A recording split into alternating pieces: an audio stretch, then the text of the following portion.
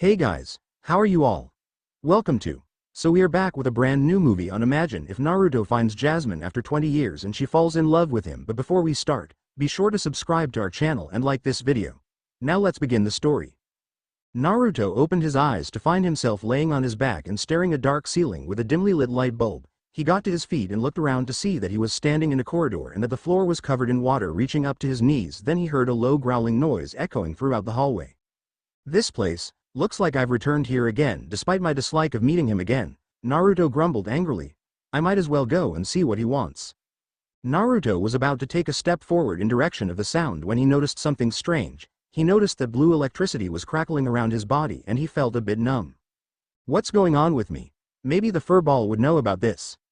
He continued on his way, passing through several hallways with the growling sound getting louder by the minute until he finally found himself standing before a large iron gate with a parchment with the kanji seal written on it. Naruto peered through the gate to see large red eyes and a mouthful of fangs. Loud footsteps were heard and a giant fox with rustic orange fur, long ears and 9 tails could be seen. This was none other than Kyuubi, the 9-tailed fox who had attacked the village several years. The leader of the village at that time sacrificed his life to seal the fox within Naruto, who was born on that day. However, since then, many of the villagers mistreated the boy, thinking that he was the fox in human flesh instead of being the one to hold it back. What is it you want, furball? Why did you bring me here? Naruto asked with a frown. Kyuubi looked at Naruto with anger in his eyes. Foolish brat, do you have any idea what you have done? What are you talking about? All I know is that I was trying to stop Sasuke from doing something stupid like going to Orochimaru, said Naruto with a quirked eyebrow. Sasuke Uchiha, who happened to be Naruto's fellow teammate of Squad 7, had defected from their village to join a rogue ninja who was responsible for the death of the previous Hokage, whom Naruto had seen as his surrogate grandfather upon promising him the power to avenge his clan and kill his brother Itachi Uchiha. Naruto and a group of his fellow ninjas had gone after Sasuke to bring him back to the village but had split up along the way until it was only Naruto who had caught up with the Uchiha. Naruto tried to beseech Sasuke not to go. He was refused and it turned into a fight with Sasuke trying to kill Naruto, and the blonde trying to knock him out. It went to the point that Sasuke activated a forbidden jutsu which Orochimaru had inflicted him with Naruto having to even the odds by using the Kyuubi's chakra. They had a final clash with Naruto using a Rasengan and Sasuke using Chidori, which resulted in bright flash of light before the blonde found himself waking up within the mindscape. By clashing two techniques with differing types of chakra, you had caused a dimensional rift to appear which your so-called friend threw you inside with a satisfactory smile on his face with that cursed Sharingan of his. Quite typical of the one who belongs in that damned Uchiha clan. Absolute hate could be heard as the Kyuubi spoke of the Uchiha like that. Don't talk about Sasuke that way. It's because of that cursed seal that Orochimaru put on him. He wasn't acting like himself, said Naruto angrily. Kyuubi simply scoffed. It goes to show how little you know of your own teammate. Tell me how much you know of the Sharingan. Well, Kakashi-sensei told me that the Sharingan can see chakra, see normally fast objects much more clearly and predict them too. What I know mostly is that it can copy any kind of jutsu the user sees except for Kekkei Genkai, said Naruto while looking confused. Then let me ask you this, did the Uchiha say anything which you found quite odd? Now that you mention it, Naruto thought back to his battle with Sasuke. Flashback start **. Naruto stood on top of the river and looking up at the tall waterfall before him where Sasuke is standing on a ledge looking down at him. What am I to you, Sasuke? I thought we were comrades, or have you forgotten about that? Are you telling me that everything Sakura-chan, you and I have done in Squad 7 meant nothing to you? He yelled out in anger. Sasuke looked at Naruto silently before responding. No, they weren't meaningless. I gained something worthwhile from the times we spent together. We became best friends. Naruto was shocked. He never expected Sasuke to say something like that to him. We're best friends? If so, then why are we fighting? Like I said, we became best friends, which makes it worthwhile for me to kill you. So make your last moments count, Naruto. Then he leapt of the ledge with the Chidori crackling in his left hand. I don't understand what you mean by that. What I do know is that I have to stop you and bring you back to the village. Naruto created a shadow clone as it helped him create a Rasengan before charging at Sasuke to clash their techniques against each other. Flashback end *. He said that it was worth killing me because we were best friends, Naruto said as he finished the story. As I thought, hey brat, did you know that the Sharingan could evolve into a much stronger form? Said the Kyuubi. No, I didn't know, but what does it have to do with Sasuke trying to kill me? Naruto asked confusedly, although he's wondering why he's even holding a conversation with the fox. The advanced form of the Sharingan is the Mangekyo Sharingan, which retains the abilities of a normal Sharingan, only that one gains additional abilities which are extremely powerful, like the Tsukuyomi, which is an inescapable genjutsu completely under the user's control and capable of inflicting psychological trauma that incapacitates the victim for considerable periods of time or most likely completely shatter one's mentality. You mean that genjutsu Sasuke's brother Itachi used on him and Kakashi-sensei? Asked Naruto. Yes. He had the Mangekyo Sharingan and you saw that it had to take that Senju woman to cure them of the psychological damage, said Kyuubi, to which Naruto nodded in affirmation. You said that there is a way to evolve a normal Sharingan into the Mangekyo Sharingan. What is it? In order to awaken the Mangekyo Sharingan, the user must undergo a trauma by witnessing the death of someone close to them. However, the Uchiha clan foolishly misunderstood this condition as the user needing to be responsible for the person's death, hence developing a disgusting rite of killing their closest friends in order to obtain the Mangekyo Sharingan. Naruto took a few steps back in shock before falling on his butt as he replayed the words that Sasuke said to him, which now made a lot of sense to him. So you mean that, the blonde couldn't bring himself to finish the sentence. That's right, the brat made you become his best friend so that he could kill you and evolve his Sharingan into the Mangekyo Sharingan. This is one of the reasons why I detest the Uchiha clan, said the Kyuubi. Naruto was shaking his head in disbelief, refusing to accept the truth. No, it can't be true. We've been through a lot together and fought against enemies who were stronger than us and won. I could have been able to help him defeat Itachi too, and we would live the rest of our lives happily. I find that to be very stupid, Kyuubi scoffed, which made Naruto glare at him with rage. What the hell are you talking about, you stupid fox? You were trying to force your ideals on someone else. What you want is not what he wants. Huh? Naruto looked confused at what the fox said. That brat sought power in order to kill his brother and avenge that accursed clan, but you sought to help him, which was not what he desired. When he saw that you were getting stronger, the brat felt that he wasn't striving towards his goal hard enough and decided to seek his power elsewhere, and also saw you as the means to an end. But everyone could have helped him get stronger, we could have backed him up, Naruto protested. And once again you're forcing him to do something he doesn't want. Time to face the facts. The Uchiha was never your friend from the very beginning. You better accept it with where we're going, said Kyuubi. What do you mean by that? Dimensional rifts are extremely rare occurrences very few would know of. They serve as entryways to different worlds that could be similar to one or contrast to another. However, they are not without consequences. What kind of consequences? Kyuubi let out a sigh, knowing that what he's about to say next could break the kid's heart. When a dimensional rift appears, the world will immediately repair it as quickly as possible before closing it up. Should one pass through the rift, he would end up in another world and would never be able to return to his original world. Naruto felt his heart shatter as the words were heard. So you mean that I would never see Konoha or my friends again? I would never see Grandma Tsunade, Pervy Sage, Kakashi-sensei, Iruka-sensei, Sakura-chan, Hinata, and Konohamaru, ever again? This isn't fair. Teardrops could be heard dripping on the already wet floor as Naruto, someone whom had never cried in a long time, was crying for the first time in many years. Just when things were finally looking up for me, I find myself alone again. Why should this happen to me? I don't want to be lonely anymore. Suddenly he felt something furry curl around his body and lift him into the air. He looked to see that one of Kyuubi's tails was carrying him into the cage. He started to struggle out of the hold, but the tail wouldn't let him go. What are you doing? Let me go. But the Kyuubi remained silent and refused to release him. Naruto closed his eyes as he waited for the fox to end his life, but nothing happened. No pain, no roar, just silence. He slowly opened his eyes to see that he was situated next to the Kyuubi, who curled up next to him. Why are you doing this? I thought you wanted to kill me and be free. Kid, ever since I was sealed within you, I've been watching every minute of your life up to now. I've seen how the villagers treated you, and due to my hatred toward humans I found it amusing at first. But as time went on, amusement was slowly replaced with anger at their foolish prejudice. I was expecting you to become a self-fulfilling prophecy to those damned villagers, but you still held true to yourself, which I must admit left a large impression on me, said Kyuubi. Then why were you so savage towards me when we first met? Asked Naruto quietly. It was a test to see how you would react to seeing me for the first time.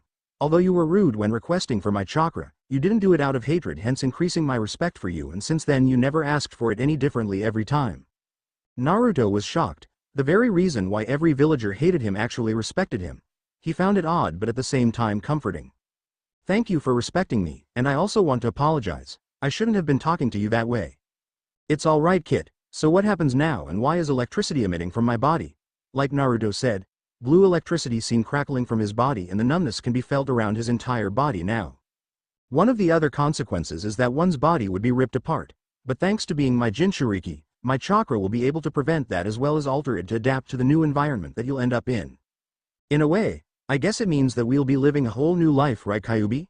Asked Naruto with a smile, although still feeling sad about the people he's leaving behind in his old world. You're right about that, by the way, it's Kurama, said Kyuubi. Naruto looked a bit confused. What? That's my name. Kyuubi is just a title, as no human has proven themselves worthy of hearing my true name. The same goes for my fellow Biju, as they too have true names, although you know of Shukaku. Naruto smiled widely at the now-known Kurama. It's nice to finally meet you, Kurama. Same here, Naruto, said Kurama with a smile of his own.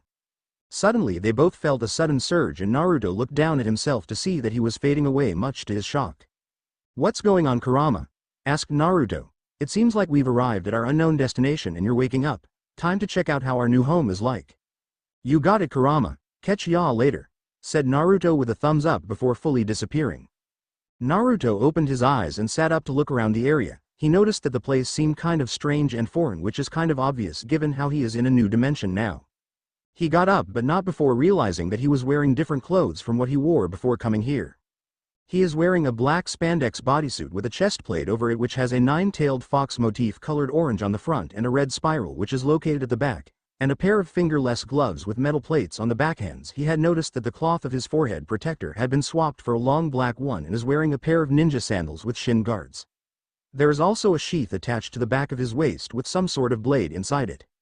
Doesn't this look like what the Anbu normally wear? As Naruto walked around for a bit, he took note of atmosphere being neither night nor day, the ground looking like tiled platforms with tall cubed-shaped totems pointing towards the sky and some even floating in midair, if you can even call it that. This is kinda weird if you ask me, Naruto mumbled to himself. Suddenly he heard something making squeaking sounds and turned around to see a large group of strange-looking creatures. They all looked like a small black ball with eyes wearing a yellow hard hat with a green cross on it. What are those things? Naruto wondered to himself. Suddenly one of the creatures spawned a pickaxe from out of nowhere and slammed it on the ground, which created a shockwave that raced towards him. Naruto wasted no time as he leapt into the air to avoid the shockwave before landing on the ground and glaring at the creatures that spawned more of their pickaxes and were closing in to attack. All I know now are that they aren't friendly. So much for a welcome party. As he got ready to fight, a faceplate appeared to cover his mouth and nose, much to his surprise, although he could breathe through it just fine. As much as I like the features of these new clothes, I could really use some ninja tools, said Naruto. He had instinctively for his ninja pouch, which was usually attached to his hip, only to notice that it was not there. Then he reached for the blade in the sheath and pulled it out to see that it had the appearance of an elongated kunai with Konoha symbol on it, the blade from the Lost Tower movie. Naruto held the blade in reverse grip before charging towards the creatures. Along the way he crossed his middle and index fingers together and called out, "Shadow Clone Jutsu." There was a puff of smoke which faded away to reveal duplicates of himself running alongside Naruto as they charged at the creatures. Naruto slashed down on one of the creatures and was surprised when he saw it explode into blue cubed particles before completely disappearing without a trace. As much as he wanted to think about it, Naruto quickly leapt into the air to evade an incoming shockwave which was approaching him from behind. Man, I could really use some shuriken right about now, Naruto mumbled. Then all of a sudden a flash of light appeared at his free hand before it faded to reveal him holding a handful of shuriken, much to his surprise. As much as I want to know how I got them, I better focus on these guys. Then he threw the shuriken below, which took some of the creatures before landing back on the ground. Naruto looked around and saw that the creatures were glowing lightly before floating into the air and converged, and the glow faded away to reveal a single but much larger version of them. The creature raised its pickaxe and brought it down to unleash a much larger shockwave than the one seen before. Naruto quickly jumped out of the way just in time, as the shockwave had left a large trench in its wake. Bigger is often better, but you know what they say. Naruto created a shadow clone and held his palm out to the clone as it started to weave its hands around it, and a blue spinning ball of energy slowly took shape and size. The bigger they are, the harder they fall. Rasengan. Once the blue spinning sphere stabilized, Naruto dashed a creature and rammed it with the attack, which sent it flying before crashing into one of the cube-shaped totems before disappearing like the rest. That was something. Now how did I get those shuriken when I don't have a ninja pouch on me? Naruto sheathed the blade and looked at his hand. He decided to try something and imagined himself holding a handful of shuriken. There was another flash of light before it faded, and he was holding another handful of shuriken. I guess I can create shurikens just like with my shadow clones, but it seems like it drains a bit of my chakra whenever I do so. Now to resume checking this place out. Naruto resumed his walk through the area. After a few lefts and rights he came across something which stood out from what he was now familiar with. It was a small circular platform with a metallic outline and a glowing bright blue center. Naruto slowly but cautiously approached the platform, then some sort of barrier surrounded the platform and a floating screen appeared before him with a matrix of circles and lines interconnecting with each other while shifting every now and then. How do I get past this barrier? Naruto looked at the diagram confusedly. He noticed that one of the circles were blinking and he was slowly beginning to understand. It seems like I'll have to trace a from the blinking circle to the end of the matrix. Let's see here. Naruto placed a finger on the blinking circle which reacted by glowing, then he trailed it through the line from one circle to another and would sometimes intersect with the circles. After a few more tracings, the barrier beeped several times before disappearing for him to pass through. Why was I able to understand that? It's as if I've been doing it for a long time. I think I'll ask Kurama later, thought Naruto as he stepped on the platform. Suddenly he felt as if his body was breaking apart bit by bit, but not in a painful way, before getting a feeling of being moved elsewhere. After what felt like a couple of seconds, Naruto felt himself coming back together. Naruto took a few steps forward and looked around to see that the environment looked a bit different from the previous one, with the area being colored blue, and saw more of those floating screens passing by. Then he looked up to see some sort of relic, which is a red circle with a black line running diagonally through the center, which ends in two triangles, all of which is surrounded by a gold ring, Mega Man's emblem, spinning around. Naruto noticed some sort of window which was displaying something he was quite familiar with, the interior of a house, and he even saw several people sitting around and they seemed to be having some sort of conversation, so he tried to call out to them. "Hello? Can anyone hear me?" shouted Naruto. The people seemed to have heard him as they were looking around for the source of the voice. Great, now I can find out where I am and what's going on around here. In this new dimension, the people of the world had foregone the ways of using energies like chakra, Kai and magic, but rather focused on technology which soon advanced to much higher levels to make their lifestyles to be much easier and more comfortable. In order for such luxuries to be easily accessed, there is a global system of interconnected computer network known as the Internet, which has been integrated with almost every piece of equipment in existence, from televisions all the way to ovens. Things became so complicated that it required special programs called Internet Navigators, or Net Navi for short, to effectively process all of the data. In case you're wondering what a Net Navi is, then they're sentient or semi-sentient computer programs with artificial intelligence designed to help the people operating them, called Internet Operators or Net Ops for short. Net Navis often reside in their Net Ops personal terminal, which is commonly known as PET. These pets can be carried around and are also capable of connecting to computerized devices for the Net Navi to gain access to a place called the cyberspace of the targeted device. Net Navis also serve as combatants against offensive programs known as viruses, whose purpose are to disrupt the cyber network of electronic devices, with their Net Ops assisting by downloading special programs to help. However, there are some Net Navis, also known as solo Net Navis, who don't have a Net Op by either being abandoned, or it could be the other way around, but there are a few that never had a Net Op to begin with and were alone since creation. As many people own a Net Navi of their own, it led to a popular competition called Net Battling, where the Net Navis battle each other. It is quite the rage among the younger generation, and one can find them having net battles in specialized areas like the arcades, but is forbidden by law to have them anywhere else. In normal net battles, the defeated Net Navi is forced to return to their pets, which is a term called logging out, but there are circumstances where a Net Navi is deleted permanently, or in other words, killed, in a net battle. Now that you know most of what this world is all about, let us focus on a certain boy who goes by the name Lan Hikari, lives in a town called ACDC within Dentech City, as he sits at home with his friends and parents discussing about a very serious matter. "So Dad, since we have the data, we should be able to bring Mega Man back, right?" asked Lan. "Rebuilding Mega Man will require two key components. One is the data, which we have, and the second is Mega Man's frame, which we don't have," his father, known as Yuichiro Hikari. "Frame? What's that?" "Think of it as a digital map of his structure." "Well then, where do we get it?" asked Lan. "It can only be found at the SciLab's computer." "Then let's go and get it." Lan looked ready to leave if his dad hadn't spoken out. "Hold on, Lan. As of now the SciLab's network cannot be accessed as all the channels have been jammed, which prevents us from getting Mega Man's frame," said Dr. Hikari. "But who would do such a thing?" asked Lan. "It was Foman." Foman. Everyone snapped up in surprise, as they were all familiar with the name. Foman was the solo Net Navi who was responsible for deleting Lan's Net Navi Mega Man. Yes, somehow he invaded SciLab's mainframe. He broke through the firewall and set his own security code. "Once Foman takes over the network in SciLabs, he'll take control over everything," said Dr. Hikari. "Isn't there anything we can do?" "There has to be a way so that we can get Mega Man back," said Lan. "If we break through the security code, then we may have a chance. First, there are three important things that we'll be needing.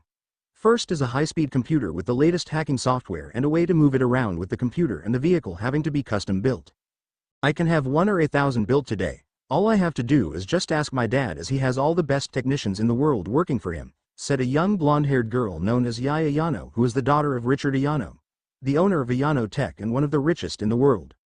Her father is the owner of Ayano Tech, so I'm sure that he'll help us, said the red-haired girl named Meilu, who is a very close friend of Lan.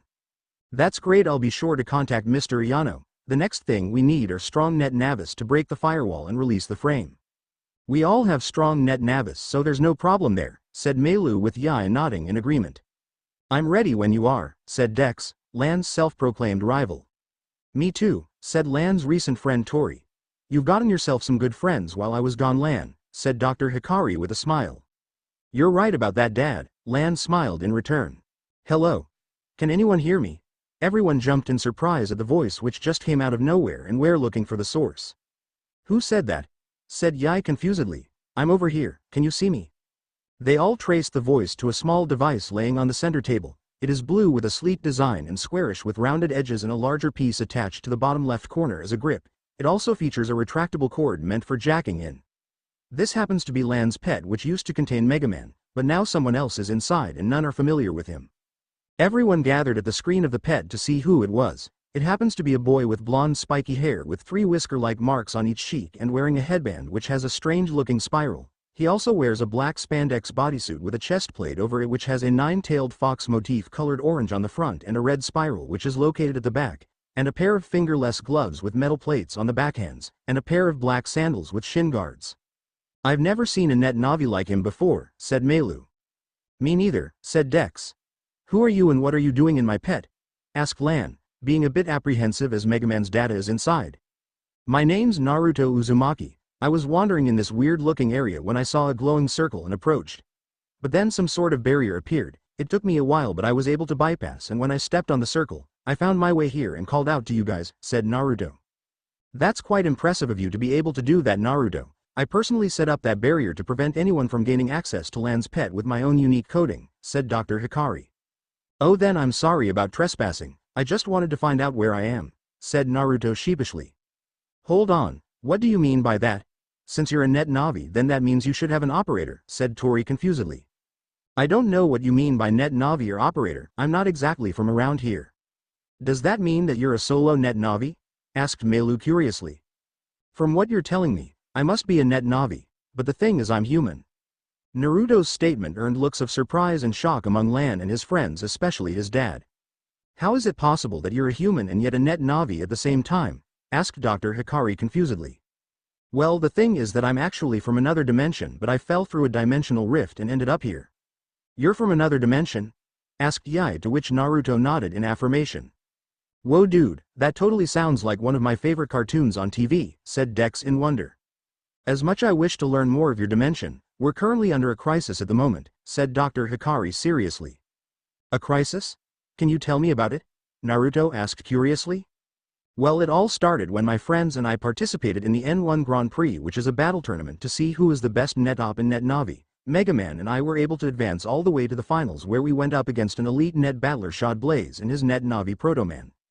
It was one heck of match between us, and both of us even used a powerful technique called the Program Advance, but in the end Mega Man and I lost the battle.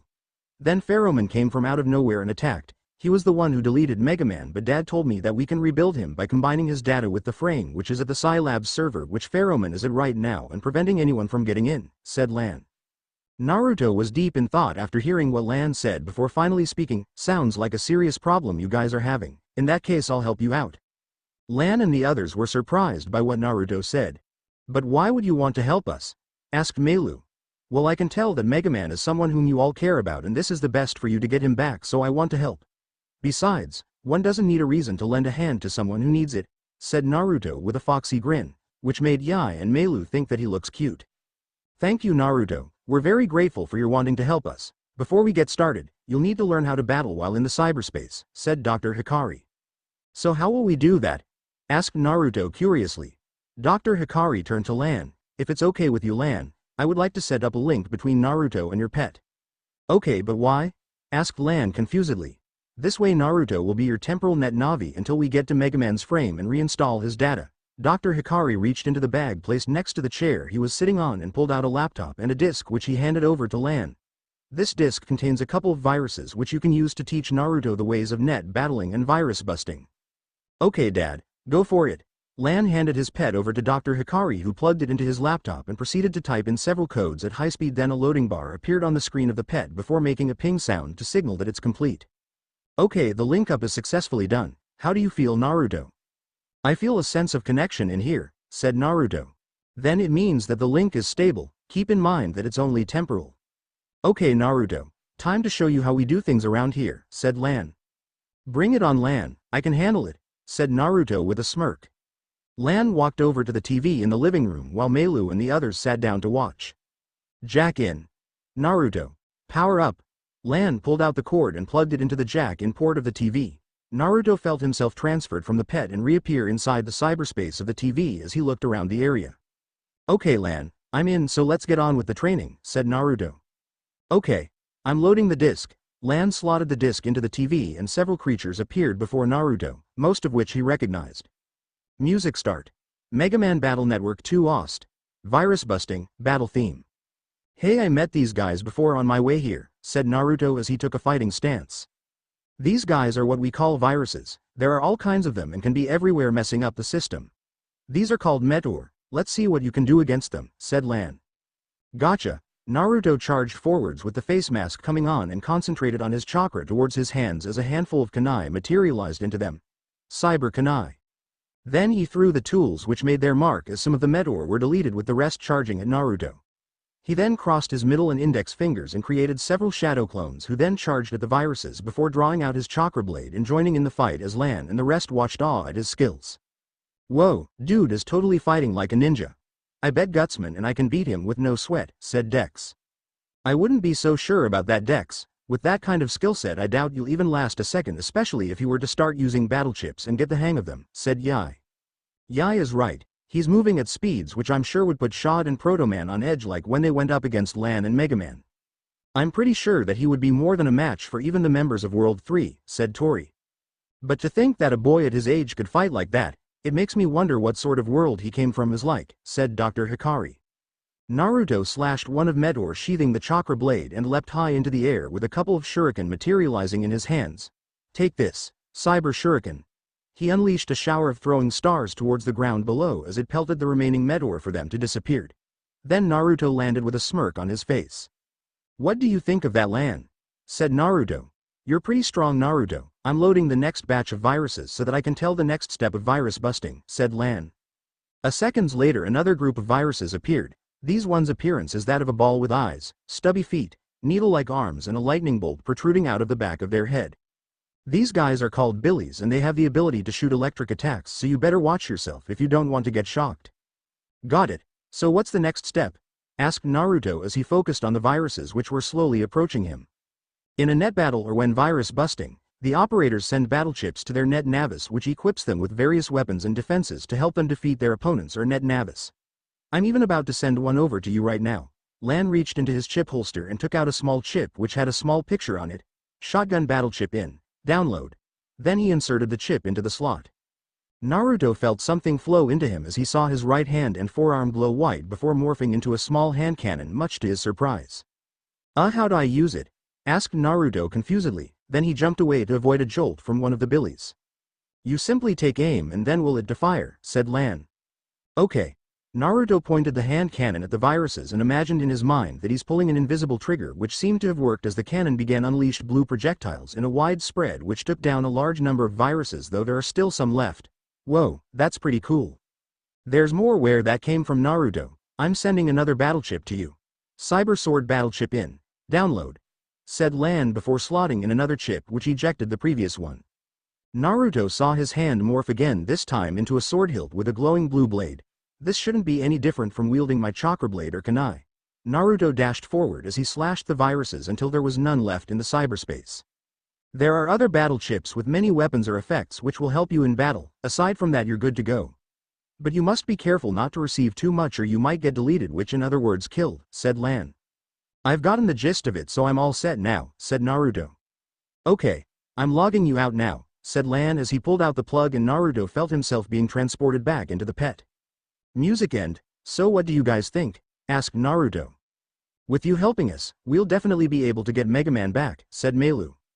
We really appreciate you helping us, said Yae. Yeah, said Tori. No problem, I'll be happy to help, said Naruto with a smile.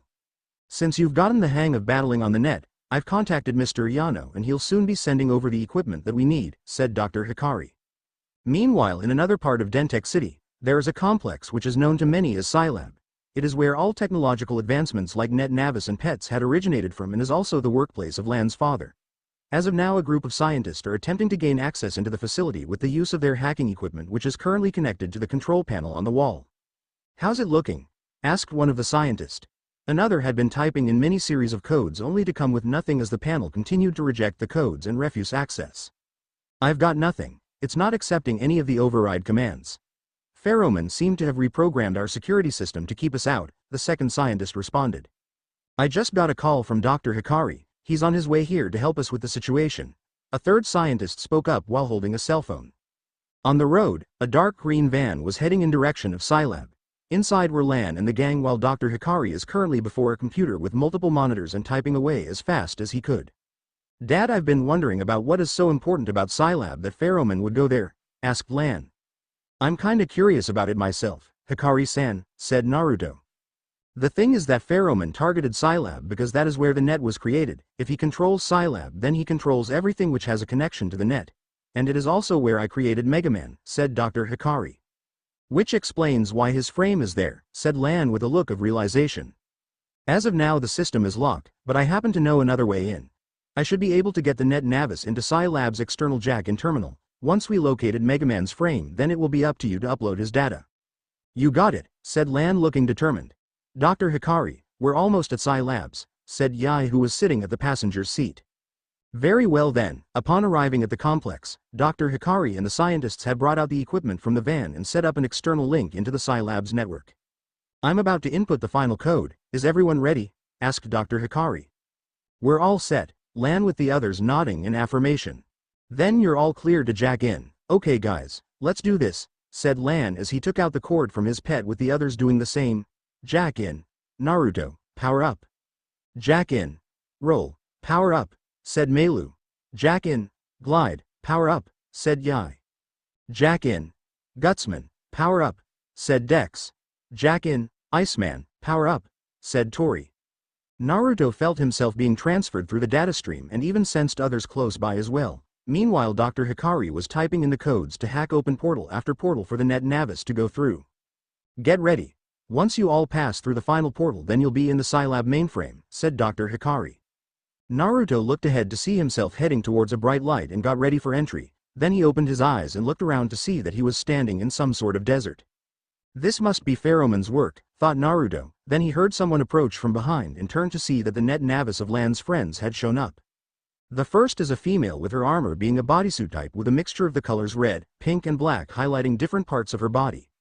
Attached to her helmet is a pair of transparent, ribbon-like antennae that curve behind her when considered with the button on her backside which could give the appearance of a bunny, and she also has a long blonde ponytail with a green ribbon. The second is a male with a large stature and muscular with the upper body hunched over to give the appearance of a gorilla.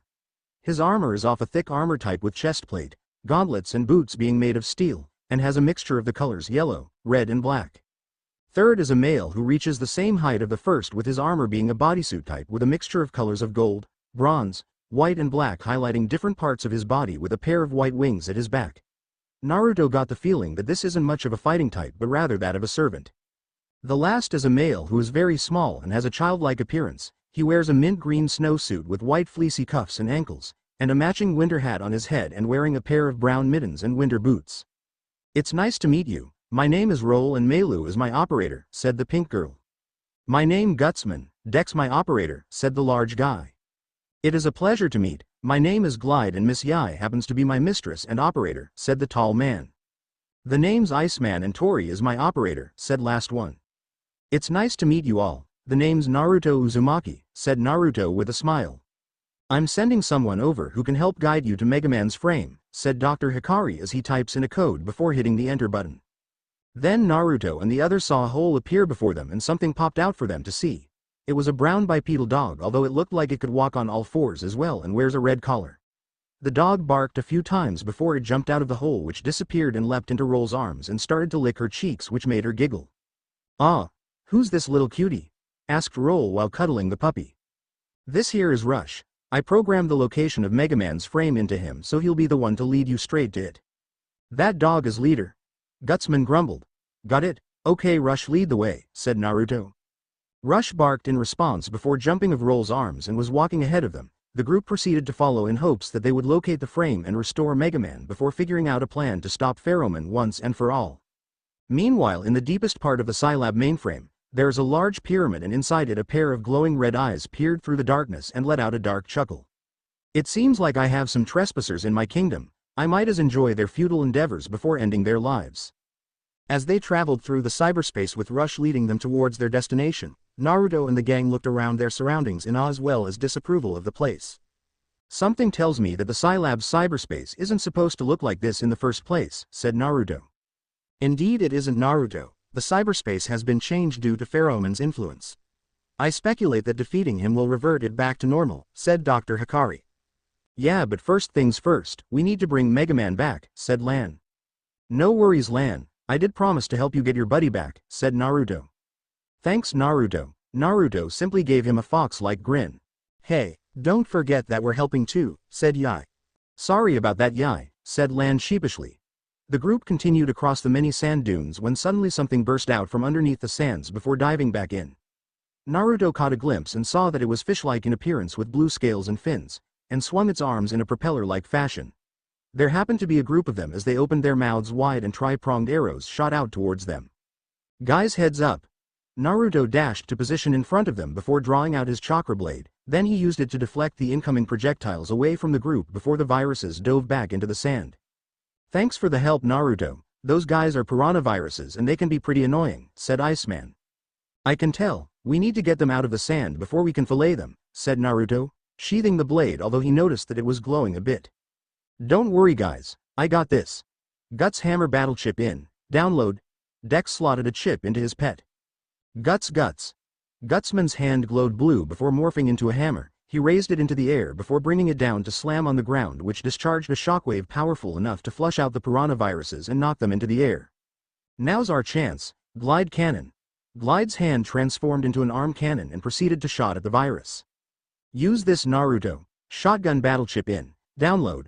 Lan quickly inserted a battle chip into the slot of the pet, then Naruto's arm morphed into a cannon, which he took aim at his targets and opened fire, making their mark and successfully deleting the viruses. "Awesome teamwork, guys." "Thank you for the compliment," said Glide. "You too," said Gutsman. "That was great, but you've got to keep moving. The longer you're there, the worse the attacks will be," said Dr. Hikari. "Okay, Hikari-san, we'll get moving then," said Naruto. With that said, the group continued through the desert without any further encounters with viruses. Suddenly a voice spoke to Naruto from out of nowhere to his surprise, and it seems like the others didn't hear it. "Even when you're in another dimension, you still manage to get yourself in crazy situations," said the voice. Who said that? Thought Naruto while looking around. "Who else do you think this is, Kit? Kurama, is that you? How are you able to talk to me like this?" "I was able to slightly tweak the seal, which will allow me to talk to you without me needing to bring you into the mindscape," said Kurama. "Sounds pretty convenient. Guess that means you know what's going on then." "Yeah, this Foman reminds me of those self-centered humans who think that the world revolves around them. Also, I've noticed something else. It's about your chakra blade. Now that you mention it, I've noticed that it glows whenever I use it. I have reason to believe that you can channel your chakra into the blade to make it longer and sharper, and I also noticed that it absorbs a small amount of your chakra and stores it away." "Is it something harmful?" asked Naruto.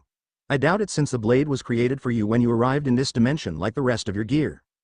"Got it, we'll figure it out as we move on." Naruto snapped out of his thoughts when he heard Iceman speak out. "Hey guys, what's that heading this way?" asked Iceman. They all looked ahead to see large tornadoes of sand moving straight towards them. "It's a sandstorm, and a rather big one. But where could it have come from?" said Roll confusedly. "I don't know, but brace yourselves," shouted Naruto. Everyone laid on the ground and prepared to endure the incoming storm as the violent winds carrying clouds of dust or sand passed through them. "This is quite the predicament. We can barely do a thing with this sandstorm in the way," said Glide.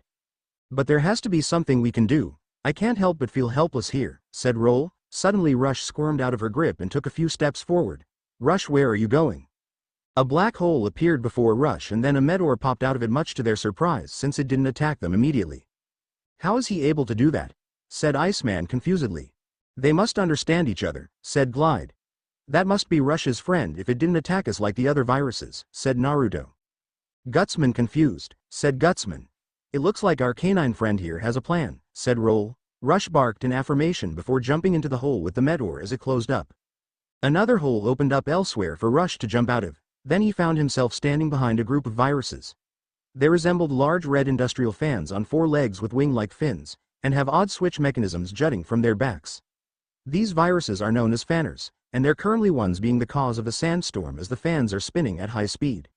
Rush barked a few times and meteors started to pop out of the hole one after the other before positioning themselves behind the fanners. Rush barked once more as if commanding to attack, with the meteor bringing their pickaxes down on the ground to create shockwaves that raced towards the fanners, which took them down. Without them producing the violent winds, the sandstorm dissipated, much to the relief of Naruto and the others, with Rush running towards them after sending away his virus friends. Thanks for the help, buddy, said Naruto. Good boy Rush, you were amazing, said Roll. Hey Naruto, can you hear me? Asked Lan. Yeah, what's up? Asked Naruto. We had lost communication with you when that sandstorm hit. Now that it's gone, the communication is back online, said Dr. Hikari. We have Rush to thank for dealing with our weather problem, so we're good to go, said Naruto. That's good, cause you still have a long way to go. Then the group resumed their journey until stopping before some sort of ancient ruins where they saw a staircase which led downwards. They descended down the stairs as it led them deeper inside until entering an underground passage. I think that this might be it, said Glide. He was correct with that statement as they stopped before a metallic door with Rush barking at them. Hikari-san, have we come to the right place? Asked Naruto. Yes, Megaman's frame is right behind that door, said Dr. Hikari. Everyone let out a cheer upon hearing that. In that case, I'll run a scan and decode the password. Glide walked up to a control panel next to the door and tapped the keypad a few times. That's quite strange. It is a 1-digit passcode. He pressed a button and the doors slid open with a bright light temporarily blinding them as they entered. Inside, Naruto and the others heard Rush barking and turned to see the puppy standing in front of a large glass capsule where blue blocks of data moved around inside of it. I'm guessing that's the frame, said Lan. Yes, and it seems to be in good condition. Now's the time to reinstall Megaman's data. But first we'll have to sever the link between Naruto and your pet, said Dr. Hikari. Well Naruto, it was fun while it lasted, said Lan. Yeah, maybe next time, said Naruto. Actually, Naruto reminded me of a certain project which we worked on a year in SciLabs but was put on suspension due to certain issues, but with Naruto's unique status, I'm sure that he can utilize it to its full potential, said Dr. Hikari. What's the project about, Dad? Asked Lan curiously. We can talk about it later. After all this is over, Dr. Hikari pressed a few buttons on Lan's pet before a beep is heard. Then he pulled out the plug as Naruto remained where he is without returning to the pet. There, it's been done. Now you can jack in with Megaman now. Okay Dad, jack in Megaman, power up. Lan plugged in his pet once again with the emblem disappearing as it's being transferred into the frame. That's good, now all we have to do is wait for the frame blocks to reconfigure. Everyone watched as the blue blocks shifted and merged together before slowly taking on a humanoid shape and becoming clearer in detail until finally showing a form familiar to Lan and the others but new to Naruto. So this guy is Megaman, said Naruto as he marveled at the restored net navi. He wears an indigo bodysuit with cyan stripes running down his sides and ending at his blue boots which are tipped with black soles. He has 2 yellow shoulders guards and wears a blue helmet with 2 ridges running along the top before coming to a stop at the base. Naruto speculated that he has dark hair which is sticking out in 4 spikes, however he took note that the emblems are completely blacked out. It seems like he's sleeping. Hey Megaman. Wake up, Lan called out but received no response. Megaman's frame is quite complex. It has to defragment itself before becoming fully operational, said Dr. Hikari. But how long is that going to take? Asked Dex. I'm not sure, but we're just going to have to give him some time. Time which I'm sure we don't have. I get the feeling that Foman knows we're here, said Naruto. Gutsman feels nervous when you say that now, said Gutsman. Suddenly the room began to quake and the glass on the capsule had cracks on it while everyone tried to keep their balance. What on earth is that? Said Iceman worriedly. Kit, I sense a powerful source heading this way, said Kurama. Then they heard dark chuckling and looked to see a hologram of someone resembling an Egyptian sarcophagus with wings on his back and his arms crossed. "That's Foman," said Lan. "So this guy is the source of all this trouble," said Naruto, his hand inching towards his chakra blade. "You fools actually thought that you sneak into my kingdom to rescue this pathetic net Navi. I might as well show you the futility of challenging me. Grovel before the supremacy of Foman," said the evil solo net Navi. The quaking got worse and the room suddenly transformed into an underground cave. The glass capsule tipped over and crashed, leaving Mega Man prone on the ground. "Oh no, Mega Man," said Lan worriedly. Things got worse as a long crack formed between them and broke open to reveal a ravine where one can't even see the bottom. Roll was about to move towards Mega Man when Gutsman grabbed her by the arm to hold her back. "Roll, stop," said Gutsman. "But I have to help him," Roll protested. "No, Roll will get hurt. Gutsman can't let that happen." Naruto stepped forward. "I'll get him. We've come too far just to back down now." He quickly dashed forward and once he got to the edge, he pumped chakra to his feet to boost his leap across the ravine and managed to land on the other side. Naruto ran over to Mega Man and carried him over his shoulder. "Naruto, hurry, the place is going to collapse any minute from now," shouted Glide. "Hang on, I'm coming." Naruto took a few steps back before running forward and taking another leap to the other side. He was halfway through the jump when he heard Roll call out to him in alarm. "Naruto, watch out, above you," she yelled. Naruto sharply looked up only to see a large boulder falling from above before it crashed into them, plummeting them into the dark abyss below, much to the others' horror. "Naruto, Mega Man!" Roll called out in despair, unaware that another boulder was falling towards her. "Roll, get out of the way." Gutsman rushed forward and caught the boulder but could barely hold it up. "Gutsman, what are you doing?" "Glide, Iceman, get Roll out of here. Can't hold Rock back much longer," said Gutsman. "We've got to get out of here." Iceman grabbed Roll's arm and pulled her away despite protest. "But we can't leave him here," said Roll. "You have to go." Gutsman done anyway. "Goodbye, Roll." "Sorry, Dex." Gutsman finally gave in to the weight of the boulder and got crushed underneath in blue pixels. "Gutsman, no!" yelled Dex amidst tears. "Mega Man, Naruto, can you hear us? Please respond." Lan called out through his pet and received nothing but static. First Mega Man, then Naruto and now Gutsman. "This isn't fair," said Yai sadly. "Ha ha ha ha ha ha. All shall fall before the might of the ultimate net Navi." Foman laughed out loud before the hologram faded away. Roll, Glide and Iceman ran through the tunnel and back up the staircase before finally making it back to the surface before turning around to look back and remember what had just happened. "We came all this way only to lose two more of our friends. This bite's much more than a frostbite," Iceman spoke sadly. "It appears that your rescue mission has failed." Everyone turned in anger to the source of the voice and saw a slight distortion in the atmosphere before it cleared to reveal Foman. "Now bow before me." "We're not bowing to anyone, especially you," Roll yelled angrily. "You fools, for defying the power of Foman, you shall share the same fate of your fallen comrades," said Foman. He sensed something moving towards him at high speed and willed an obelisk to rise from underground as it blocked the projectile which exploded upon impact. "Now who dares to invade my sacred ground?" "That would be us." Everyone turned to look up the top of a tall hill. Roll and others instantly recognized who they are. The first is a humanoid net Navi bearing chest armor, arm guards and boots which are all colored orange. His face guard protrude forwards away from the face and the helmet bearing a thick ridge from the top all the way to the base. What is mostly noted would be the black spherical-shaped bombs with lit fuses attached to the shoulders, and the emblem on his chest depicts an explosion. The second net Navi appears to be some sort of rock golem with most of his body detached. The cylindrical arms float near each side of the rectangular-shaped body and the feet in the shape of ellipses position underneath both of them, and his emblem depicts a white cube. The most surprising thing is that both net Navis each have a multitude of clones by their side. "It's Bowman and Stoneman," said Iceman in surprise. "I wish to extend my congrats, cause you're going to be Dr. Wily's ultimate net Navi," said Bowman. "How dare you? I am ruled by no one," said Foman angrily. "Well, my friends and I say that you're wrong, oh great one. Then you and your friends shall pay the ultimate price." Meanwhile, Naruto and Mega Man are currently falling down a pit and are yet to reach the bottom of the abyss. "And here I thought that I would never have to experience this again, ever since Pervy Sage threw me off the cliff the first time," shouted Naruto. "And this time there are no toads for you to summon, so you better think of something fast, kid," said Kurama. "I know, I'm making it up as I go," Naruto thought quickly. Then he grabbed Mega Man in one arm and took out the chakra blade. He channeled chakra to the blade and the soles of his sandals. He angled himself towards one of the walls before stabbing the blade and digging his feet onto the walls.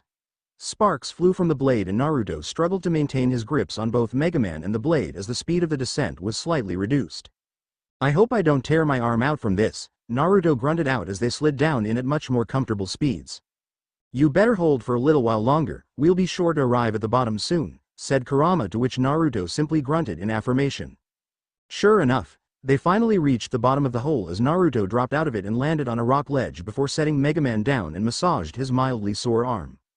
Now that we finally reached the bottom, we need to figure out a way to get back to the surface and meet up with the others. It feels like an over in here. Naruto looked around and his eyes widened in surprise upon what his surroundings comprised of. At this moment, Naruto and Mega Man are on a ledge with rivers of hot lava flowing below. I think we literally fell out of the frying pan and into the fire. If you're done making witty comments, you better get off the ledge before you both fall into the lava and get cooked, which includes me, said Kurama. I know that, we all want to stay alive. Naruto picked up Mega Man and leapt off the ledge right before it collapsed and fell into the lava, melting from the intense heat. Back with Roll and her friends, they watched with apprehension as the clones of Bowman and Stoneman had them along with Foman completely surrounded with their attacks at the ready. Elsewhere in Hidden Base, an old man watches everything on a holographic screen with eyes of greed and smiled evilly. This man is none other than Dr. Wily, who is the leader of WWW, an evil crime syndicate set on taking over the world through the internet. This is perfect. Not only will I soon be the master of the ultimate net navi, but I can also get rid of those pesky net navis. You may now attack, said Dr. Wily evilly. Attack! Bowman and Stoneman shouted at the same time.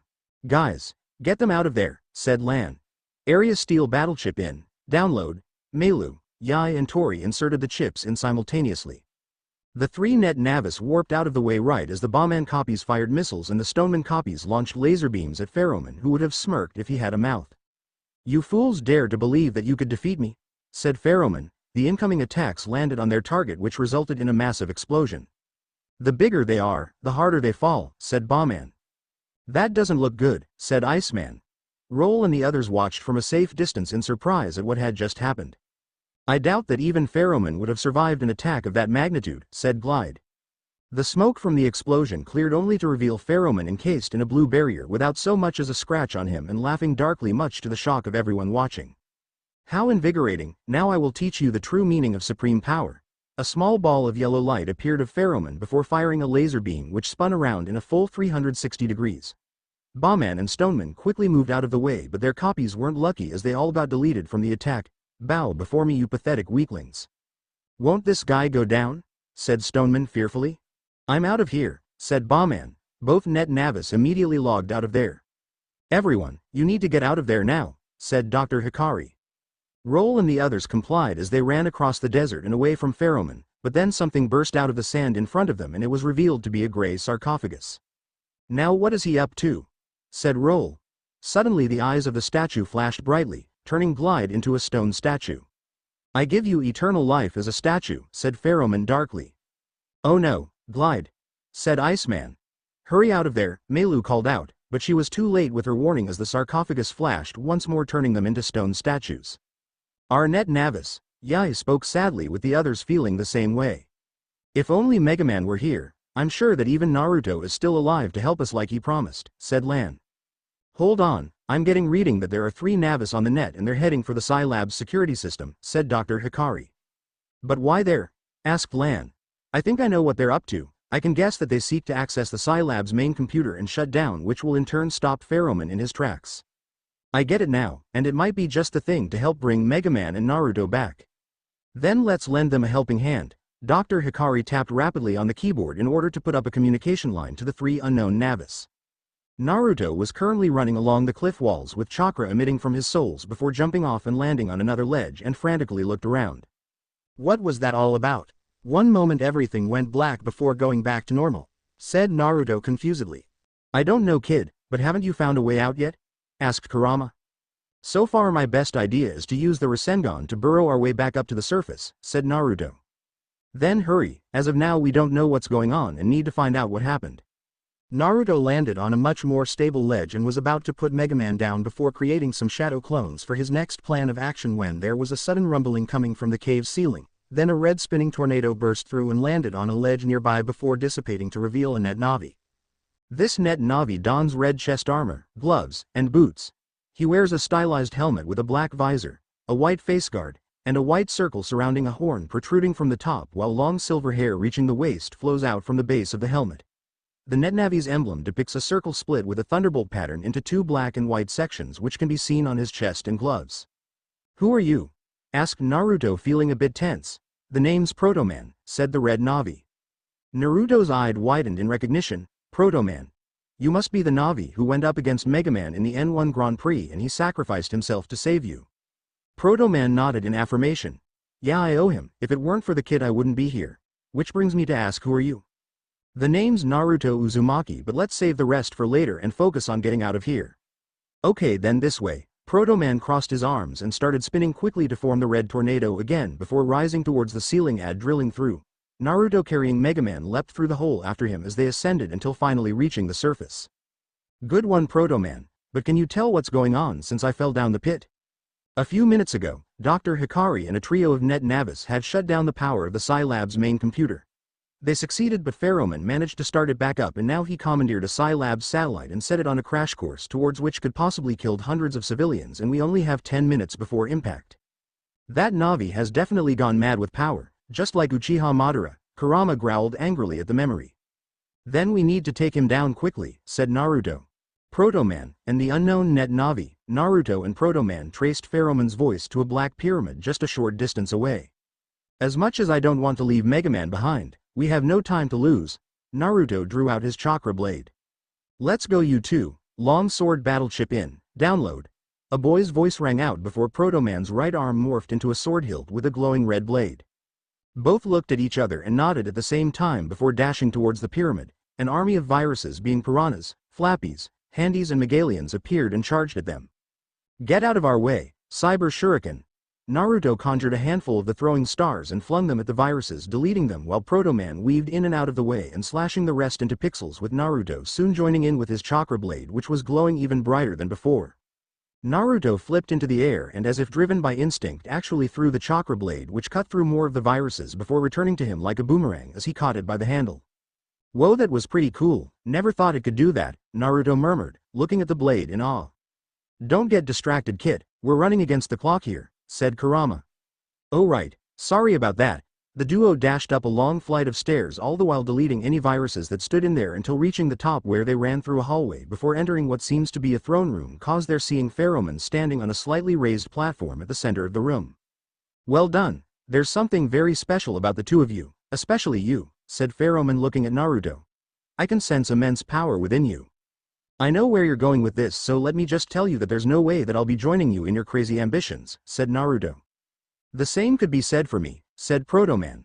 "Why throw away such a golden opportunity and face me when you know that I could so easily defeat you," said Foman.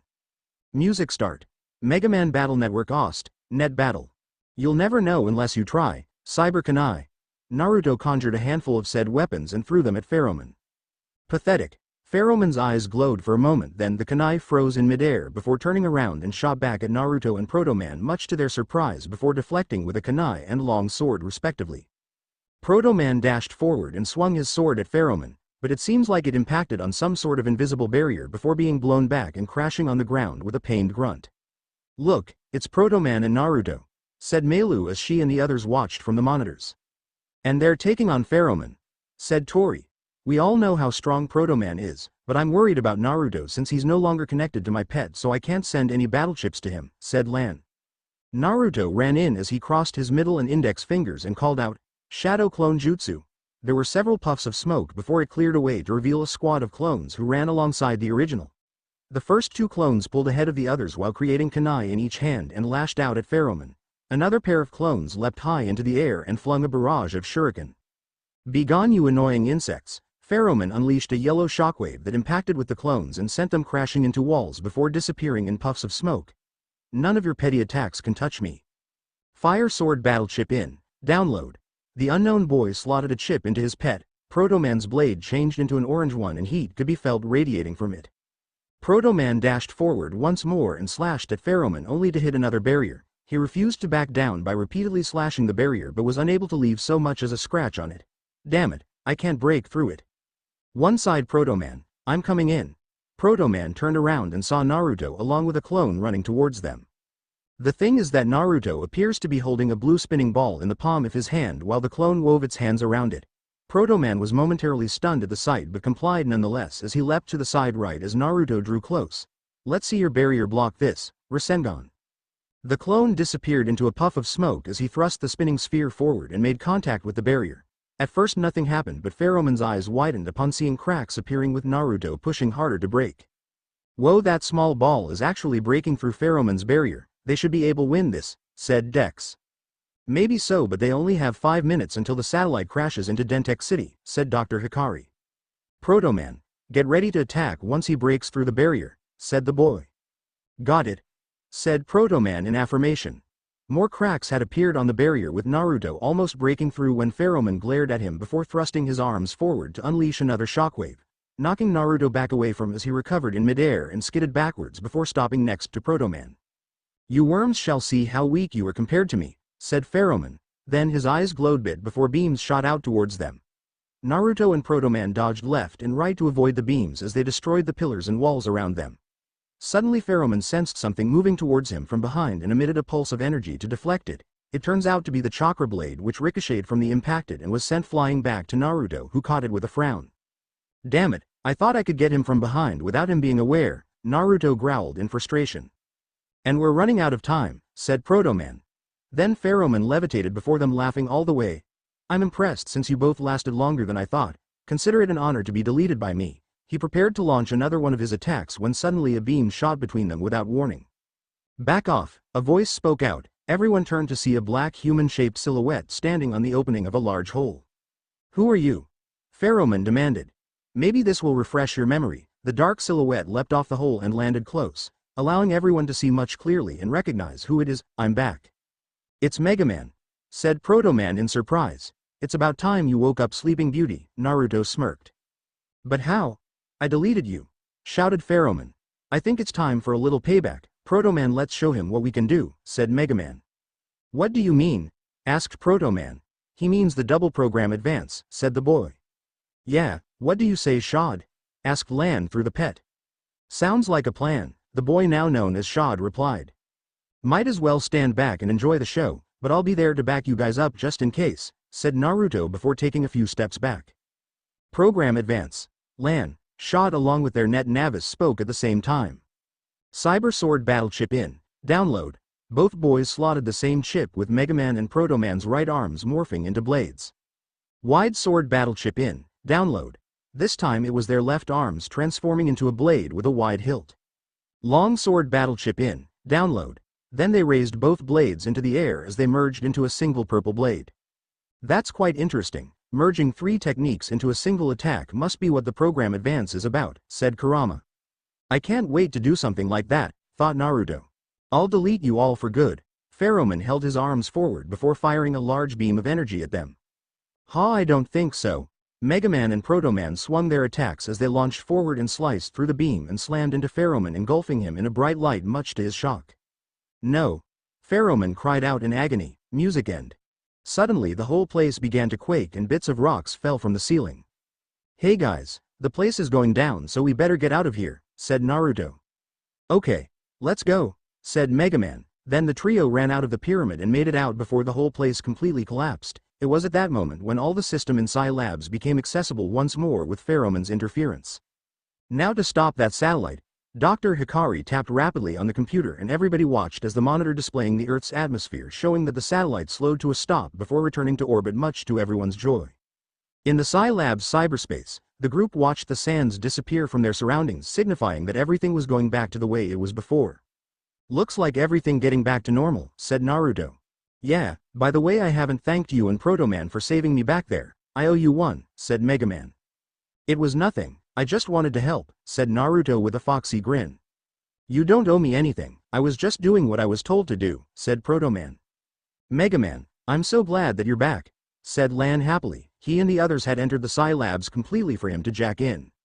Hey, I'm happy to be back thanks to all of you, said Mega Man. Since we're all done here, let's get out of. Naruto began to speak, then something burst out of the rubble from behind them. They turned around only to be shocked to see Pheromon hovering above them.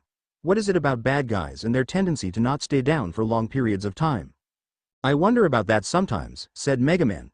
Ha ha ha ha ha, nice try, but it will take more than that to defeat me, said Foman haughtily. Then some sort of black hole appeared in the sky above as two beams of light descended and faded away to reveal Foman and Stoneman.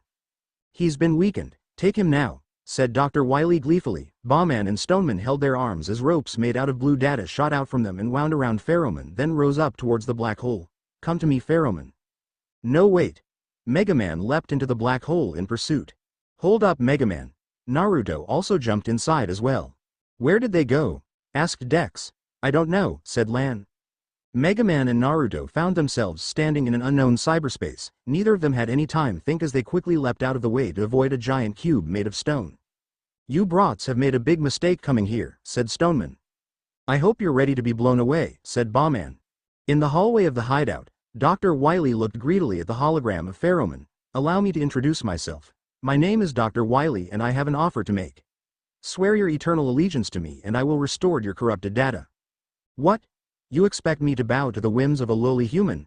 Never, said Foman angrily. You may be the ultimate program, but you're still only a net navi. Your true power can only if you serve under me, so do as I command. Never. Meanwhile, Naruto and Mega Man were avoiding large rocks from Stoneman and bombs from Foman, with Naruto using the Cyber Shuriken to take them out from a distance and attacking back with the Cyber Kunai. And Mega Man is using his Mega Buster to fight back.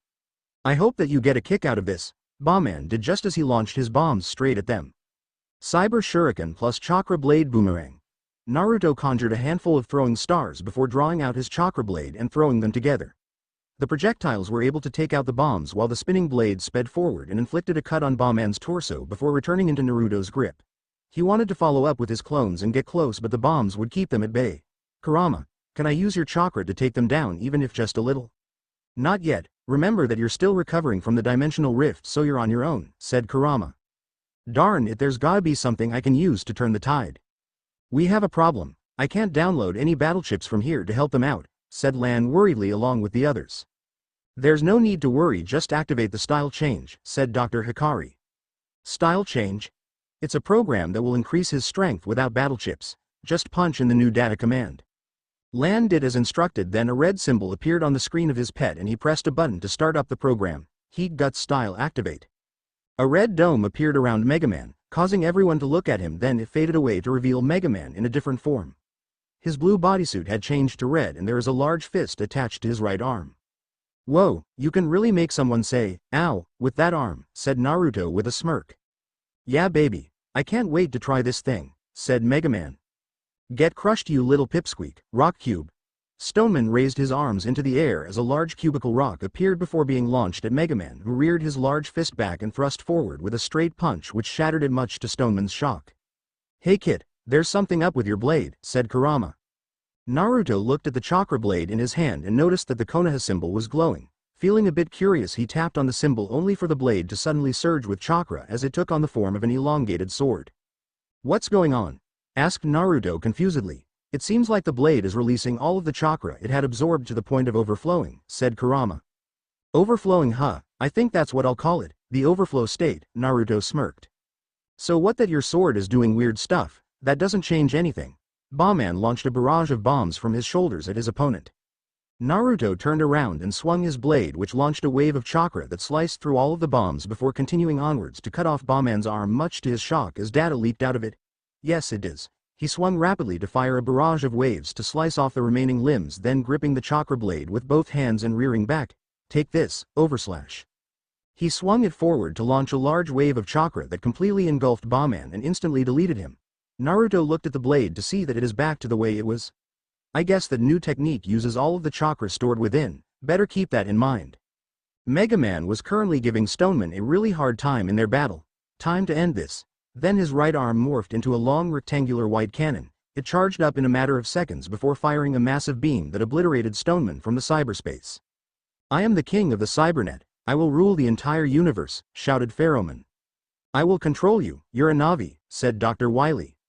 No human will ever control me. I'd rather be deleted. Then so be it. Foman's eyes glowed brightly, then all of the equipment exploded, completely destroying the hideout with Dr. Wily still inside of it.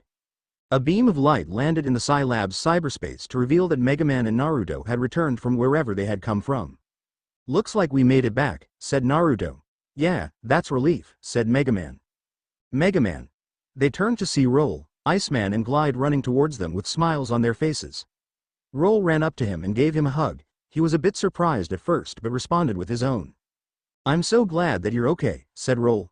"Thanks Roll," said Mega Man with a tinge of pink on his face while Naruto looked with a smile on his face. "Hey, don't forget about me," said Gutsman walking up to them with a crutch and bandages on his right leg and around his chest. "Gutsman is back too," said Roll happily. "Everyone is okay," said Glide. "I guess this means mission accomplished," said Naruto. "You got that right Naruto," said Lan. "Stick around Naruto, you'll definitely have a lot of fun with us," said Dex. "And I wish to learn more about you," said Dr. Hikari. "Sure, I wouldn't mind hanging out with you," said Naruto with a foxy grin. Kurama watched all of this with a smile on his before closing his eyes. It has been over a week since the incident with Foman and the supposed end of World 3. Lan and his friends decided to take a break for some time to cool off. Naruto was kept over at SciLabs and Dr. Hikari would frequently visit to ask him a lot of questions about his old world and especially about the energy that he possesses. With Kurama's help, Naruto told him about how chakra is formed by combining spiritual energy and physical energy together through the chakra coils within their bodies. Once formed, it could be utilized to perform numerous techniques, much to the surprise of Dr. Hikari after being told of the serious lack of technology in the elemental nations. A couple of days later, Lan and the others got a call from Dr. Hikari to come over to SciLabs in order to show them something. The group of friends were currently riding in Yai's limo towards their destination. "What do you guys suppose Lan's father wants to show us?" asked Dex. "It might have something to do with Naruto and that postponed project that he spoke about earlier," said Meilu. "Well, we haven't seen Naruto since then," said Mega Man. "Indeed, I was hoping to hold a conversation with him," said Glide. "Well, you guys aren't the only ones. I'm curious about the kind of training he underwent to get that good," said Lan. "It's way different from the ninjas that we know of from TV and books," said Tori. Soon they had arrived at the entrance of SciLabs and got out of the limo. However, it seemed that someone was standing at the gates as if waiting for them. It's a boy with straight black and white hair that hangs down on his forehead. He wears a red sleeveless jacket over a long-sleeved shirt with yellow collar and lower half, and he also wears long pants with green camouflage pattern and a pair of black shoes. Apparently the group are quite familiar with the boy. "Shod, what are you doing here?" asked Lan, who looked surprised. "It's about time you guys got here. I received a call from Dr. Hikari inviting me to come over to see something. Personally, I wanted to meet the new net Navi Naruto," said Shod. "Well, we got the same message too, so let's go inside," said Mega Man. With Shod in tow, the group entered the building through the lobby where the receptionist gave them directions for them to follow, which led them into a laboratory where inside was Dr. Hikari, who was rapidly typing away on a large mainframe computer, and there happens to be a pet docked on a table next to him. Upon hearing the door open, Dr. Hikari swiveled on his rotating chair to greet with a smile. "Welcome to my lab everyone," said Dr. Hikari. "Hi Dad, say where's Naruto?" asked Lan curiously. At his question, the docked pet activated and the menu opened up to show Naruto smiling happily at them. "Hey guys, long time no see. And who's that with you? I haven't met him before," said Naruto before at Shod curiously. "Oh, this is Shod, he's Protoman's netop," said Lan. "Oh, then that means Protoman's your net Navi. I gotta say that he's a pretty strong guy." "I can vouch for that," said Mega Man. "Thanks for the compliment," said Shod with a smug smile. "So what was it that you invited us over to see Dr. Hikari?" said Meilu. "Remember when I spoke of a certain project which was suspended a year ago due to certain issues? Well, the purpose of the project is to bring a net Navi into the real world," said Dr. Hikari, much to the surprise of everyone around him. "You mean that net Navis would be actually brought out of the cyber world and walk among us?" asked Lan. "In a way, yes, but they wouldn't be able to use battle chips or consume food for that matter." Dr. Hikari walked over to a safe and dialed in the passcode for it to unlock. Then he took out a box which he carried over to the table. Then he opened it to reveal a silver bracelet with what appears to be a small azure gem, referred to Baku Collars from Bakugan Mectanium Surge. The way it works is that you plug into the bracelet, which transfers the consciousness of the net Navi into it. Then the bracelet creates a physical holographic body for the net Navi to move around in, something that we call the holobody. "That is quite impressive," said Shod.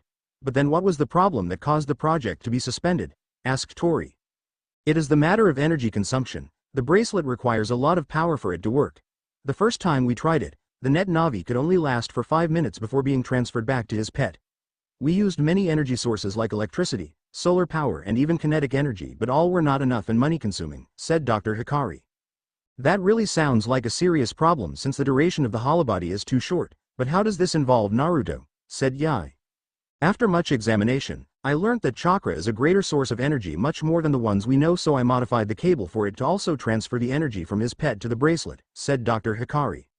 Yeah, and it will be like creating a shadow clone for myself to possess, except that it won't disappear with a single hit and I can't eat or drink much to my disappointment. I was craving for some ramen, said Naruto, feeling depressed at the last sentence. Don't let it get you down, Naruto. I'm sure that Dad would find a way to bring you into the real world, said Lan. Yeah, I'm actually jealous that you have a way to enter the real world and meet Lan and the others, said Mega Man.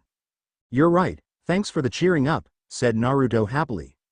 Hold on, Naruto, there's something I wish to give you, said Dr. Hikari. Really, what is it? Asked Naruto. Dr. Hikari typed in a few command codes on the keyboard after plugging in Naruto's pet into the computer. Then the screen lit up to display some sort of weapon. It has the appearance of a laser gun with a futuristic design and a color scheme of white, cyan and black, and a loading bar is below it to signal its installation. Hey Dad, what's that for? Asked Lan curiously. After talking with Naruto, I decided to create a weapon for him, a sword that doesn't utilize chakra like his chakra blade, said Dr. Hikari.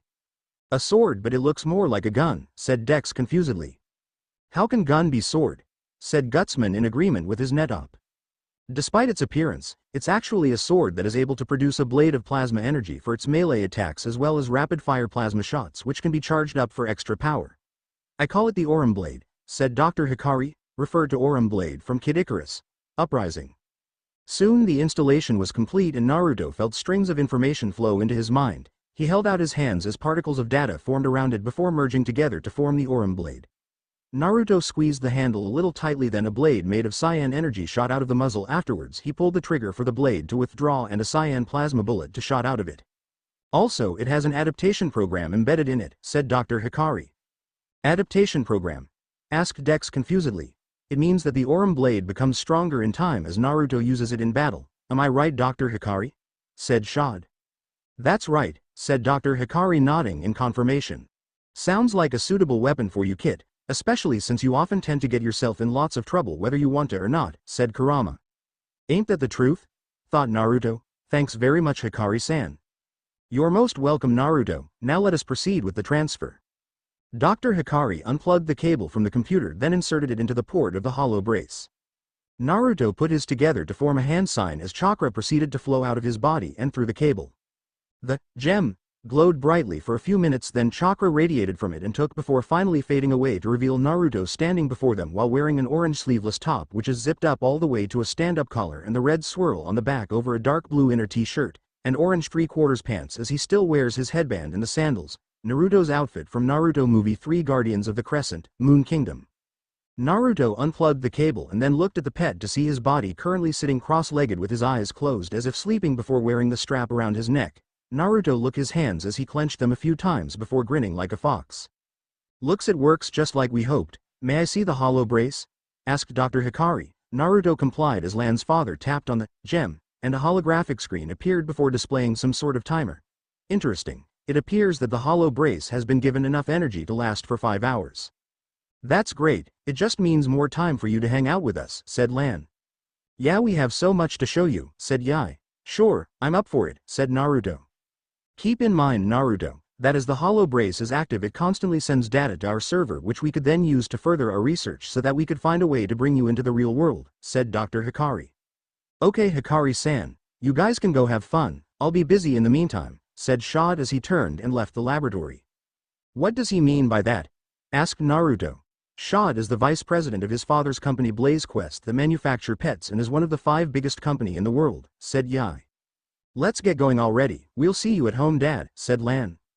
See you guys around, said Hikari as he watched them leave. He turned to look at the monitor which was displaying streams of data from the hollow brace with interest.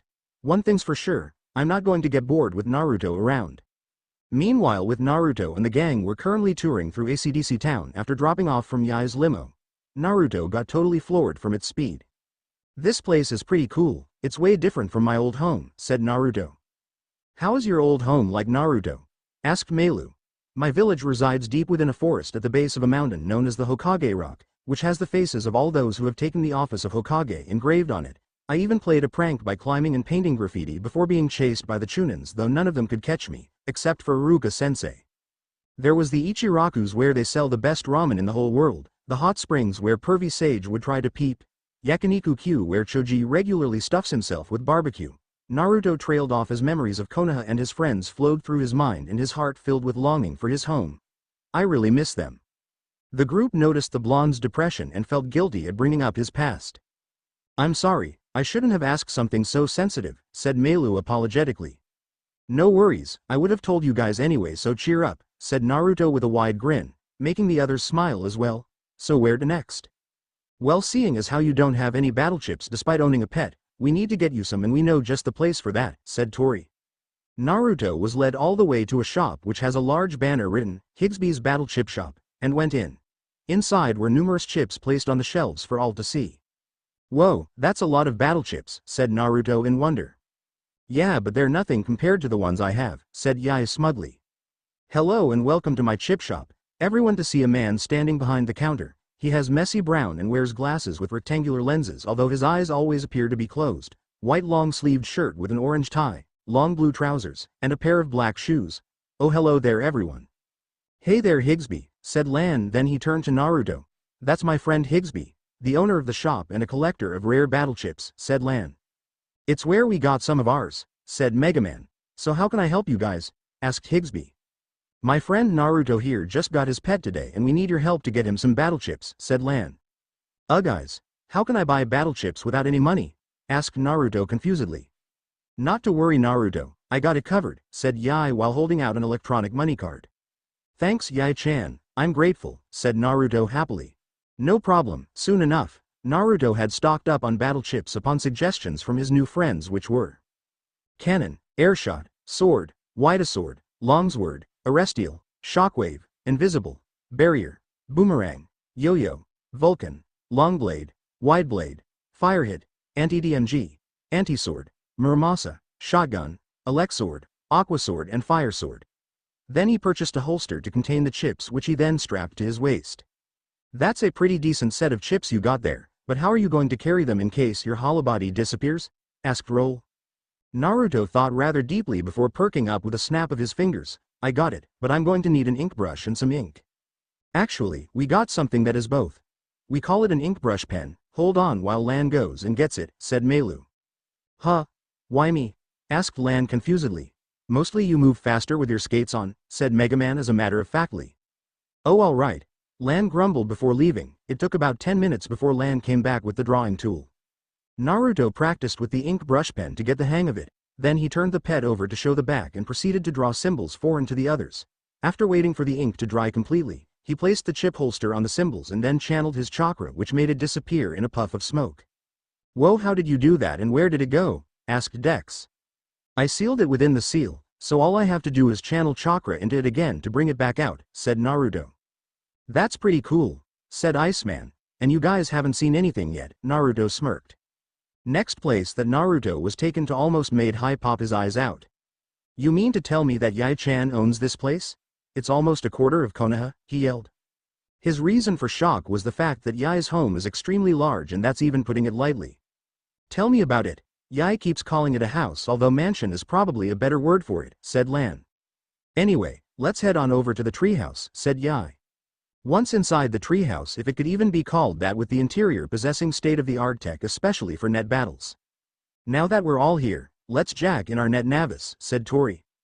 Kit, plug in your pet into the hollow brace and then impart a bit of yourself into the hollow body just like when you make a shadow clone, said Kurama.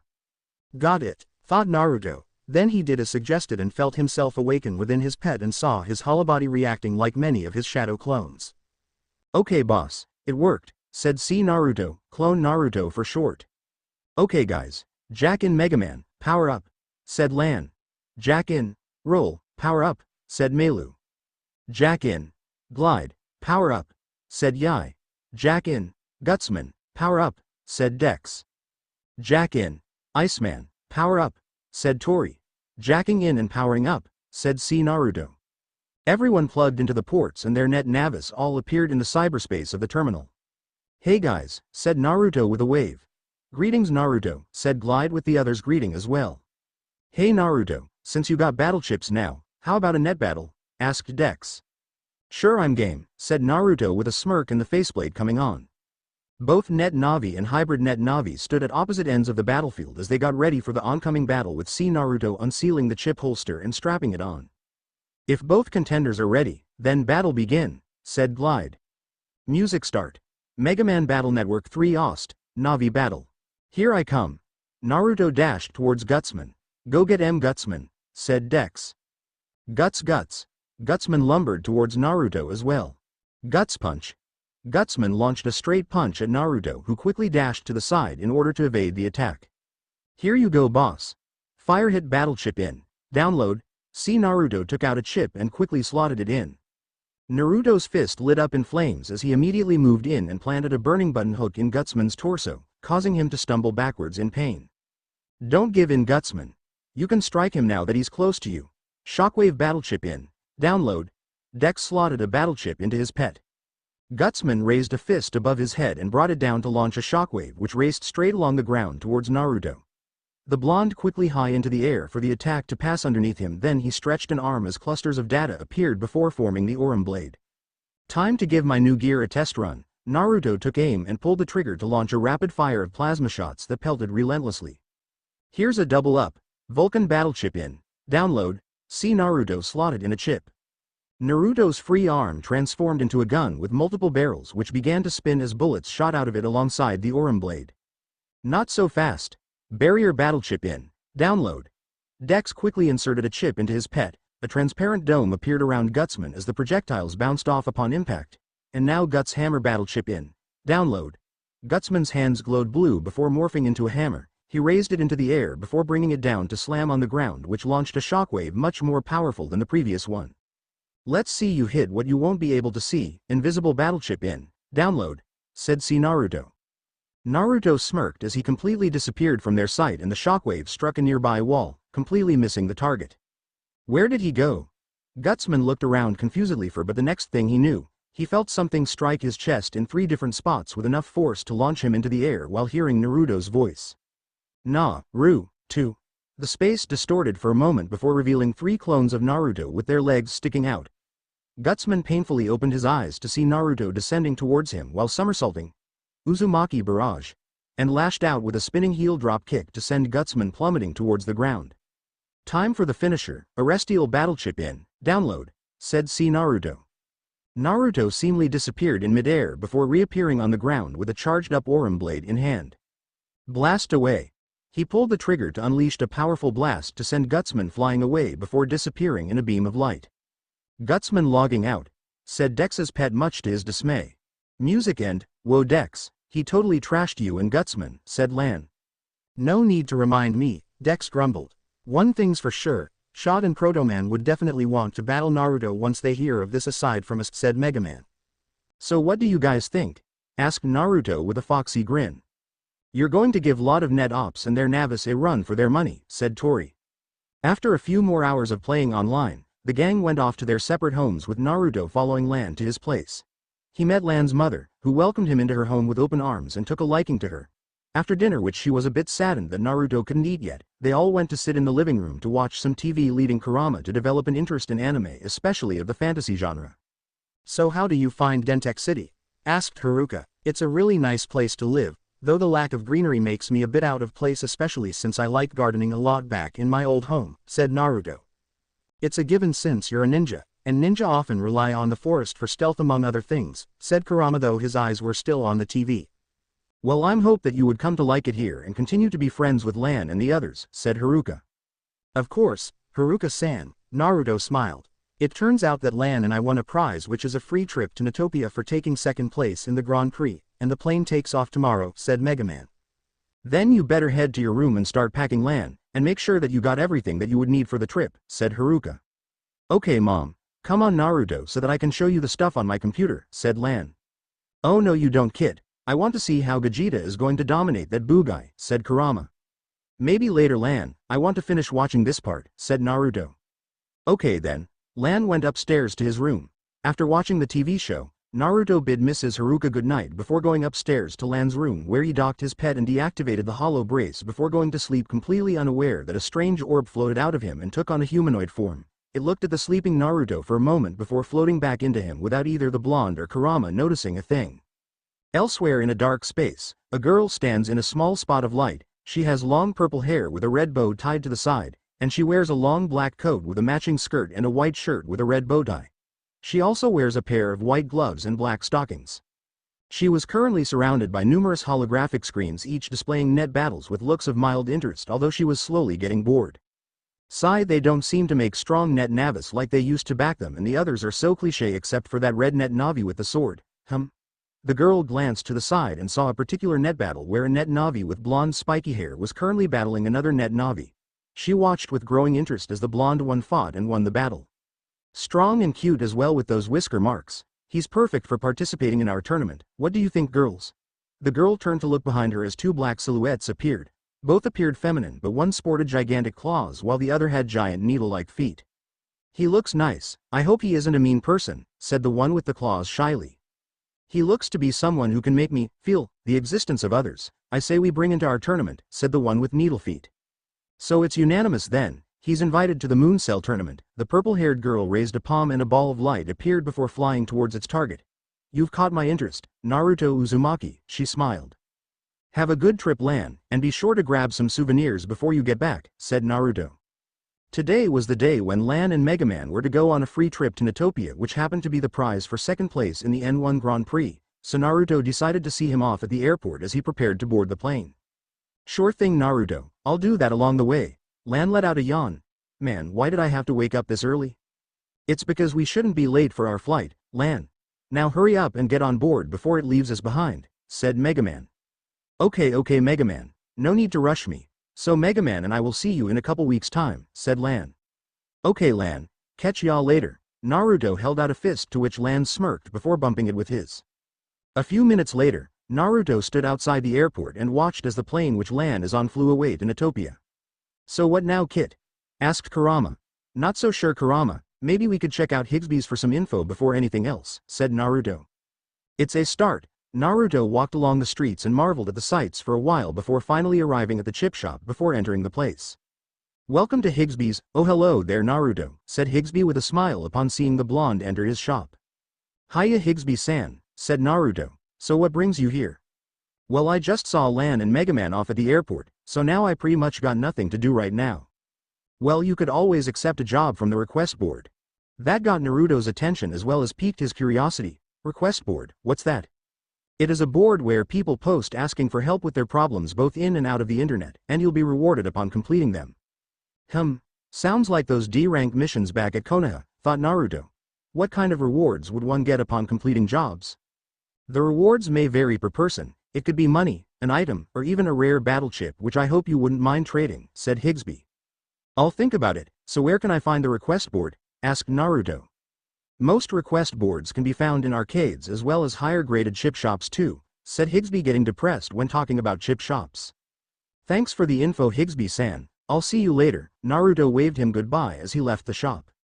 Would have been nice if he bought a battle chip before he left, Higsby mumbled. Following the GPS on the pet, Naruto made his way to a building with a large signboard above saying, Arcade. He entered the building where he saw kids everywhere, with some playing video games while others engaged each other in net battles. Looks like a fun place. Now where is that request board? There it is.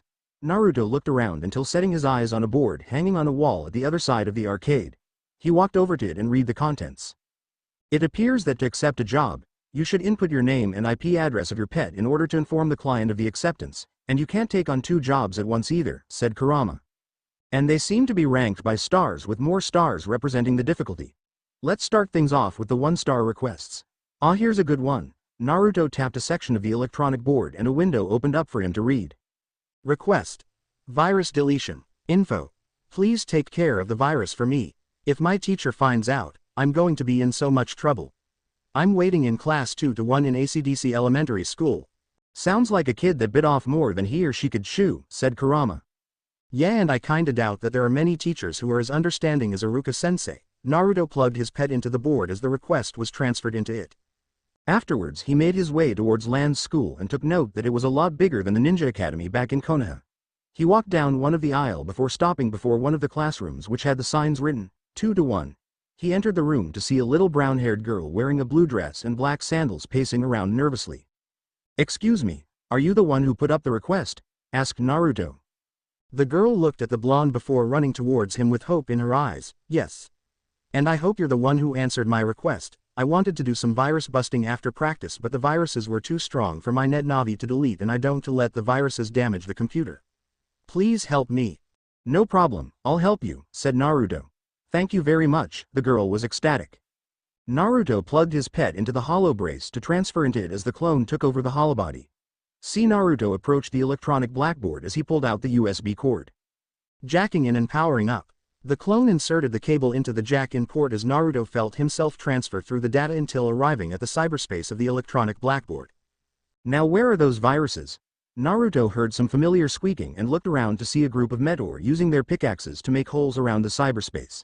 He noticed that some of them wore red-orange hard hats and dark blue crosses on them. Those guys look different from the ones I know, better get to work then. Naruto drew out the chakra blade and charged forward as the Meteor saw him and attacked. Cyber Shuriken.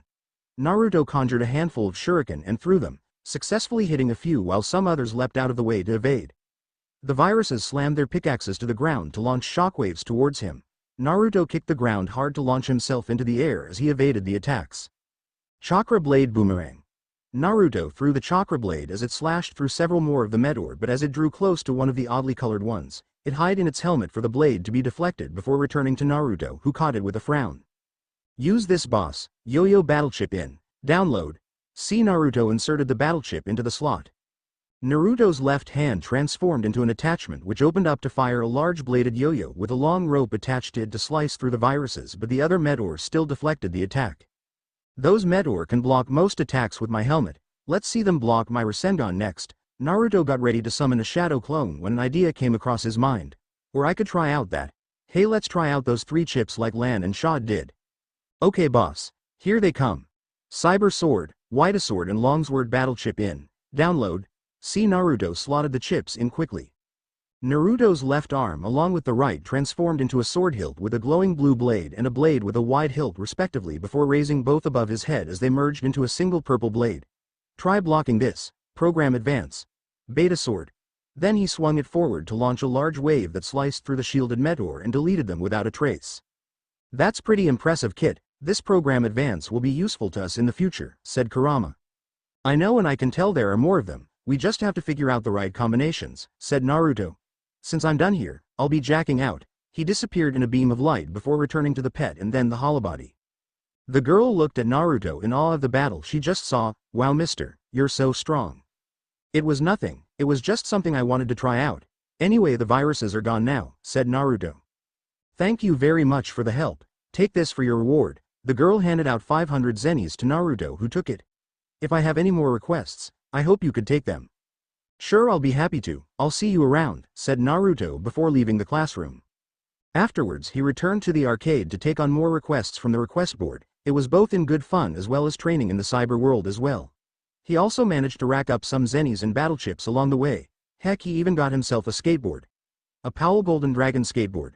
From a surfer dude who wanted to surf through the city but later preferred to stick riding the big blues. At the moment, he's currently riding back to the house and relax for a while.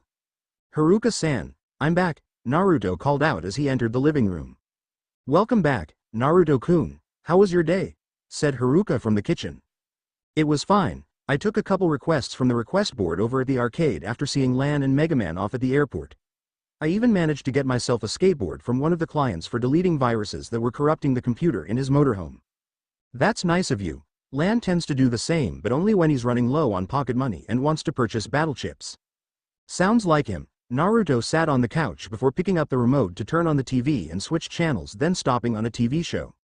And here comes Wizard's Rider Kick. Naruto watched as the armored hero performed his signature finisher on the enemy and there was a fiery explosion.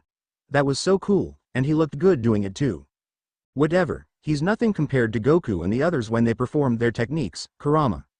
Come on, Kurama. Even though it wasn't as destructive, you have to admit that it looked cool, just like when Kamen Rider Kabuto performed his rider kick when the enemy thought that he dropped his guard only to receive a roundhouse kick from out of nowhere. Can their attacks actually destroy an entire planet? I think not. Those are techniques after my own heart that I wouldn't mind trading my Bijudama for any of them. You like your shows and I like mine, Naruto grumbled. Suddenly, Naruto's pet began to beep and he looked at it to send an unread email with an attachment. Strange thing was that he couldn't see the name of the sender. I wonder who sent this email. Naruto opened the mailbox and activated the attachment for a window to pop up and a video to start playing. What he saw was a girl with long purple hair with a red bow tied to the side, and she wears a long black coat with a matching skirt and a white shirt with a red bow tie. She also wears a pair of white gloves and black stockings. I wonder who she is. Greetings Naruto Uzumaki, my name is BB, said the girl. Naruto frowned a bit. How does she know my name? I've only been here for 2 weeks and my name is yet to appear in any database like Hikari-san told me. I'm sure you're wondering how I knew about you. The truth is that I've been watching you in your net battles for a while now and I must say that I'm impressed. It pleases me to invite you to the Mooncell Holy Grail War where the chosen net battlers both with operators and solo net navis gather around with only the strongest being granted the privilege to receive the ultimate prize. Know that this tournament is only known by a chosen few, so should you decide to participate, you're to arrive at the port where a ship will take you to the venue after showing them the invitation. I look forward to your participation, said BB as the video ended. So what do you think, Kurama? Asked Naruto. Receiving an invite from a stalker to a secret battle tournament where only the strongest fighters gather to compete for unknown but precious prize. Sounds like the best thing keep us occupied for a while aside from doing jobs from the request board, said Kurama with a smirk. Are you sure about this, Kurama? No one knows about the tournament except those invited, doesn't it sound suspicious? Asked Naruto. In that case, then you'll just have to destroy whatever plans they have. You've always been good with that if I recall most of your past missions. If you say so, Kurama, I just hope that it wouldn't be the case. I pretty much doubt that with your luck, thought Kurama. Since we got a week before the tournament, how about working on a seal that could store chakra and release to recharge the hollow brace while I'm jacked into the arena to avoid being suddenly cut off from using battle chips? Asked Naruto. That's a good idea, kid. It could help in the long run, especially when you wouldn't be able to supply chakra in some situations. Then Naruto went to sleep for the night and the next day, he went to the nearest bookshop and purchased a lot of papers and ink brush pens before returning to the house and holed himself up in Lan's room as he began to work on his latest project. With Kurama's help, since he's familiar with seals and his sudden talent in them, he started out with prototypes which got better with each one tried until finally getting a seal capable of storing large amounts of chakra capable of recharging the hollow brace to its maximum 10 times before running out. Then it took him the next 3 days to stock up a quartet of the chakra seals. On the 4th day, Naruto checked out the current battle chips in hand and went to Higsby for some tips, although the chip fanatic was floored when Naruto told him that he managed to perform the program advance, and on the last day he got a call from Yai and the others, inviting him to a beach party over at the Hawaiian Islands, but he politely declined while saying that he has some things to do for a while, much to their confusion as he hasn't been in their world for too long. Soon the time for departure to the tournament had come and Naruto was currently riding on his skateboard while hanging onto a bumper of a truck, which they call skitching in other words, before letting go to slingshot ahead at high speed as he performed an ollie to get on top of a rail and grind it along it before finally getting to the port and stopping at the edge of the docks. Well, we're here, so where's our ride to our location? No sooner he said that did Naruto hear the sound of an engine and traced it to see a cabin cruiser heading his way before stopping at the docks. Ask and you shall receive, that saying seems to fit this current scenario, said Kurama with Naruto nodding in agreement. He entered the boat and took notice that there were already passengers on board it as well as a console sitting in the center of the deck. The first is a girl with tanned skin and paling pink hair. She wears a sunset multicolored tank top, small blue shorts and a pair of red sandals. She saw Naruto looking at her and gave him a wink as he quickly looked away in order to avoid being called a pervert. Next is a woman with short magenta hair and a mole just below her left eye. She wears a black two-piece suit with a red-violet necktie, and a pair of black shoes. She looked at Naruto and nodded at him in greeting as he returned the same gesture. The next is a boy with golden hair unlike his sun-kissed blonde hair, wearing a sleeveless blue vest with yellow lining, a long-sleeved hooded shirt over, camo pants reaching up to the shins, and a pair of white sneakers. The boy approached Naruto with a smile on his face. "Hello there, my name is Gil and it's nice to meet you," said the boy known as Gil. "The name's Naruto Uzumaki, nice to meet you too," said Naruto with a foxy grin. "Well, since you two are introducing yourselves, I might as well do the same. My name is Chloe von Einsburn, but you can call me Kuro for short," said the girl after walking up to the boys followed by the woman. "Then I am Bazet Fraga Makromitz," said the woman. "It's nice to meet you all," said Naruto. Hey, don't forget about us." Everyone turned towards the console as it lit up before several holograms appeared for them to see. The first is a girl with long pink hair tied in pigtails and wearing a revealing sort of blue short kimono, a pair of indigo socks reaching up to her thighs, a pair of black geta. What caught Naruto's attention the most was the fox ears and tails on her. "Hi there, my name is Tamamo no Mei, but you can simply call me Caster, said the fox girl happily. I'm looking at a female version of you, Kit, said Kurama. Naruto chose to ignore him. Second is a woman with blonde hair tied to a bun at the back and an ahoge at the front. She wears red militarized ball dress with a translucent white portion on the front, exposing her slim legs which were wearing golden sabbatins and greaves. Since you haven't yet realized the privilege of meeting me, I could grace you with the fact that my name is Nero Claudius Caesar Augustus Germanicus, or you could simply call me Red Saber, said the girl with an arrogant smile. Oh okay, said Naruto with a sweat drop. Quite the stuck-up, isn't she? Whispered Kuro for the blonde to nod in agreement.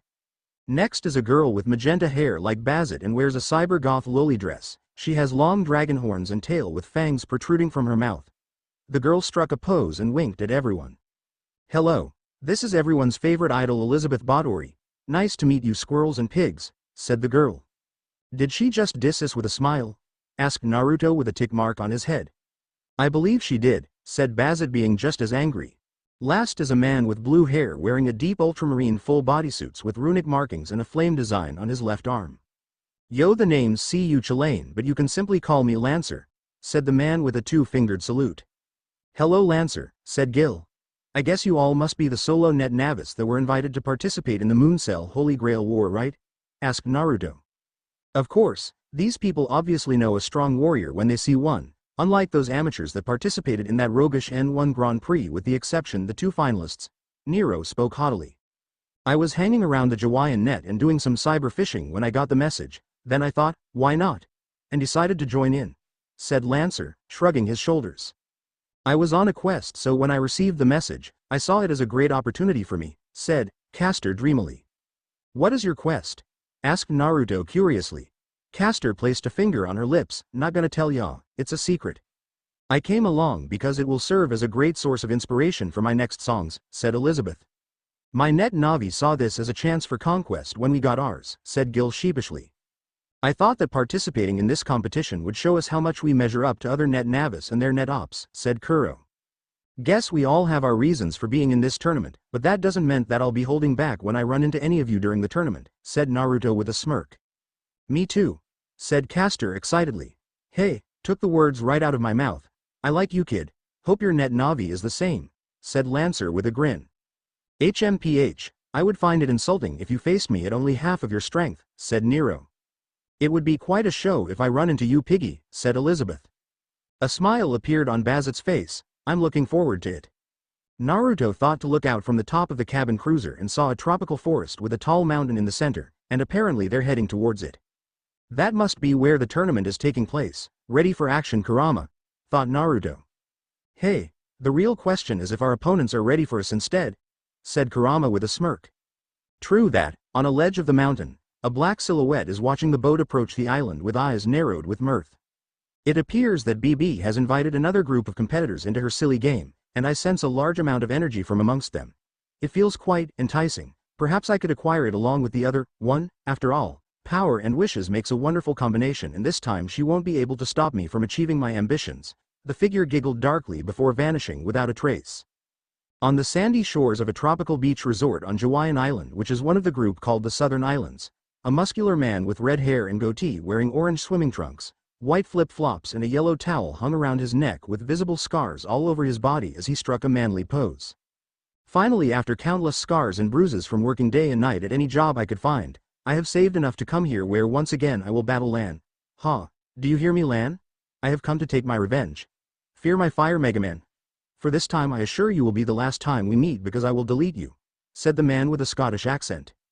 That's when Melu passed by while riding on a jet ski and called out to him, Mr. Match, newsflash, Lan's not here.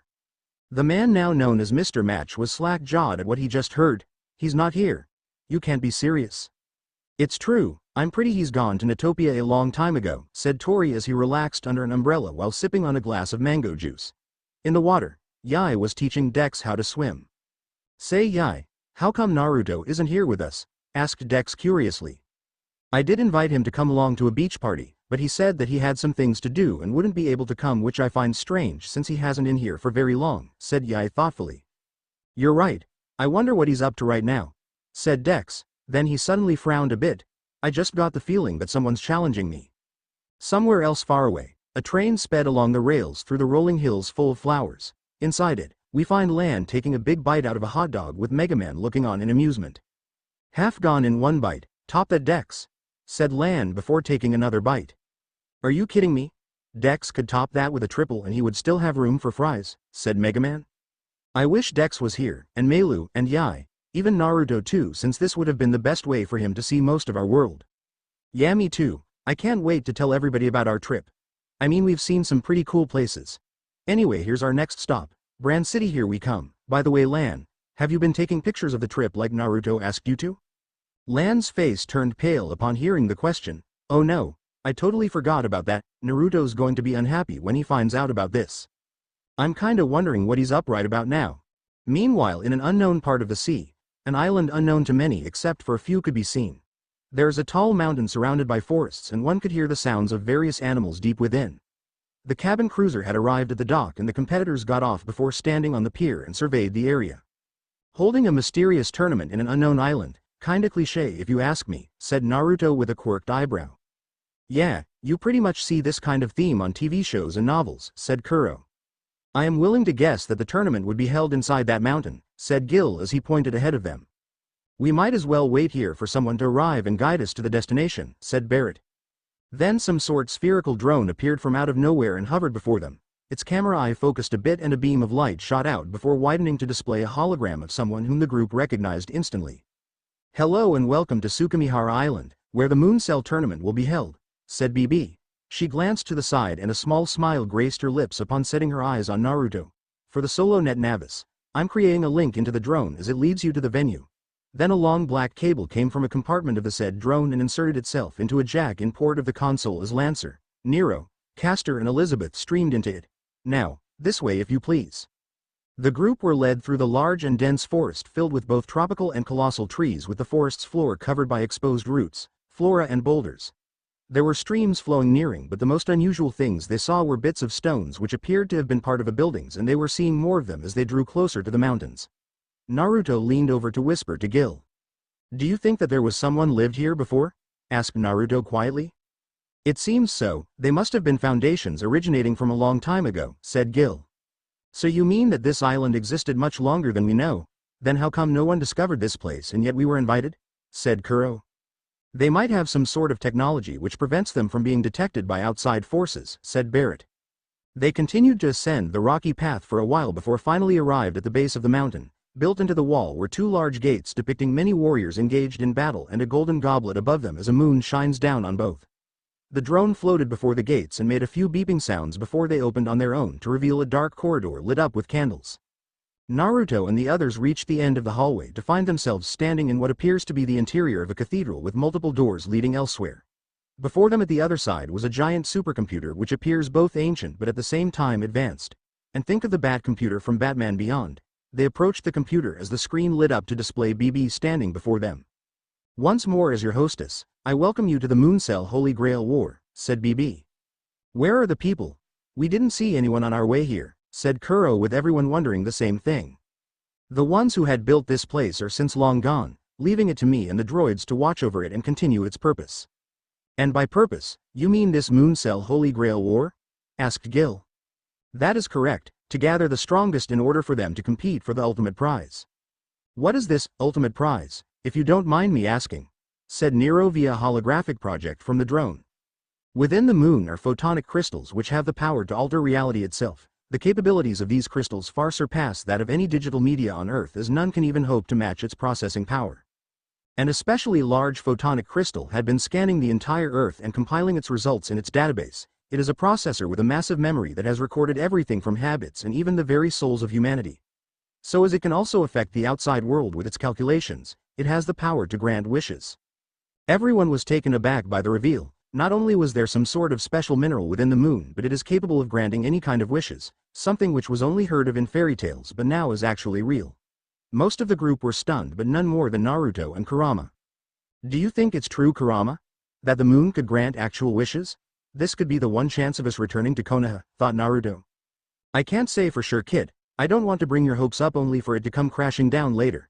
The best I can say is that we aim for first for now before anything else," said Kurama. "So that explains why few know of this tournament. Should it have gone public, the world would swamp this place just to have their wishes granted, said Gil. Indeed, which is why the Moon Cell began the Holy Grail War and would grant a single wish to the victor of a chosen group, said BB. So where do we start? Asked Naruto. BB gestured to the computer system before them. Inside of this computer system is an artificial environment known as the Photonic Abyss. Be warned that once you send your net navis inside, they would be unable to exit it until the tournament is over. However, there are private rooms for them to rest among other things. I shall only ask if you still wish to participate?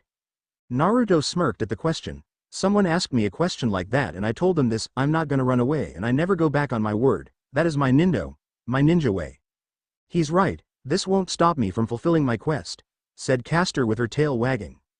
Seriously, what is this quest of hers? Said Kurama with a quirked eyebrow. Surely you don't expect a lady with a love for art to pass up a chance to see more, do you? It would describe how elusive one is, said Nero. My net Navi would be a bit angry with me if I were to leave now, said Gil. I have a goal to accomplish so I won't let this stop me, said Bazet. How can my net Navi and I get stronger if we pass up challenges like this? I'm definitely in, said Kuro. The stage is bigger than I thought. A big debut awaits me, said Elizabeth excitedly. Things just got more interesting. I'm in, said Lancer. BB nodded in affirmation. Very then, please proceed to jack into the system. Everyone approached the computer while the drone inserted its cable into a port. Naruto had already transferred himself into the pet while his clone took over the holobody without anyone watching, or so he thought. Jack in. Archer, power up, said Kuro. Jack in. Gilgamesh, power up, said Gil. Jack in. Saber Lily, power up, said Bazet. Jacking in and powering up, said C. Naruto. Everyone plugged into the ports and their net navis streamed through the link and soon appeared in their destination. Naruto looked to see the three net navis whom he hadn't met before. One was a male with tanned skin color with silver spiky hair. He wears a black tight and sleeveless shirt with silver accents and a metal plate around his collar, black pants that has 2 black straps on the thighs and another 2 around the shins, and black metal-plated shoes. He wears a red coat whereby there are 2 separated sleeves connected by a metal plate to expose the upper body and a separate red skirt which end above the shins with the top tied into a knot and covered by a silver metal plate. The next is also a male with golden hair. He wears golden knight armor with blue accents, excluding the helmet with a crimson skirt which end at his feet. The third is a female with blonde hair while a single hair strand sticking out from the top. She wears a white dress of old western design with the skirt resembling the petals of a lily flower, with silver armor plating on top of it. I haven't met you guys before, the name's Maelstrom, said Naruto not wanting to reveal his identity. The tanned man quirked an eyebrow at the young blonde's slip of tongue but replied nonetheless. I am Archer and Kuro is my net op. The golden-haired man scoffed at the question however. HMPH, I find it rather insulting that you do not know of me or at least heard of my name. What is your origin so that I might grace them with my presence? Lancer spoke up. His name is Gilgamesh the King of Heroes. Many know of him for being a powerful net Navi. I thank you for educating this young plebeian. Gilgamesh looked at Naruto rather smugly. Great, a guy with the combined personalities of Sasuke Teme and Neji when he was a jerk to Hinata, just my luck, thought Naruto. Be careful around him Naruto, I feel that his strength is great, said Kurama. How strong? Can't say for sure, but be on your guard if you ever go up against him. The blonde female stepped forward with a smile on her face. Hello Maelstrom. My name is Saberlily and it's nice to meet you all. Same here, said Naruto. You know, I wasn't expecting Naruto to have a net Navi customized to look like him, said Lancer. Actually it was his parents who did it for him as a birthday present, Naruto quickly lied. Lancer nodded in affirmation to the answer. Hey everyone, look at where we are. Castor suddenly called out to the group. Naruto and the others turned to look around to see that they're standing in some sort of grounds and around them were buildings varying both in height and styles with trees growing in several places. What caught a majority of their attention were people walking around while dressed in some kind of brown school uniform much to their growing confusion. I think I speak for most of us when I ask the question of what on earth is going on here, said Naruto with everyone nodding in agreement. In a bright flash of light, BB appeared before them. Where are we and why does the cyberspace look like some sort of academy? Asked Elizabeth. The pink one speaks the truth. What is this strange oddity which we're seeing here?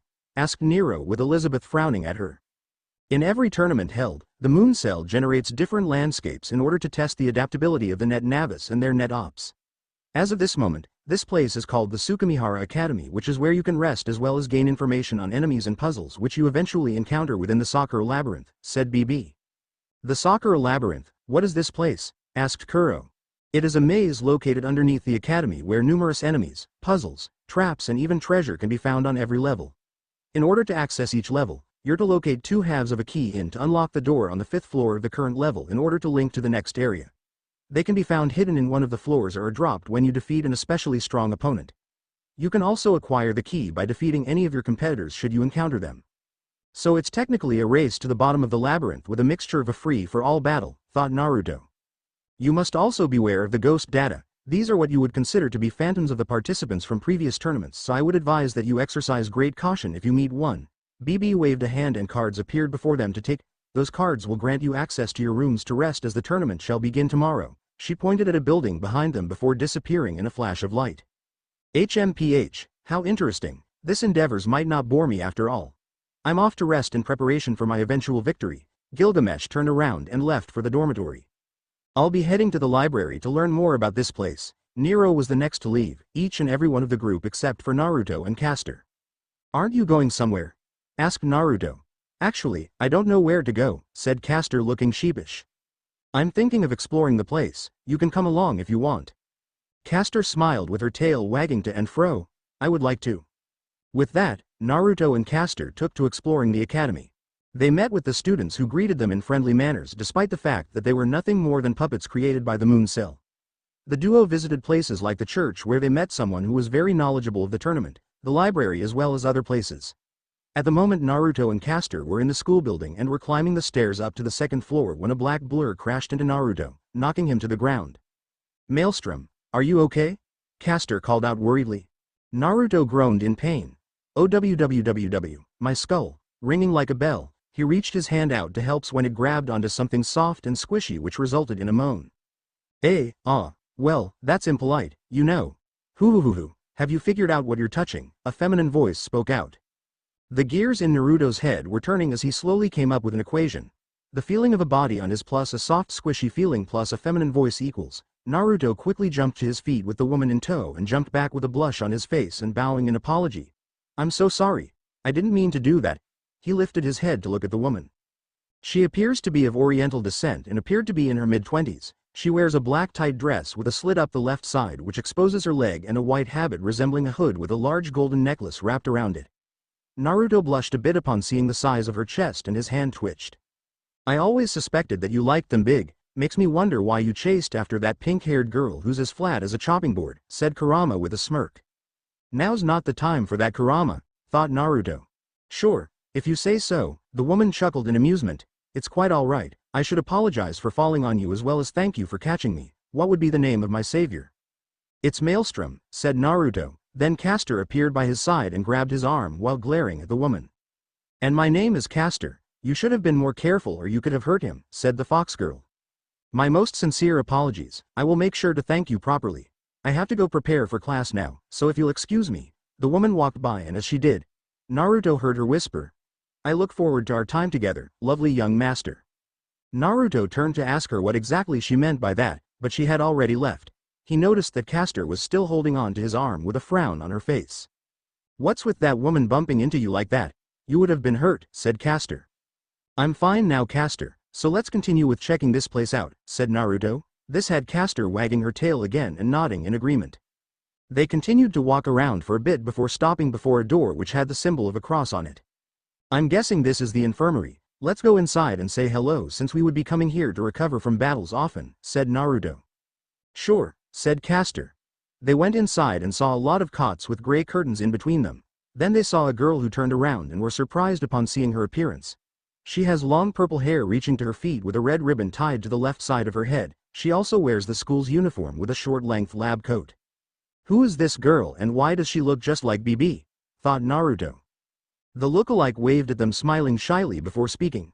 Oh hello there. My name is Sakura Matu and I am the AI in charge of the infirmary. Sakura huh? Naruto smiled warmly. It's nice to meet you too. My name is Maelstrom and this is my friend here Castor. Castor waved at Sakura. Hi. Thank you and I welcome you to the infirmary at any time during your stay here in the academy until the end of the tournament, said Sakura. Well, we're currently exploring the academy before heading back to the dorms to rest for the tournament tomorrow, but we'll be sure to come by from time to time, said Naruto. Me too, we could talk about stuff, said Caster. I look forward to your next visit, Naruto-san, Caster-san, said Sakura with a smile. The duo bade their farewell and closed the door to the infirmary and left the school building and made their way over to where the dormitory is. Naruto escorted Caster to her private room before climbing up the stairs to reach the roof to gaze upon the setting sun. So the tourney begins tomorrow. What do you think of things will be going, Kurama? Asked Naruto. I pretty much understood the rules and how are to be done, we just need to be on our guard for whatever we run into when wandering through the labyrinth. But I still feel rather skeptical about a spiritual computer capable of granting any sort of wish whether or not it's true, said Kurama. We'll just have to see when we reach the end of the labyrinth, if true then it might be our way home, thought Naruto. Then Naruto called out to him, hey boss, the drones are leading the net ops to their rooms to rest and there is a computer system there so I can connect to you when the battle starts and even a machine to recharge battle chips. Okay then, but keep those chakra recharge tags to avoid getting the hollow brace to run out of energy. Okay boss, see you tomorrow. Naruto let out a sign and was about to leave when he noticed a shadow by his side. He quickly turned and saw a little girl staring straight at him. She is a girl who appears to be 8 years, possesses silver which are braided. She wears a light blue dress with a lot of frills and a looped skirt, and a blue cap on her head giving her the appearance of a doll. Where did she come from? I didn't hear any footsteps or even sense her breathing, thought Naruto. She just appeared behind you just like that, said Kurama. Both continued to stare at each other for a while with neither side speaking. Naruto gazed into the girl's eyes and could see untold sadness and loneliness in her eyes, something he was all too familiar with. He only blinked once and the girl was gone. Much to his confusion, he looked around but couldn't find any trace of the mysterious girl. Who was that girl? I don't know, but I can tell that she has developed an interest in you. We can think on this later, let's just get to our room and rest for tomorrow. Naruto walked away not knowing that he had caught the attention of many in this Holy Grail war. Naruto opened his eyes and sat up from his bed. He looked around to find himself in a room with numerous similarities to his apartment back in Konoha. He jumped off and stretched to work out the kinks in his body before doing a few warm-up exercises. Then he felt the connection to his pet being established and his clone called out to him. Hey boss, we just got a message, said Naruto. Alright then, let's see what it is. Naruto waved a have before him for a holograph of a message icon to appear, then he tapped it to display the message. To all the participants of the Moon Cell tournament, please gather at the Sakura tree located at the side of the school. Naruto read through it. Well, I better prep up and get going then. All of the battle chips are good to go, said Naruto. Gotcha. Naruto then checked up on his chakra blade and the settings on his Aurum blade before he left his room. He was walking along the aisle towards the stairs when he saw that strange girl whom he encountered back on the roof. She glanced to the side and saw him before quickly looking away. Kurama, it's that girl again. I know, perhaps you should talk to her and find more, said Kurama. Naruto walked closer and calmly spoke up, excuse me, but didn't I see you before yesterday at the roof? The girl looked at Naruto with surprise before responding to him, aren't you afraid of me? This question caused Naruto to quirk an eyebrow. What does she mean by that? No, I don't see or know anything to be scared of you. Why do you ask? However, Naruto's answer seemed to have made the mysterious girl smile at him happily. Alice is so happy to hear that. Will you be Alice's friend, please? Sure, if that's okay with you I don't mind. Alice-chan is it? Said Naruto. He was confused at first until he noted the tone of how she asked, she's lonely, isn't she? Alice beamed at him. That's right, Alice's name is Alice. Will you play with Alice? Naruto was about to reply when he heard someone call out to him from behind. Hey Maelstrom. He turned to see Caster running and waving cheerily towards him. Why are you standing in the middle of the hall? Hey Caster. I was just talking to, huh? Naruto had turned back to face Alice only to find her gone without a trace. Where did she go?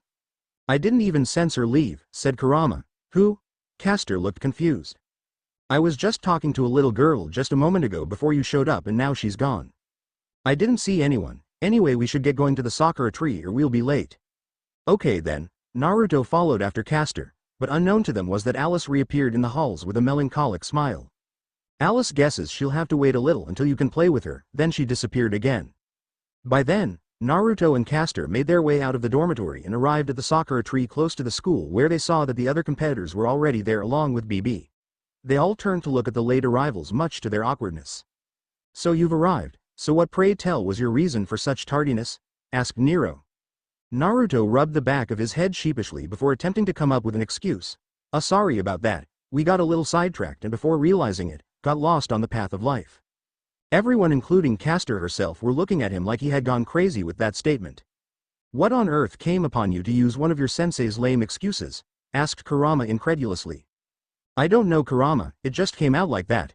You could have come up with a better one, bud," said Lancer. "That has to be the most piteous excuse I've ever heard, quite an audible annoyance to my ears," said Gilgamesh. "HMPH, quite typical of a pig," said Elizabeth. Some shook their heads in amusement while others were simply nonchalant at Naruto's extremely weak excuse, and BB giggled silently before clapping her hands to attain their attention. "Now that you have all assembled here, I would like to go over the rules of the tournament once more. Inside the soccer labyrinth are several levels with different environments, each possessing 2 floors. Your objective will be to find 2 halves of a key which will unlock a gateway to the next stage." BB held a hand out to display a hologram of what appears to be a gray stone tablet with the etchings of a blue moon which are split apart, and think of the moon tablet from Sonic Unleashed PS2 version. These pieces of the keys could be found hidden inside a chest or acquired by defeating a ghost data of previous participants. The hologram disappears and BB turns her attention back to Naruto and the others. There's also the third option whereby the participants are allowed to battle for possession of the moon tablet pieces. So to say that we have to collect these keys by all means and get to the bottom of the labyrinth with the first being the one to win the tournament, am I right? Asked Lancer. That is indeed correct, said BB. What happens to those defeated? Asked Castor. They will be sent to a cyberspace known as the 0D where they will lie in wait until the end of the tournament, BB replied. The net ops were surprised to hear that and responded as such. What? We can understand our net navis being unable to jack out of the system, but sending them elsewhere isn't what we agreed upon, said Kuro angrily. There's no need for such anger. I assure you that your net navi shall remain unharmed and be returned immediately upon completion of the tourney, said BB. As long as no harm comes to the net navi, I would be willing to bear with this, said Bazit. Very well then, as of now, the Holy Moon Grail War is now underway, said BB. Then the sakura tree suddenly rose up to the air and revealing a white swirling portal much to their surprise. This is the entrance to the labyrinth. Know that upon gaining access to the next stage you would automatically be warped back to the academy to rest for the next day in order to advance to yet another level. I wish you all luck. Before disappearing, BB took a lingering glance at Naruto and then she left. Well then, let's get this show on the road, Lancer said before being the first to step through the portal followed by Archer and Saber. I'm going to do my very best. I'll catch you guys later. Castor was the next to jump through. HMPH, be sure assured that we'll be opponents should we encounter each other in the battlefield, said Nero before walking into the portal. Gilgamesh simply huffed haughtily. Normally I would have been the first to enter, but as a king I must be generous to the lesser ones at times. Now then I'll be on my way. Then he walked through the portal with Naruto being the last. Well Kurama, are you ready? Thought Naruto. I've always been ready since the day I was sealed into you, Kurama replied. Alright then, let's go. Naruto dashed into the portal and disappeared. Unknown to him, someone was watching him from the rooftop of the school who was none other than Kiera with a smile on her face. Fu, I finally get to see what made you so intriguing, Naruto, said Kiera. Naruto emerged from the portal to find himself standing in the middle of a small clearing whilst surrounded by a thick forest with giant cubes, strings and elevated pathways made of data around him, plus he could see a clear blue sky above him.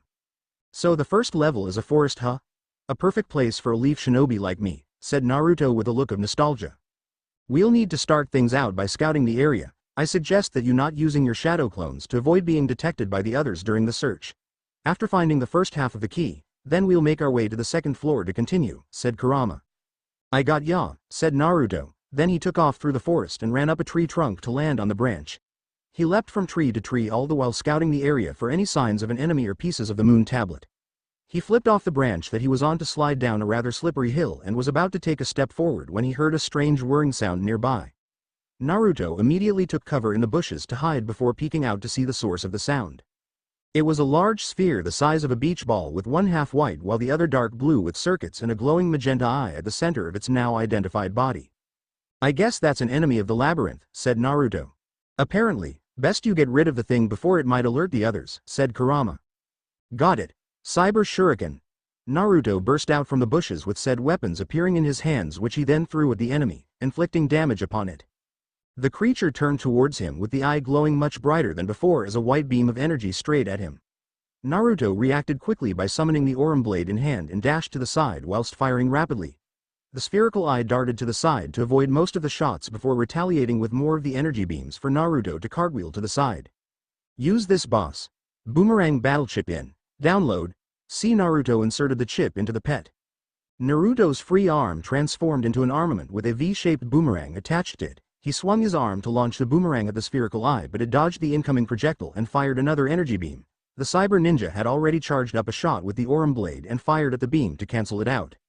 The enemy was about to attack again before a white blur sliced through, revealing that it was the boomerang which was thrown earlier. Naruto raised the armament to catch it before fading away altogether as he watched his opponent disappear in pixels. "Well, that takes care of it," said Naruto with a smile. "Well, don't get cocky, we just got started. Now resume the search for the moon tablet pieces before the others do," said Kurama. Roger that.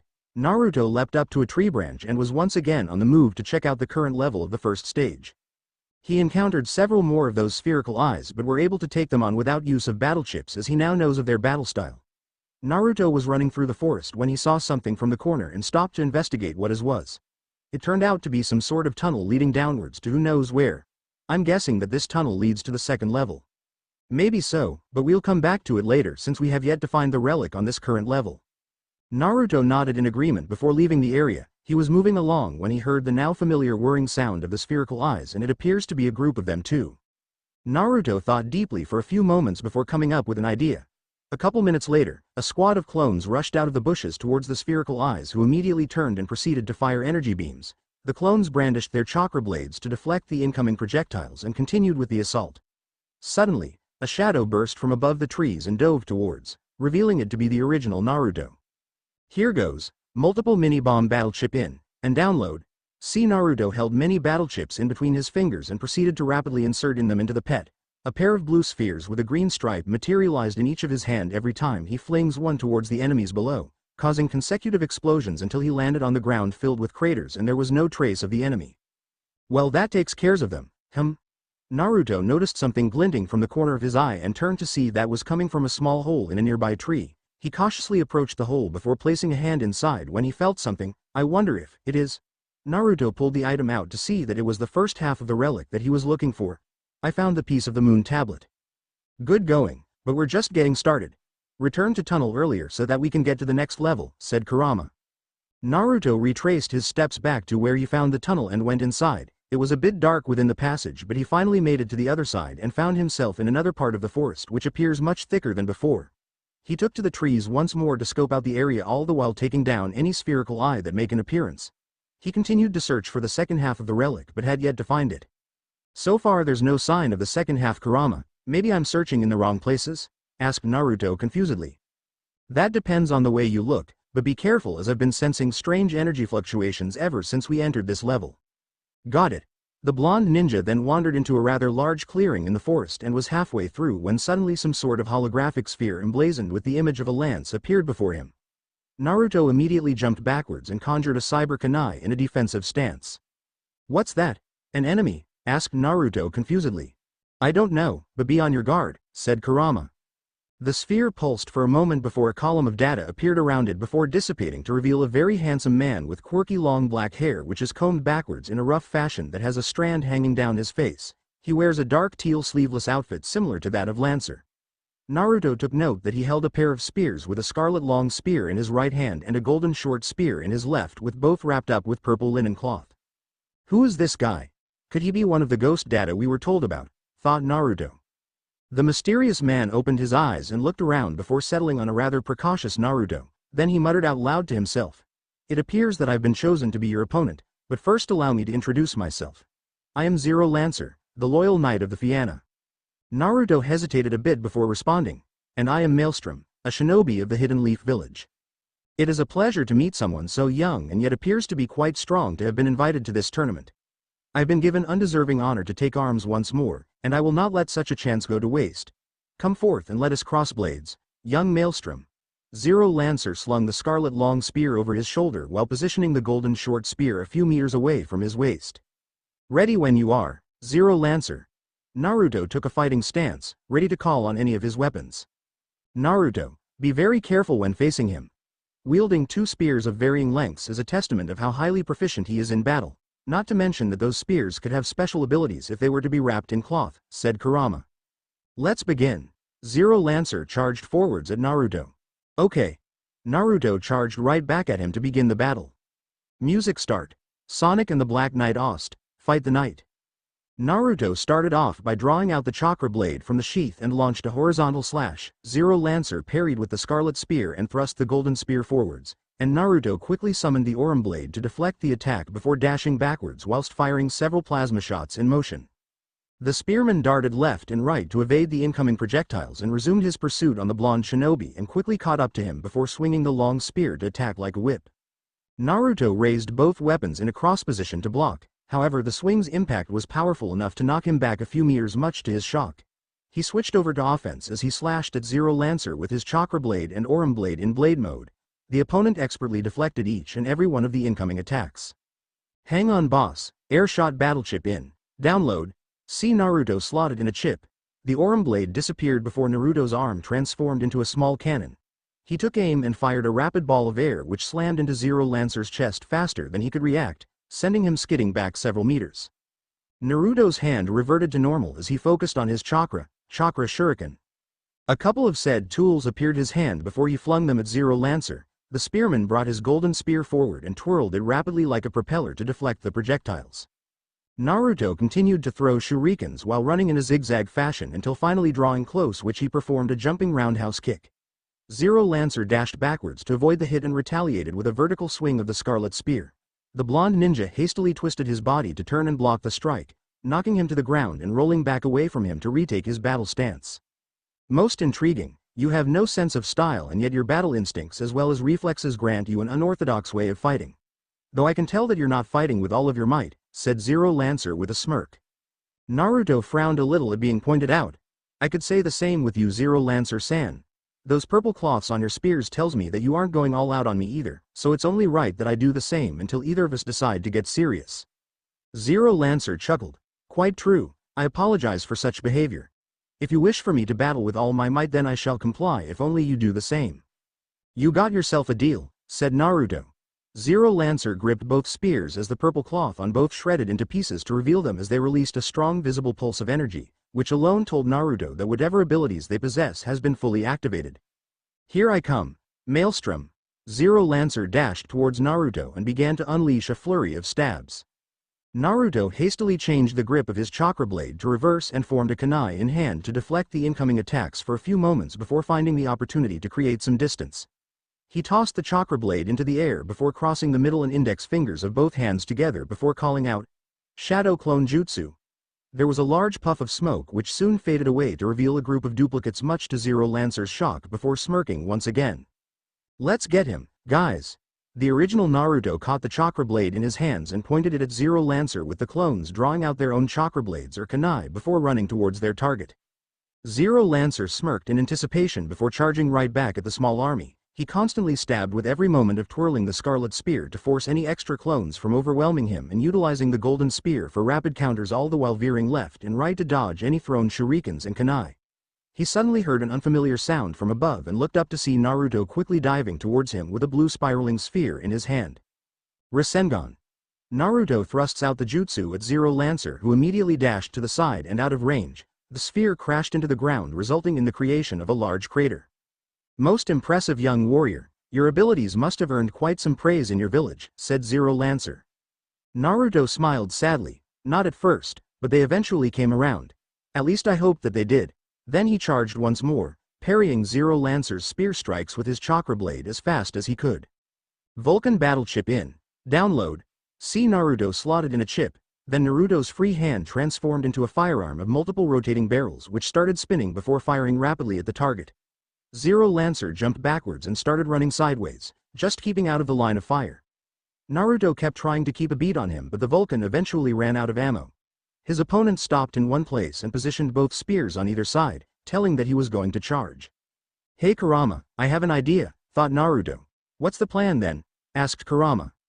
When Zero Lancer and I charge at each other, I'll use a Rasengan on the long spear to disarm him whilst using the chakra blade to parry the golden spear.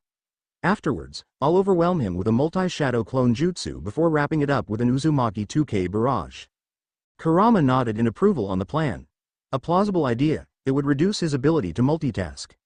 Naruto formed a shadow clone and began working on a Rasengan in his left hand while holding the chakra blade in a reverse grip on his right hand. Zero Lancer grinned in anticipation as he charged forwards with Naruto doing the same. Both sides lashed out with their attacks. Naruto was able to deflect the golden spear, but he felt pain shoot through his wrist all the way to the elbow, causing him to lose control on the Rasengan as it dissipated. What's worse was that his right arm slacked for Zero Lancer to capitalize on it and slash the side of the waist with the golden spear.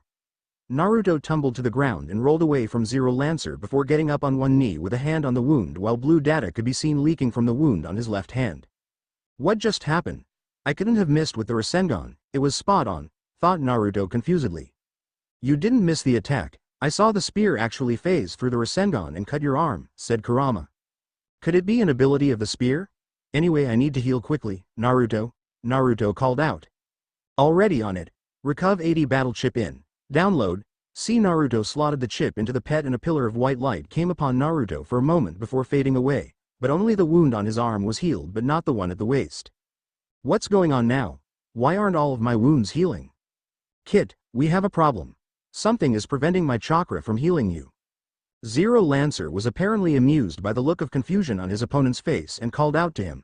I can see that you've realized your current situation, and I'm sure you've figured out by now that it was because of my spears. Naruto got to his feet and frowned at Zero Lancer. Those spears of yours have some sort of ability, don't they? You're actually right about that. The spearman held the scarlet spear before him. My guide Dirg is a demonic spear capable of piercing through any projection made of energy. Then he held out the golden spear. And my guide Bidhi inflicts wounds that cannot be healed naturally or with outside sources. Damn, it's like fighting Neji during the Chunin exams all over again. This wound is definitely going to make it hard for me to defend against his strikes. I'd better take it from a distance. Naruto created another small army of shadow clones to attack. Zero Lancer was at the ready and proceeded to attack them with fervor. He rapidly stabbed and parried with the clones and at times evaded any shurikens and kunai thrown at him. While the opponent was occupied, Naruto swung into action and slotted in the following chips. Sword, White Sword and Longsword battle chip in. Download. Then Naruto merged all three sword chips into a single purple blade held over his head. Program Advance. Beta Sword. Then he swung it forward to launch a large crescent wave that consumed both the shadow clones and Zero Lancer in a bright flash of light. That should do it. Indeed, if I had stayed long enough for the technique to strike me. Hearing a familiar voice from behind, Naruto quickly turned around only for Zero Lancer to use the butt end of the scarlet spear to slam him in the head to make him stumble before unleashing a combo of rapid stabs with the golden spear. Naruto used the chakra blade to quickly block as much as he could before dashing away to avoid any more of the onslaught. Damn it, at this rate I won't be able to fight properly at all. A soft glow caught his eye and he saw that the Konoha symbol on the chakra blade was glowing to signal the ready use of the overflow state. It's fully charged, but how can I use it when that red spear could pierce through it? Hang on, there's something weird here. One of the clones used a cyber kunai to attack but Zero Lancer blocked with the red spear, but why didn't it get dispersed? Unless, I see, so that's how it works. Heads up Kit, Zero Lancer is attacking, said Kurama. I believe it's time to end this battle. Zero Lancer held up his spears as they glowed in their respective colored auras before rushing forward to appear right in front of Naruto and stabbed him with the scarlet spear, which made him fall to the ground. Then the spearman on top of the spear and kicked off it to spin around and strike Naruto with the golden spear about 3 times before jumping up into the air and throwing it onto him. Tale of tragic love. Devotion to Grania. Zero Lancer summoned the spears back to his side and bowed to his opponent as a form of respect when the body suddenly disappeared in a puff of smoke, much to his surprise. Then the ground at his feet burst open and Naruto rose up with a flaming fist which he used to punch Zero Lancer in the face and send him flying backwards. Zero Lancer got back up, still looking surprised as well as impressed. Most impressive of you being able to dodge my most powerful attack, so pray tell how were you able to evade? Asked Zero Lancer. I had my netop use a double download of anti-DMG and Arrestial to evade and then fire hit to surprise you from underground. Now it's time for me to end this. Kurama, please lend me your chakra. You got it. Red chakra burst out of Naruto's body and swirled around him in the form of tails before forming a layer around his body. His blue eyes changed to red and became slitted, and his hair became longer and spikier. Despite the chakra not being able to heal him like usual, it was able to dull the pain enough to function more properly now. Naruto touched the Konoha symbol on the chakra blade to activate its overflow state as blue chakra surged out of the blade and took shape of a longer variation before summoning the Aurum blade to his other hand. Naruto lowered himself close to the ground ready to sprint. Get ready Zero Lancer, cause here I come. Then he dashed forward at blurring speeds. Zero Lancer quickly crossed both spears just in time to block the double strike from Naruto. However, the impact was unexpected as the blonde ninja continued to push him back, resulting in a long trench along the ground. Naruto suddenly broke away from the clash and proceeded to run in circles around his opponent, all the while firing with the Aurum blade. Zero Lancer continuously twirled his spears to deflect the incoming shots as fast as he could, although some of them managed to get. Such power and speed, he fights with the ferocity of a wild animal. Where did he attain such strength?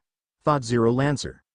Then Naruto came to a complete halt on the right Zero Lancer and started swinging the chakra blade in a flurry to launch a barrage of slash waves straight at him. The spearman took evasive action to avoid the swift incoming projectiles before hearing rapid footsteps and turned to Naruto a few meters away, launch a punch in direction of the golden spear, generating a shockwave to knock it out of his hand. Overslash. He put away the Aurum blade before gripping the chakra blade with both hands and rearing back, then he swung it forward to launch a large wave of chakra that sliced through the golden spear, which led to a yellow aura gushing out in a whirlwind before disappearing into nothingness. Naruto then felt his wounds heal and his body back in good condition. It's just like I thought. Destroying the spear would forcefully deactivate its ability to forbid healing. Most astute of you, Maelstrom. I am truly enjoying this battle, but it is far from over. Naruto noticed that the Konoha symbol was glowing again, but this time with a red light. He touched it only for the chakra blade to surge once more with red chakra obviously belonging to Kurama. Naruto positioned the blade to his side and pointing behind while Zero Lancer held the scarlet spear ready to charge. Both sides stared at each other in silence as if waiting for a signal, then suddenly they moved at high speed and passing each other before standing away in silence once more. There was a clattering, meaning that a weapon has been dropped. The sound came from Zero Lancer, who collapsed to the ground.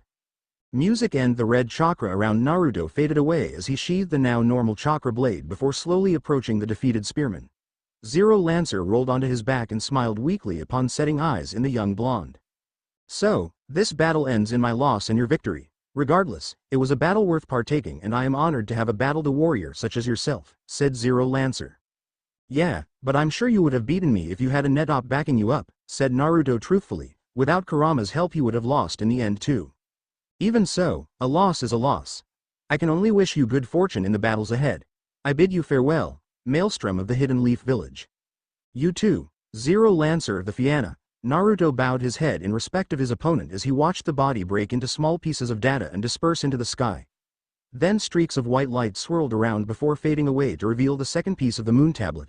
Looks like we got the second piece after that fight. Well, let's combine them, so that we can return to the academy for some rest. Today was a rather tough start, said Kurama. Naruto nodded in affirmation and clicked both fragments together to form a single artifact, which then released a beam of light towards the ground to form a small circular platform with a metallic outline and a glowing bright blue center with the symbol of a moon at a focal point. He stepped onto the portal and felt himself being transferred before opening his eyes to see that he is staying in front of the sakura tree. Well, time to get some rest. Naruto barely took a step forward when he heard a whooshing sound and looked back to see Castor being transferred as well. The fox girl looked around confusedly before seeing Naruto, to which she smiled happily and skipped over to him. Hiya Maelstrom, I see you passed the first stage of the labyrinth, said Castor. Naruto nodded in affirmation. Yup, I found mine hidden in a hollow tree on the first level and ended up fighting a ghost data on the second level to get the second piece. Castor let out a gasp at what she just heard. I found both pieces in the second and fourth floor. Was the ghost data that strong like BB said? She wasn't joking about how tough they were. The one I fought was a spearman like Lancer, except that he wielded two spears at the same time with scary abilities. Naruto continued with his tale and Castor listened very attentively as both walked back to the dormitory. The dark room, BB and the two unknown females were watching video of Naruto battling against Zero Lancer with looks of interest. So he possesses great power within himself and yet doesn't flaunt it like most males, said the girl with needle-like feet.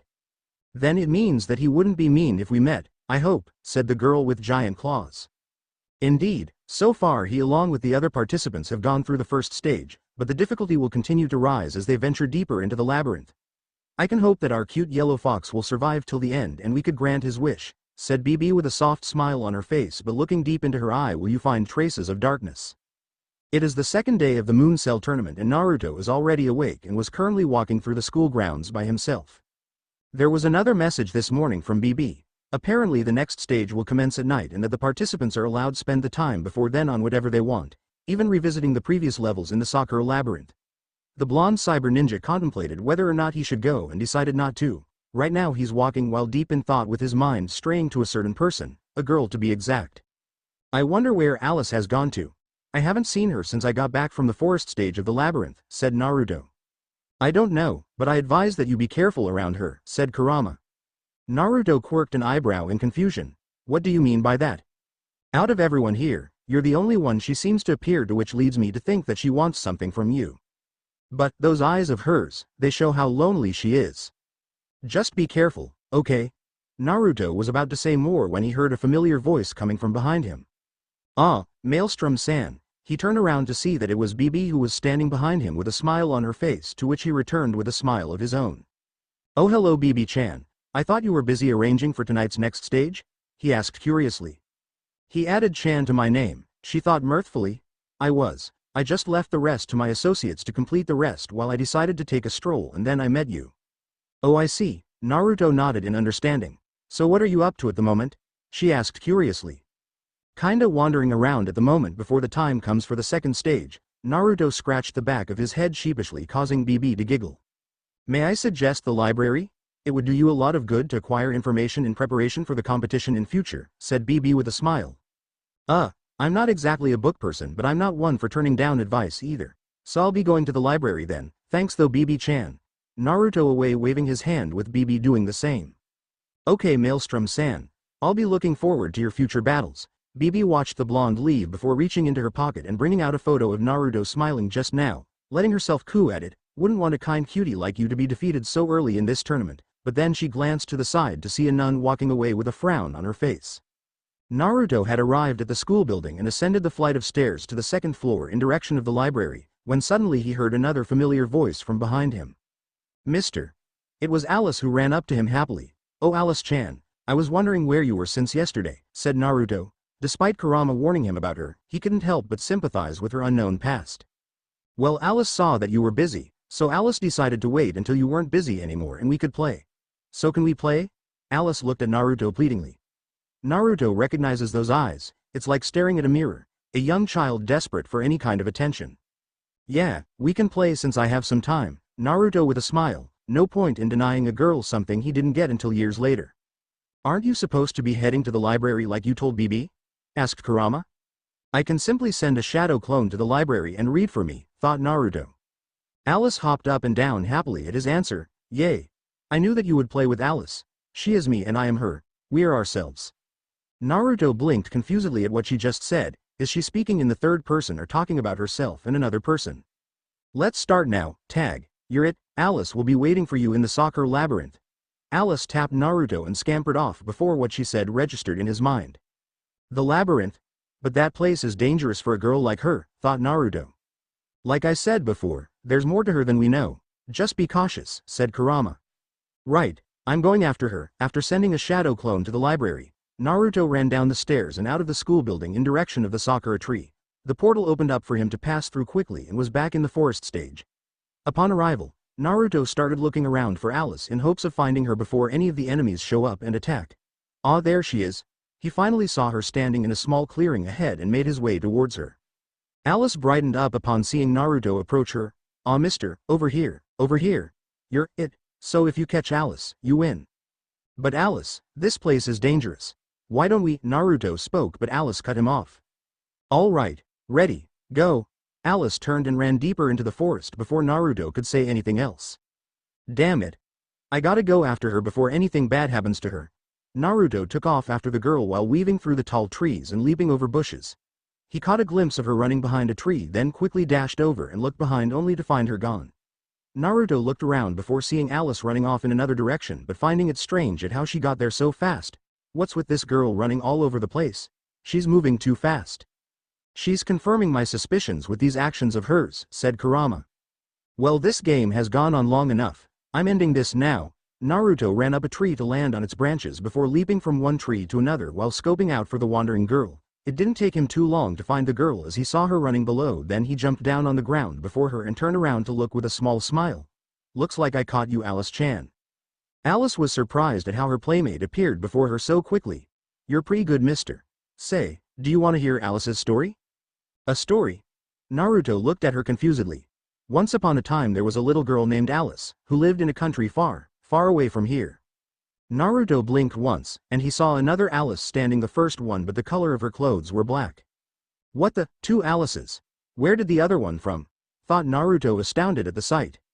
And she appeared without a trace, just like the first, but there's something odd about her, said Kurama. The unknown girl spoke up, and then, a scary country came with their tanks and planes and metal helmets and guns. The sky got really red and my house got really black. Then I woke up in a white room. Nothing ever changed. I had no friends. I had no mommy or daddy. These girls are orphans from a war? Thought Naruto.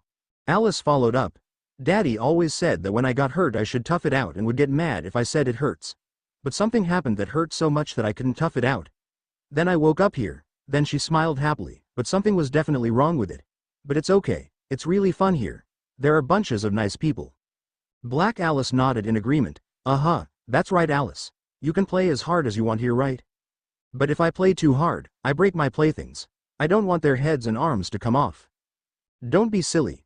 If we break them, I can sew them up with the needle and thread mommy gave me. I'm not very good at sewing, but I can at the very least stitch them together, said Black Alice. What a relief, I wouldn't want to make mommy mad again, said Alice. There's something very wrong with that new girl. The way she's acting is almost the same as Gaara before he changed, thought Naruto. Indeed, her warped view certainly equals to that of Shukaku's host, said Kurama in agreement. Then let's play really with the mister, 'cause he is our brand new friend, said Black Alice.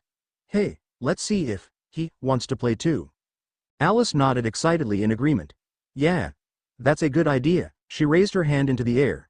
A dark shadow slowly rose from behind the girls and loomed over them before revealing it to be a gargantuan humanoid monster of burgundy skin with pink markings, a single eye, and a pair of wings on its back.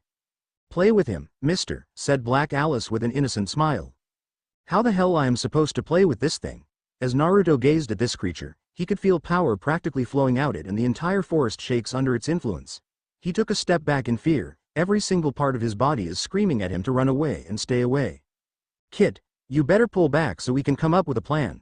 We can't afford to make any mistakes, said Kurama. He could tell that his host wouldn't stand a chance if he face off against that monster then and there. Couldn't agree with you more. Naruto turned around and ran away from the beast as fast as he could, but he could still feel the power from it all around him. Look, mister has run off, said Alice. He must be playing hide and seek, so our friend must go and find him, said Black Alice. She turned to the monster. Go and seek him. The monster let out a guttural roar and strode in direction of its playmate. Elsewhere, Naruto was hiding behind a tree, panting before trying to catch his breath and calming down, then called out to Kurama. Got any idea on how to take this thing out? Asked Naruto. Obviously taking it head on is suicidal. I suggest attacking from a distance with battle chips and shadow clones, Kurama responded. Good idea, that thing really scares me. Haven't felt this scared since I first met Zabuza. Naruto felt the ground shake and peeked out from behind the tree only to see the monster walking towards him. Damn. It's already here. Well, let's get to it. He ran up the tree and equipped himself with the Aurum blade as he reached the top. He leapt through the trees until he found a suitable position, which is overhead and viewing the back of the beast. He began to charge the firearm up to its maximum power. Take this. He pulled the trigger to fire a large plasma bullet which exploded upon impact. When the smoke cleared, it revealed not a single scratch or burn mark, much to his shock. Shadow clone jutsu. He formed a large number of clones which lunged at the beast with their chakra blades out and began slashing with some others using the Aurum blade for long-range support. None of these seemed to even bother monster as it simply knocked them all away with a single backhand, dispelling the clones. How's this then? Multiple mini-bomb battle chips in, and download. See, Naruto held many battle chips in between his fingers and proceeded to rapidly insert in them into the pet. The spherical bombs materialized in each of Naruto's hands every time he flings one towards the monster below him.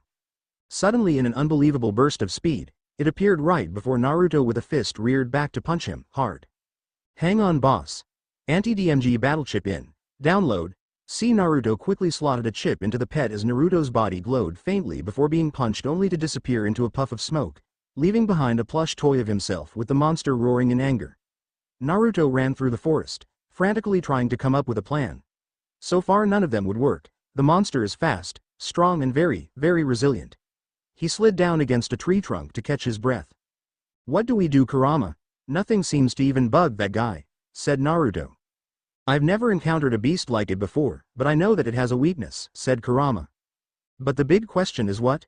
He didn't even flinch to show one. Naruto felt his touch something and looked down to see something lying next to him. It was a dagger entirely pitch black in both the handle and blade, but he could see silver engravings along the blade, though he couldn't translate the language it was written in. An Hestia knife from Danmachi. What is this? I don't know, but I feel strange energy emanating from it, said Kurama. Think it might help us with our invincible monster problem? As of now, anything helps. Sure, they heard the all-familiar roar and saw the monster approaching them once more. However, as it drew close to them, the black sword began to emit a crimson aura which seems to make the monster writhe in anguish as its frightening aura shrinks rapidly. Naruto looked confused at first before realizing what's going on. I don't know what this blade is, but it definitely has an effect on it, said Naruto. In that case, you can damage it now. Naruto charged forward while equipping the Aurum blade and firing at his target, this time inflicting wounds on it. The monster swung at him, but Naruto leapt into the air and formed 3 shadow clones in midair. Fire hit battleship in. Download. Their fists ignited in flames as they dove at their target and proceeded to unleash a barrage of fiery punches with relentless vigor. Naruto created more of his clones and leapt high into the air altogether and descended with a somersault. Clone spinning axe kick. They slammed their heels on the monster's head consecutively before flipping backwards to land in a 4-point stance. Clone body blow. They lunged forward to slam into its torso with flying headbutts which forced it to stumble back, completely unaware that the original dove in from above with the black dagger held over his head until it was too late as he plunged it into the monster's chest and heard its wail as it disappears. Phew, that takes care of it, said a relieved Naruto. Oh. It's a Vorpal blade. How did he get that? Hee. Really, I wonder how. Naruto turned towards the voices with a frown on his face before speaking to them. What was that about Alice-chan? Were you trying to get me killed? Alice looked a bit frightened, but I thought we were playing a game, mister.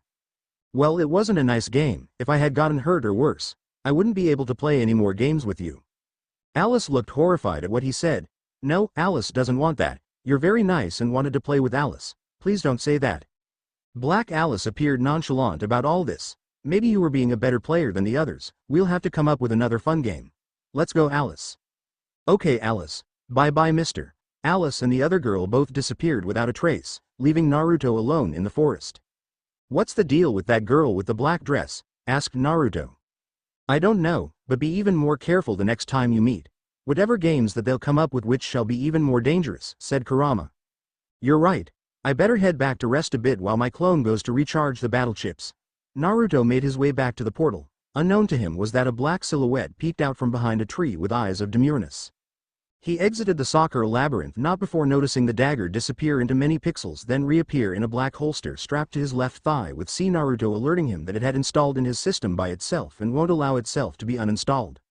He felt memories of his shadow clone flow into his mind. Apparently the clone was reading on a couple of books with interesting titles and decided to sort them out later. Naruto walked back to the school building with the intention to visit Sakura over at the infirmary. He was getting close to the building when he saw someone walk out, and it was Nero. Ah, hello Nero-chan. Naruto greeted. Why hello there Maelstrom-san. And pray tell, why are you covered in dirt? Asked Nero upon seeing one of her contenders appearing so calmly. I was doing some battle training over at the first stage of the Sakura labyrinth, said Naruto. No way is he going to tell her that he just survived a deathly game with innocent girls having a distorted view of the world around them. A small smile graced the face of the female blonde as she nodded in affirmation. Fumu, it's admirable of you to tune up your strength for this tournament. I hope to cross blades with you to test this strength. It is to be artful. I hope for the same from you, Nero-chan. Cause I'll be coming at you with everything I've got. Naruto looked at her with fire in his eyes, something which Nero found to be quite enticing, from an expressionist perspective. Very well then, but know that once on the battlefield, my blade will cut down all who stand before me. And I expect you to do the same thing. Farewell. Nero walked past him with a glance at his face, still finding him interesting despite his uncouth behavior. Naruto watched the girl leave with a quirked eyebrow. She's a weird one. You shouldn't talk, given that you're just as odd, said Kurama. Point taken. Naruto continued on his way into the school, climbed up the stairs and now was standing in front of the door leading into the infirmary. He knocked on the door a few times and heard a soft response before making his entrance. Hello Sakura-chan. I came by to visit you. Sakura turned to her visitor with a smile on her face. Oh hello Maelstrom-san. What happened to yourself? Naruto rubbed the back of his sheepishly. I did some training before I came here, my bad. The school nurse giggled a bit. It's quite alright, It's very nice of you to visit.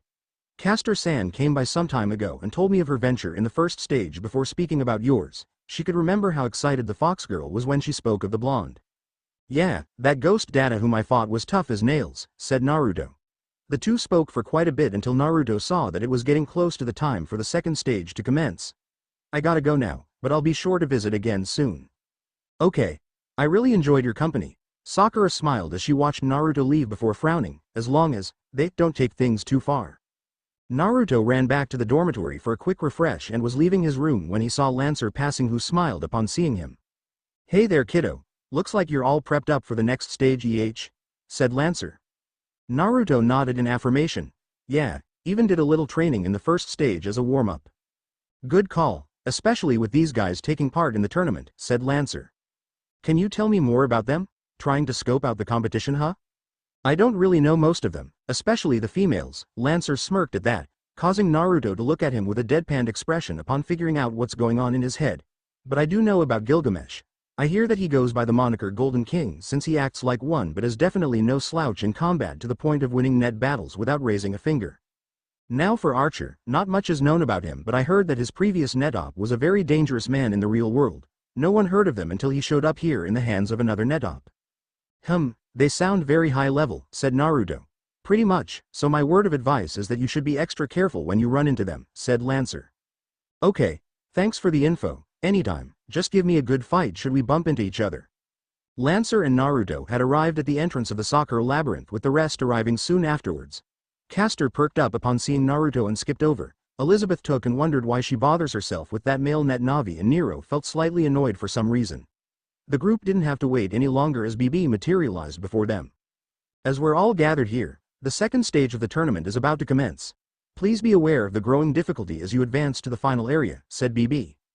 Gilgamesh snorted. I rather prefer such odds. The outset was quite dull. The rules are the same as the ones before. I wish you good luck. BB watched as the competitors passed by to enter the portal to begin the next stage. When Naruto was walking past her, she saw the Vorpal blade and smiled as if familiar with the weapon before he disappeared into the entrance as well. Arriving at the other side of the portal, Naruto found himself standing on top of a hill overlooking a vast hinterland of long grasses beneath a boundless night sky. Naruto scoped ahead to see a small forest in the distance, and beyond that is what appears to be a castle situated on top of a mountain with a town below and a tall surrounding it along with a moat. Guess that's where I should be heading to, said Naruto. It may seem so, we better get moving before the others arrive there as well to acquire the moon tablet pieces, said Kurama. Gotcha. Naruto ran down the hill in direction of the castle town, which he'll have to get through the forest ahead of him first.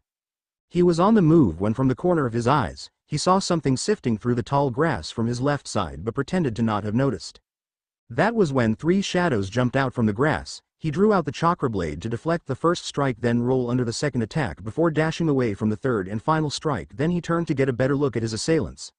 They appeared to be humanoid in shape with pieces of silver metal on their bodies similar to those knights which his clones read about. These new enemies drew out swords and charged it with the intention to attack. Naruto ran towards and quickly slid in between one of their legs. Then he drew out the Vorpal blade and threw it to stab one of them in the back. Then raised the chakra blade to block an overhead strike while conjuring the Aurum blade to fire a plasma shot to disarm one of the knights rushing in to attack. Naruto turned his attention back to the knight he was engaging and kicked it in the torso for a knockback. Then he dashed in to execute an X-slash with the chakra blade and the Aurum blade. Chakra blade boomerang. He spun around to throw the chakra blade at the last knight to slice through its midriff and watched as it disappeared in particles of data while catching his weapon. He heard a swooshing and looked to see the Vorpal blade flying back into its sheath. This blade is really attached to me. Naruto mused for a moment before resuming his run to the marked destination with no more ambushes until arriving at the woodlands. He cautiously traversed the dark forest while keeping both eyes and ears out for any enemies lying in wait to attack him from the darkness. His encounter with Zabuza and time in the Forest of Death during the Chunin exams taught him that much. He suddenly heard a twig snap several meters, alerting him that there were enemies inbound, and whispered out, "I need some camouflage." "Got it, boss. Invisible battle chip in. Download." See, Naruto slotted a chip into PET. Naruto's body became completely transparent before jumping to the treetops silently and took a route around the source of the sound to approach it from behind. He saw a dark shadow moving quietly through the trees and followed after it. Upon closer viewing, he saw that the figure wore a black cloak with the hood up and it held a bow with an arrow nocked and ready. Naruto silently approached the figure from behind while drawing out the vorpal blade and positioned it at the neck before whispering. You can never surprise a ninja so easily. Then he slashed the neck off to take it down and noticed that it dropped something on the ground and recognized what it is. It's the first piece of the moon tablet. Wouldn't have expected an enemy possessing it since it was obviously not a ghost data, said Kurama. Well, we got one, and now for the second one, said Naruto. Resumed the trek and after a while, arrived at the castle town. The problem was that the bridge was up, denying entry into the place. Naruto simply scoffed at that. For a normal person, this would stop them, but definitely not a shinobi. He formed a hand sign to channel chakra to the soles of his feet before easily walking across the moat and then running up the wall and vaulting over to get inside. Elsewhere at the grasslands, one could hear the sounds of explosions and craters are scattered everywhere. Someone was sent skidding backwards from a powerful and looked to glare at the opponent, revealing it to be Lancer, who was wounded all over, and the opponent was. I must admit that a plebeian like you could last this long against my treasures. The voice of arrogance belonged to none other than Gilgamesh, who stood away with his arms crossed and a smile on his face.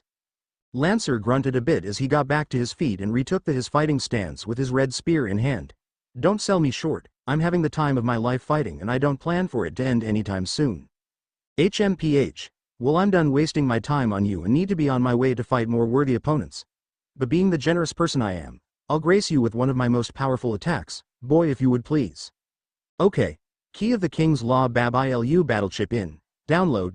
Gil slotted in a golden chip into his pet.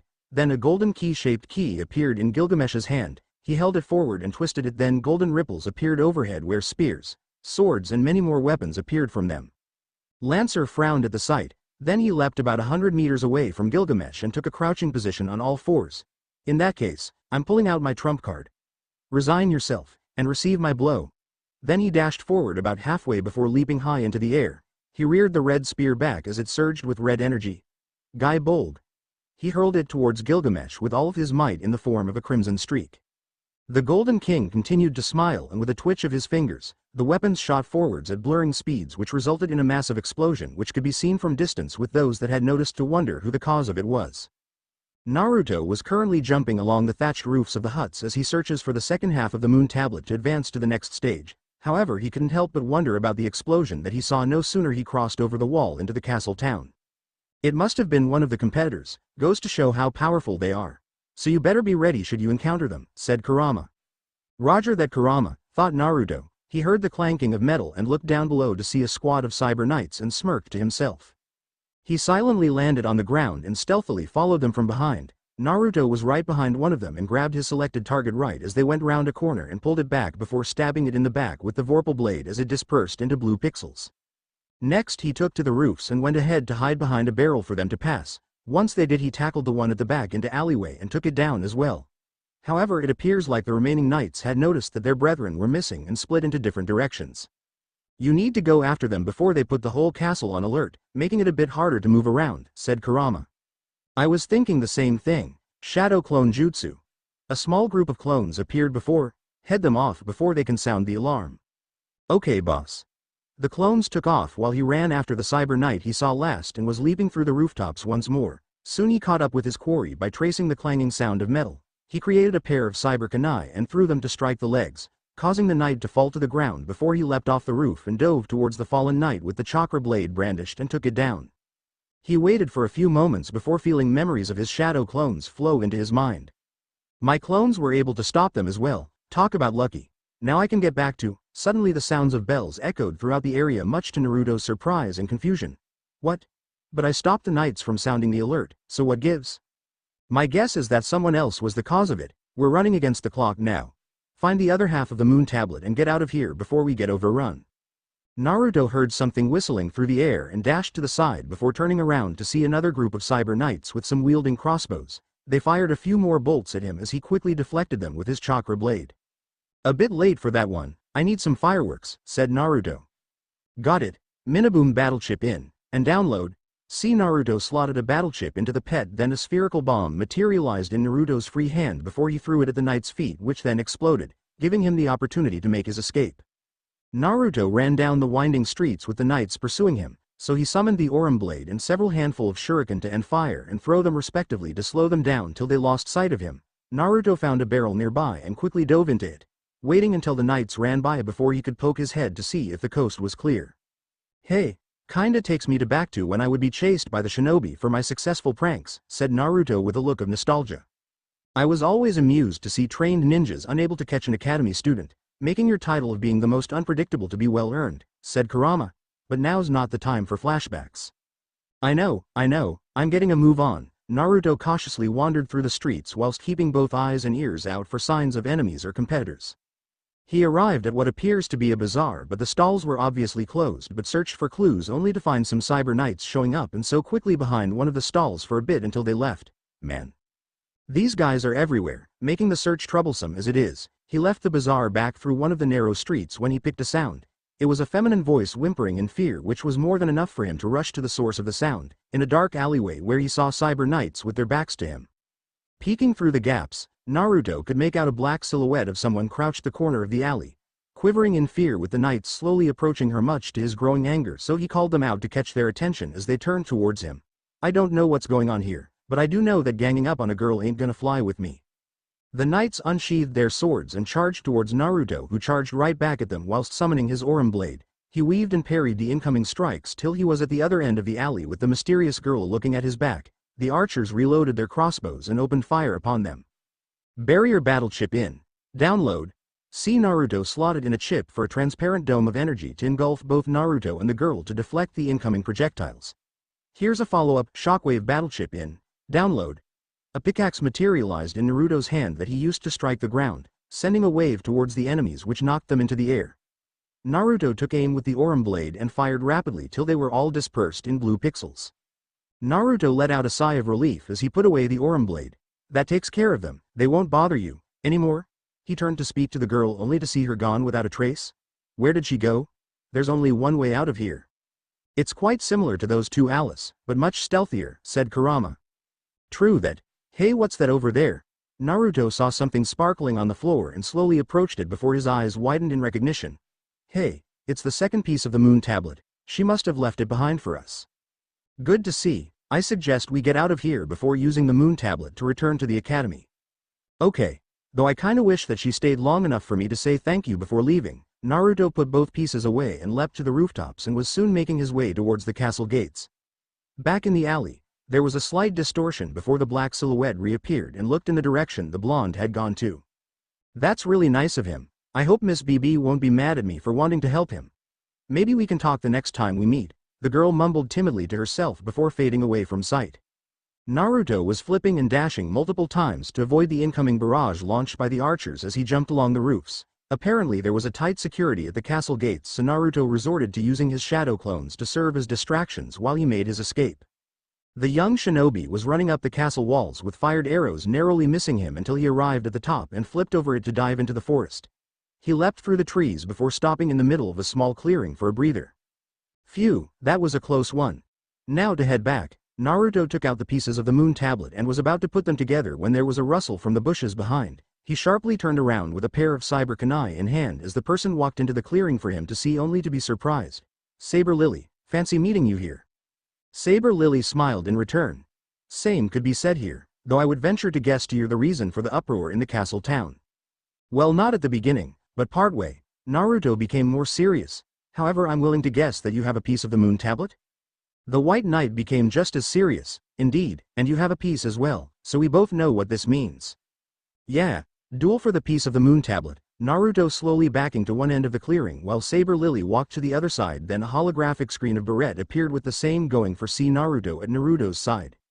I certainly hope you and your net Navi would battle us with all of your might, said Bazit. C. Naruto smirked in response. Right back at ya, we're gonna win no matter what TT Ibeo. Saber Lily smiled in excitement as she crouched slightly and stretched a hand out for a white glow which faded to reveal a beautiful broadsword. Here I come, Maelstrom-san. No holding back, Saber-san. Naruto mirrored her stance while drawing out the chakra blade, then both dashed towards each other and clashed in the middle to mark the beginning of the battle. Music start. Dissidia. Final Fantasy Ost. Those who fight further, FFVII. Both combatants jumped away and faced down each other, waiting for either to make the first move. Naruto was the one to do so as he conjured a handful of cyber shuriken and flung them before dashing close behind them. Saber took a step forward and her sword swished around in a blur to knock them before parrying a horizontal slash from Naruto's chakra blade and retaliated with her own. Naruto hastily backed away, barely getting in the torso, then summoned Aurum Blade to unleash a salvo of plasma bullets, at the same time flinging the chakra blade like a boomerang. Saber Lily's body emitted a white aura and dashed forward with a loud sonic boom as the aura was actually deflecting the bullets and the chakra blade, much to Naruto's shock, and quickly raised the Aurum Blade to block. However, he wasn't expecting the impact to be so powerful, to the point that he was sent flying and crashed into a tree trunk. Goo. Feels like I got sent flying by Tsunade Bachan's finger flick again. Naruto groaned in pain. He quickly snapped out of it and took to the air just in time to avoid an incoming slash from Saber Lily, which instead felled a tree in place. Naruto landed nearby with the chakra blade returning to him and crossed the middle and index fingers each hand as he called out, "Shadow Clone Jutsu." There was a puff of smoke which cleared away to reveal a small group of clones as they brandished any of the three-bladed weapons and charged at Saber Lily. The White Knight braced for their approach and began dodging or parrying their strikes from different before lashing out with attacks of her own. Most of the clones were able to keep up the pressure but were slowly losing their ground, for Saber Lily's strikes were becoming more critical throughout the battle. Naruto rushed in with an overhead slash only to be blocked, but switched to a low sweeping kick, to which Saber Lily avoided by leaping into the air. One of the shadow clones grabbed Naruto by the arm and spun around to use the momentum to throw him towards her. Fire hit battle chip in. Download. See Naruto slotted a chip in for Naruto's free hand to ignite in flames before launching a straight punch. A white aura emitted from one of Saber Lily's gauntlets, which she then used to block the fiery punch and countered with a one-handed slash, but Naruto blocked it with his chakra blade. Then one of the clones jumped into the air next to him and kicked her in the torso, sending her flying away from the original as both landed back on the ground and squared off with smirks on their faces. "Most impressive, you certainly are strong," said Saber Lily with a smile. Naruto smiled. "Same to you too, I must agree, but now it's our turn to strike." Stepsword battle chip in. Download. Bazet slotted a chip into her pet. Saber Lily's blade glowed white before disappearing from sight. Immediately after, every one of Naruto's shadow clones began disappearing rapidly. Then he himself felt something slice the side of his waist, inflicting great damage. Naruto looked around rapidly in search of his opponent but could only see bursts of dust around him. "Man, she's fast. Kinda reminds me of Haku and Bushy Brow's crazy speed, but I gotta find a way to catch her or stop her from moving around," said Naruto. "Hang on, I got something for ya." Anti-DMG and Bronze Fist battle chips in. Double download. With another pair of chips inserted, Naruto's body glowed faintly, then got slashed only to disappear in a puff of smoke and reveal a miniature doll of himself. Saber stopped and looked around in confusion. Suddenly the ground underneath her feet burst open for a fist to emerge and slam into her face with an uppercut which launched her into the air before crashing to the ground. Saber Lily rolled back to her feet and retook her stance against her opponent. This blonde net Navi is unlike any she has met before. He has no battle style whatsoever, but rather reacts instinctively with unskilled swordsmanship and creates strategies while in the heat of the battle, and his netop seems to provide him with the tools needed for such plans, almost as if they knew each other's thoughts and intentions like that of twins, which makes them unpredictable. Same could be said for Bazet. At first glance she thought that the two were in over their heads, but now she can see the reason why they have been chosen to participate in the tournament. However, it changes little to accomplish her goal. Recov 80 battle chip in. Download. A white pillar of light came over Saber Lily, restoring most of her health before taking out another battle chip and slotted it in. Air sword battle chip in. Download. Wind swirled around Saber Lily's sword to the point that Naruto couldn't see it with the naked eye anymore, causing him to tighten his guard for the incoming attacks. Sure enough, Saber Lily charged at him and unleashed a combo of slashes upon him. Naruto sent away the Aurum Blade and unsheathed the Vorpal Blade in a reverse grip to parry the strikes, then retaliated with his Chakra Blade. Wing air. Wind surged from the sword as she swung upwards to launch a powerful gust which sent Naruto flying high into the air before he could react. Naruto righted himself in midair and put away his weapons to summon a shadow clone next to him as he stretched a hand out for the clone to weave his hands around the open palm. Then a blue spiraling sphere took form. The clone grabbed Naruto and spun around before flinging him straight at Saber Lily with the jutsu ready to strike her. "Take this, Rasengan." "I don't think so." Avalon battle chip in. Download. Bazet quickly slotted a battle chip into her pet. Saber Lily stretched out a free hand for something to appear before her. It is a hollowed scabbard made of gold and blue enamel. Naruto was confused at first but lashed out with the intent to break through and strike his target, but no sooner it struck did the scabbard knock him back with the Rasengan disappearing before breaking up into golden particles and was absorbed into the blade with a golden aura. Saber Lily dashed up to Naruto with the sword raised above her head, Caliburn, and unleashed a powerful slash to send him crashing through the trees.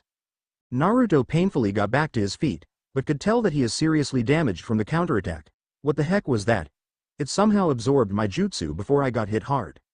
From what I've observed, that technique serves as a powerful defense which then instantly becomes a counter, said Kurama, sending his chakra through Naruto's body to heal it. Well, this calls for some payback, and I know just how to do it, thought Naruto with a smirk. He crouched slightly before running straight at Saber Lily, all the while flinging shuriken and kunai along the way as he got closer. The White Knight deflected the incoming projectiles with little issue, but can't help and wonder just what this young net Navi is up to.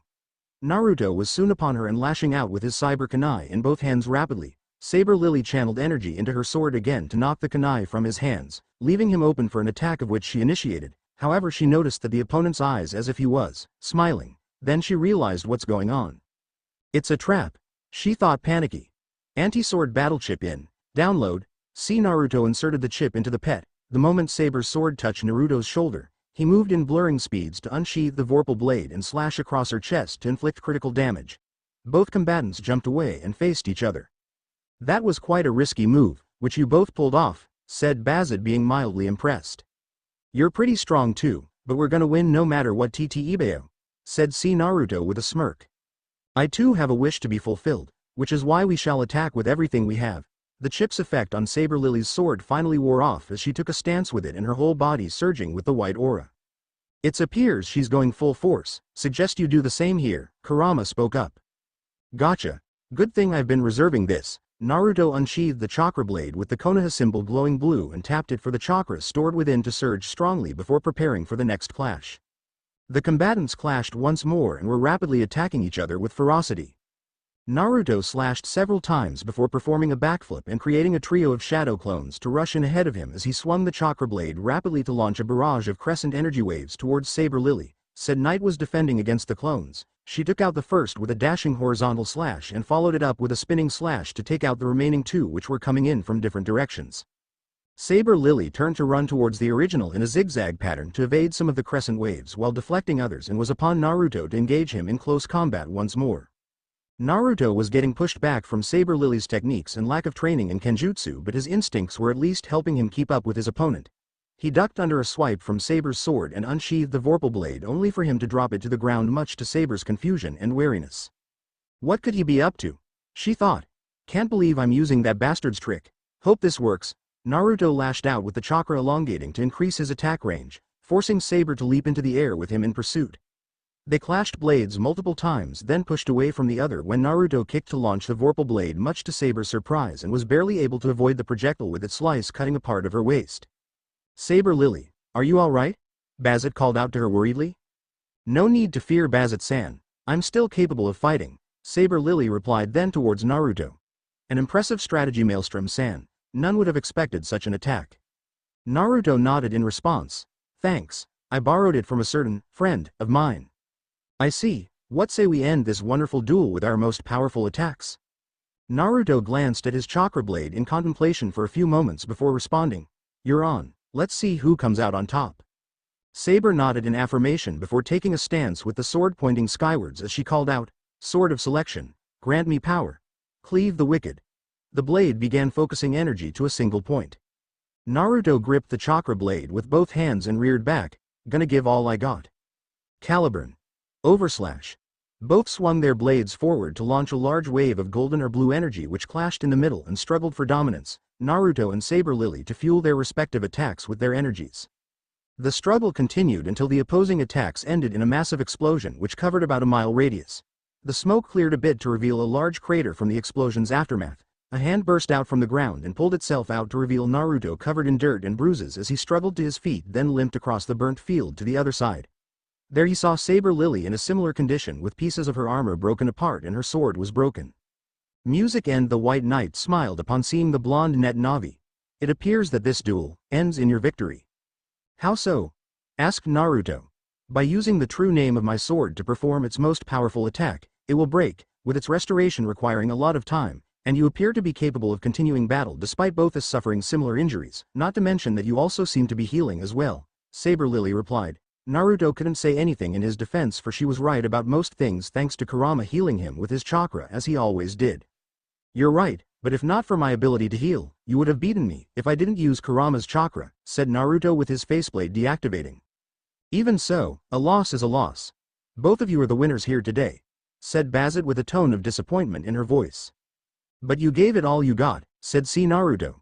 We appreciate the compliment. Hopefully the next time we meet outside the tournament, things might change, said Saber Lily. Same here, only next time it will be much more intense, said Naruto with a foxy grin, causing Saber Lily to feel strange as she looked at him, for he emits the aura of a warrior of gallantry and yet a sunny disposition to attract others around him. Very well then, we hope to see you after the tournament, Maelstrom Dono. Saber Lily's was engulfed in a pillar of white light before disappearing along with it, leaving Naruto alone in the crater. Her kenjutsu was quite formidable, wouldn't you agree, Kit? Asked Kurama. Yeah, guess my experience against sword users back in Konoha helped out a bit. She's pretty strong and beautiful. Wait, did I just say that out loud? Naruto blushed at what he said. Ha ha ha ha ha, that you did, and here I thought you swung for the other team. Turns out that you're more of a late bloomer, it's only a matter of time before the Toad Hermit's perversion completely takes over. Kurama laughed out loud. Shut up, I'll never be a second pervy sage. Let's just head back to the academy. With a red tint on his cheeks, Naruto took out the 2 pieces of the moon tablet and clicked them together to activate the portal for him to step into and was transported to the entrance of the Sakura Labyrinth.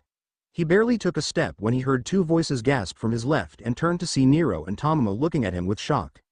The fox girl immediately ran over and started examining him all over while the red swordswoman walked to them. Maelstrom, what happened for you to end up like this? Asked Tomomo worriedly. I ended up fighting against Saber Lily in the forest area of the second stage, Naruto explained. Judging from your appearance, she was a formidable opponent, said Nero, getting a nod of affirmation from the blonde. Save the storytelling for later, we need to get you to the infirmary for Sakura-san to heal you. Tomomo began jostling Naruto to the school with Nero following them looking amused and a bit worried about him as well. They eventually arrived at the infirmary, where Sakura was about to greet them but was taken aback upon seeing Naruto's condition. She quickly had him lay down on the cot, activating the regenerator to heal him even though he had almost fully recovered along with his armor being fully repaired as well. Your health has been fully restored, Maelstrom-san, said Sakura, getting sighs of relief from Tomomo and a nod of approval from Nero. What sort of battle did you have to end up this way? Maelstrom-kun was fighting against Saber Lily, and managed to win in the end, said Tomomo happily. But it just goes to show how this tournament's difficulty rises. I also heard from that arrogant Gilgamesh that he had also defeated Lancer as well, said Nero. Naruto sat up from the cot with his eyes wide in shock. Lancer lost? Yeah, now it's down to the 6 of us remaining, said Tomomo. I wish to warn you all that from the 4th stage onwards, Gate Guardians will begin to appear and you would have to defeat them in order to proceed, said Sakura worriedly. Gate Guardians? Asked Naruto confusedly. They're known to serve directly under BB and are one of the strongest in the tournament. Many that went up against any of them would be defeated, only a few others well fortunate to avoid them all entirely to reach the moon cell for their wishes to be granted. They sound pretty scary, said the fox girl worriedly. Apparently there are opponents whom one must tread lightly with, said Nero looking thoughtful. Think we would be able to handle them? Thought Naruto. It only depends if we run into them to begin with. It would be interesting to see exactly powerful they are, Kurama responded. Good point. Naruto turned to the others. I guess we'll just have to wait and see then. You may have recovered, but I advise that you rest in your room for the rest of the day, said Sakura rather sternly, reminding Naruto of when Shizune would stand in for Tsunade when healing him. So Naruto nodded to her while smiling fondly. Yes ma'am, causing Sakura to smile as well, but Tomomo and Nero glared at her a bit. Naruto got to his feet and was leaving when Tomomo offered to escort him, but he politely refused, saying that he could manage on his own, much to her hidden disappointment. Naruto had just gone down to the 2nd floor when suddenly he was surrounded by 2 familiar people. We found you, said both Alice from the front and back simultaneously. It's you too. Naruto gazed at both of them warily. With what happened last time, he needs to be cautious and try to find away their distorted mindset. Why were you sneaking around like that? Asked Black Alice. Hey, let's play. We've even made up a new game. That's right, this time there won't be some stupid grinning cat to help you out, said Alice happily. Promise that you'll come and play. Then she ran off down the hallway. Another deadly game, I'll bet, thought Naruto. Black Alice giggled at him. Remember, you promised. She followed after the other Alice afterwards. Naruto let out a sigh of resignation. I might as well go after them. You do know that their games could kill us if we're not careful, said Kurama. I know, but they're gonna keep pestering us with more until I put my foot down, once and for all. Good to know. They're probably waiting in the forest of stage 1. I'll be heading there now. Hope the others won't get mad about not resting, Naruto went down the stairs and out of the school till he arrived at the entrance of the soccer labyrinth. He willed the gate to transfer him to the first stage and passed to enter the forested area.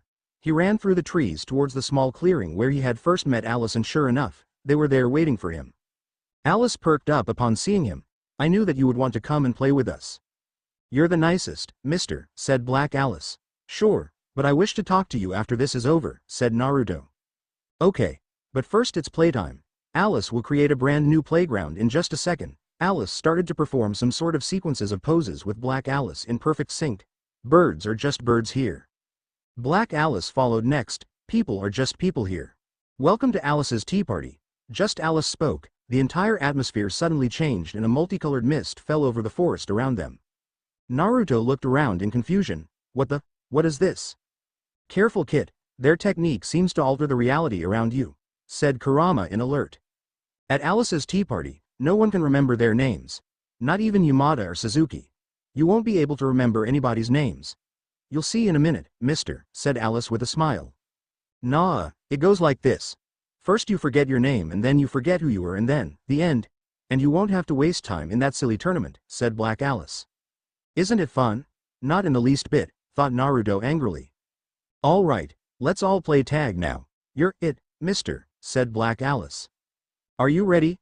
"Ready, set, go." Then both of the girls ran into the forest to start the game. "Time is against you. Catch them before you lost your memories," said Kurama. Already on it, Naruto took off after them. He weaved around the trees while keeping an eye out for the girls until he found them running along the path. There they are. The two Alice saw him and continued to run all the while giggling at him. Naruto took to leaping along the tree branches and quickly caught up with them. He was just about to grab one of them when Black Alice suddenly turned around and fired an energy sphere which caught him off guard to knock him back. "Nice try, but I'm not going to let you get away." The blonde ninja got back to his feet and was in pursuit once more. They ran around the trees for a few moments until Naruto put on a burst of speed to leap right over their heads and landed in the Alice's path to stop them. "All right, you two, the game's over," said Naruto. Black Alice giggled. "I got caught." "Wow, you're really fast and can jump high, mister." Alice looked at Naruto in awe. "But he can't probably remember his name anymore." "You can't remember your name, can you, mister?" Naruto quirked an eyebrow at the question. "Of course I can remember my name. My name is. What is my name?" He tried to remember but was coming up with blank results and can't even remember their names either. "Stay focused, don't let them get the best of you or it's over," said Kurama. "Oh okay Fox-san? Damn it, it's getting worse. You gotta catch us, or your body will go bye-bye next," said Alice. Then Black Alice then waved her hand which caused them to disappear elsewhere. Naruto went after them again. Black Alice launched more energy spheres at him but he would use the Vorpal blade to deflect the incoming projectiles as he drew closer to them. Naruto created several shadow clones to corner them to a large redwood tree so they wouldn't run anywhere. "I got you now," said Naruto. Alice looked intimidated. "Mister, why are you being so scary? Are you mad at me?" Black Alice was giggling. "Why are you mad? Oh, is it 'cause your body is going bye-bye?" Naruto raised his hands in front of him and was stunned to see them being transparent, which meant that his entire body is in the same condition. "Stop this, it isn't fun at all," shouted Naruto. "I'm scared, why is he so mad?" Alice looked fearful at Naruto's anger. "I dunno Alice, we're only playing." Black Alice again teleported them away and were on the run again from Naruto for the second time. "You don't have much time left, hurry up and catch them, I'll even channel my chakra to make it quick," said Kurama. "Okay Fox-san." Naruto felt a sudden surge of energy flow through his energy. He crouched low then shot off like a bullet and instantly caught up with the young duo. Enough is enough. Alice looked at Naruto with tears brimming in her eyes. "Why are you so mad, Sniffle? I just wanted to play." "That's because you're hurting me with this game of yours," said Naruto. "Then perhaps we've overestimated how good you are at playing our games," Black Alice scoffed at the blonde. "I'm hurting you?" asked Alice confusedly. Naruto nodded in affirmation. As the time went, I wasn't just forgetting my name but I began to forget other things which were really important to me. My heart began to hurt badly, it is crying out to me, telling me that I'm missing a part of myself that truly makes me who I am. I felt something all too familiar and I'm sure you know it, the feeling of loneliness.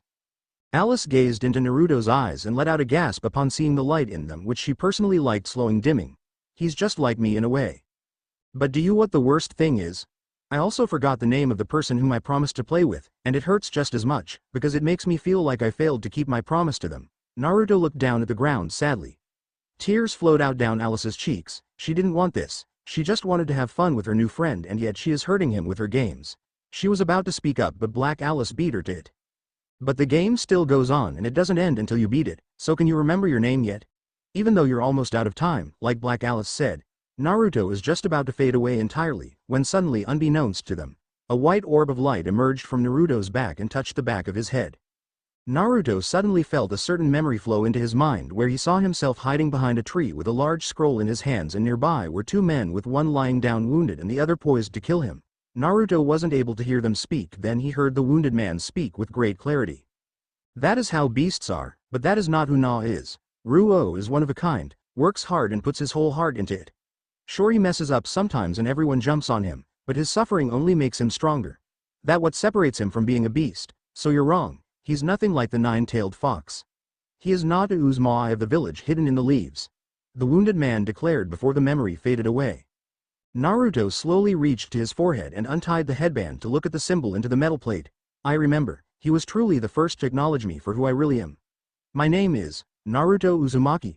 With his declaration, the atmosphere shattered like glass, with the forest returning to normal, and he could remember everything now. That was a close one, kid, said Kurama. Sorry about that, Kurama, thought Naruto apologetically as he retied the headband back on, getting a grunt in return. Black Alice took a step back in shock of what just happened, with Alice feeling the same along with the sense of relief. You were able to dispel the nameless forest. Naruto slowly approached them. Alice-chan, I can understand why you do this to avoid the hurt that you felt in the past. But you must understand that not everything is a game, and that one must face reality to see a lot of things. Black Alice stood in the way with a frown on her face. Alice doesn't need to stop playing games. She's managing just fine, and I'm her one and only friend. That won't change the fact that she still feels loneliness. You can't do it alone. Let others in to broaden her horizons in reality.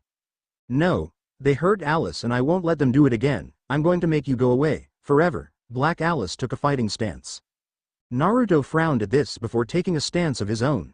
Then I have no other choice than to make you see that what you're doing is a mistake, 'cause I want to help Alice-chan. Black Alice started off by rapidly firing a barrage of energy spheres at him. Naruto darted from left to right whilst using the chakra blade to deflect those he couldn't evade in time till he was upon her and lashed out a punch. Black Alice parried it with a backhand and launched a punch of her own for Naruto to catch it with an open palm, but was surprised at her level of strength when he got knocked back a few feet before skidding to a stop. Whoa, she's strong despite how she looks, said Naruto. Even so, I don't plan on losing here. Shadow Clone Jutsu. He summoned a small group of clones to rush at their target. Black Alice started going through a series of poses, the plains of winter. She thrust her hands out to unleash a large gust of cold air which slammed into the clones, encased them in a frozen cocoons. She rushed forward to punch each of them with her fists to shatter into pieces. Then she into the air towards Naruto, ready to engage him in close combat. Naruto parried a punch from her and lashed out with kick only for Black Alice to catch his leg and swung him around to fling him towards a tree. Naruto quickly summoned a shadow clone to grab him by the arm and pull him with her long before flinging at one of the trees like Black Alice intended. Naruto landed on the tree trunk with his feet, then slammed Black Alice to it, then both landed back on the ground. Frenzied March Hare. Black Alice thrust her arms forward to launch a powerful blast of wind at Naruto, who looked ready for his next move. Arrestial and Airshot battle chips in. Double download. See, Naruto slotted 2 chips into the pet. Naruto disappeared before the wind made impact and reappeared before Black Alice with his right hand morphed into an arm cannon. Then he fired a sphere made out of air to slam into her torso to send her flying. Cyber Shuriken. Naruto conjured a handful of said throwing weapons and launched them at his opponent. Black Alice quickly recovered and raised an energy shield to block the incoming projectiles before retaliating in kind. Naruto created a shadow clone and both dashed together while he summoned the Aurum blade in gun mode to rapidly fire at the incoming fire, while his clone working on forming a Rasengan with him. Black Alice's eyes widened in shock and hastily strengthened her energy shield before Naruto lunged with his jutsu, with the spiraling sphere grinding against the barrier. Either side struggled with offense and defense while hoping to outlast the other.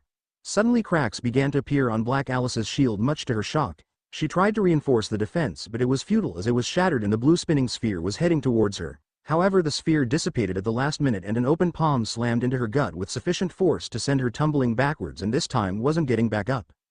Naruto let out a deep breath and made to approach Black Alice when he heard rapid footsteps run past for him to see Alice reach Black Alice to see if she was okay before looking at Naruto with worry. Please stop, don't hurt Alice anymore. I don't want her to go away. I don't want to be lonely again, Alice cried out. The blonde stared at them and continued with his approach. Alice hugged the other tightly and closed her eyes in anticipation for the forthcoming agony, only to feel a hand on her head. She looked up to see Naruto smiling at her softly. I wasn't intending on doing such a thing. I know full well how much you care for each other. It was just how you went about things that I wasn't okay with it and wanted to correct you, as well as prove something to Black Alice, said Naruto. Said person slowly rose her head to look up at him. What do you mean? That I possess the strength to protect Alice alongside you, so you won't need to bear it alone. And if you let others in to be your friends, the world around you would be much bigger than you thought. Alice looked at the ground, feeling unsure of herself. But what if I start hurting again? I don't know if I can tough it out like Daddy used to tell me. Well, that's why Alice is here for you, to help tough it out so you could be happy. I myself had been lonely ever since I was a baby and struggled for attention, until one truly acknowledged me after I worked hard for it. As time went, more joined in my circle of friends and I couldn't have been happier. But something bad happened and I ended up getting separated from them forever, and the loneliness was returning. But then I found new friends here too, but promised myself to never forget the ones before them. Which is why I also want to be your friend and you mine as well, if you both want me to. Naruto held out his hands to each Alice. Will you be with us forever? Asked Alice. Naruto replied with a foxy grin. Of course I will, and I won't let anyone or anything hurt you, that's a promise of a lifetime. Alice looked from Naruto's hands to his eyes and for some strange reason felt that he really meant to keep that promise for her to be safe. Despite what she and Black Alice did to him, he still wants to help them. Alice slowly stretched out her hand and from the corner of her eye saw Black Alice doing the same until both gripped a hand with Naruto beaming happily at them. Thank you for being our friend, Naruto-nichan, said Alice. Naruto quirked an eyebrow both at her calling out his name and a brother until he recalled his proclamation and certainly didn't mind being called that either. I'm going to rest for a while, please watch over Alice for me. Her happiness is also my happiness. As she spoke, Black Alice's body glowed brightly before fading away to reveal a picture book with the title, Alice in Wonderland, lying on the floor much to Naruto's confusion. What happened to her? Asked Naruto. It's Alice's real form, but she changed herself to be with me all the time. This is the first time Alice changed back, said Alice before scooping up the book into her hands. I see. Well, let's head back to my place so we could rest. Naruto held a hand to Alice which she happily took as they walked back towards the exiting portal which Naruto created for them to return to the academy for some rest.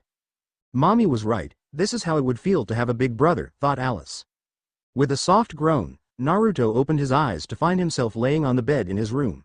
He was about to sit up when he felt certain weight on his left side. He pulled the cloth to reveal Alice with her arms wrapped tightly around his arm as if afraid to let him go, to which he smiled softly upon recalling everything that happened yesterday and how he was able to change her mindset despite almost getting erased from existence. If those two are capable of altering reality around them, makes me wonder who else is able to do the same, said Kurama. Who knows, but we would need to be ready when that time comes, thought Naruto. He gently prodded the sleeping Alice so as to wake her up. Wake up, Alice-chan, it's morning now. Alice slowly sat up and let out a cute yawn before looking around and smiled happily upon seeing the blonde. Good morning, Naruto. Good morning to you too. How are you feeling right now, and is Alice okay? Asked Naruto. I'm okay. Alice reached under the pillow to bring out the picture book, and I'm sure that Alice is okay too. I'll wake her up now. She closed her eyes in concentration as the book began to glow before levitating away from them before letting out a bright flash of light before fading to reveal Black Alice standing before them. Are you okay, Alice? Asked Naruto with concern for her after the battle they had. I am fully recovered, so there's no need for you to worry, Alice responded, though a small smile graced her lips from how the boy was worried about her, something rather new and yet refreshing for her. That's good to hear, though we need to work on giving you a name of your own. Calling you both Alice is definitely going to confuse me and anyone else, said Naruto thoughtfully. A name for Alice? Then what will you call her then? Asked Alice curiously.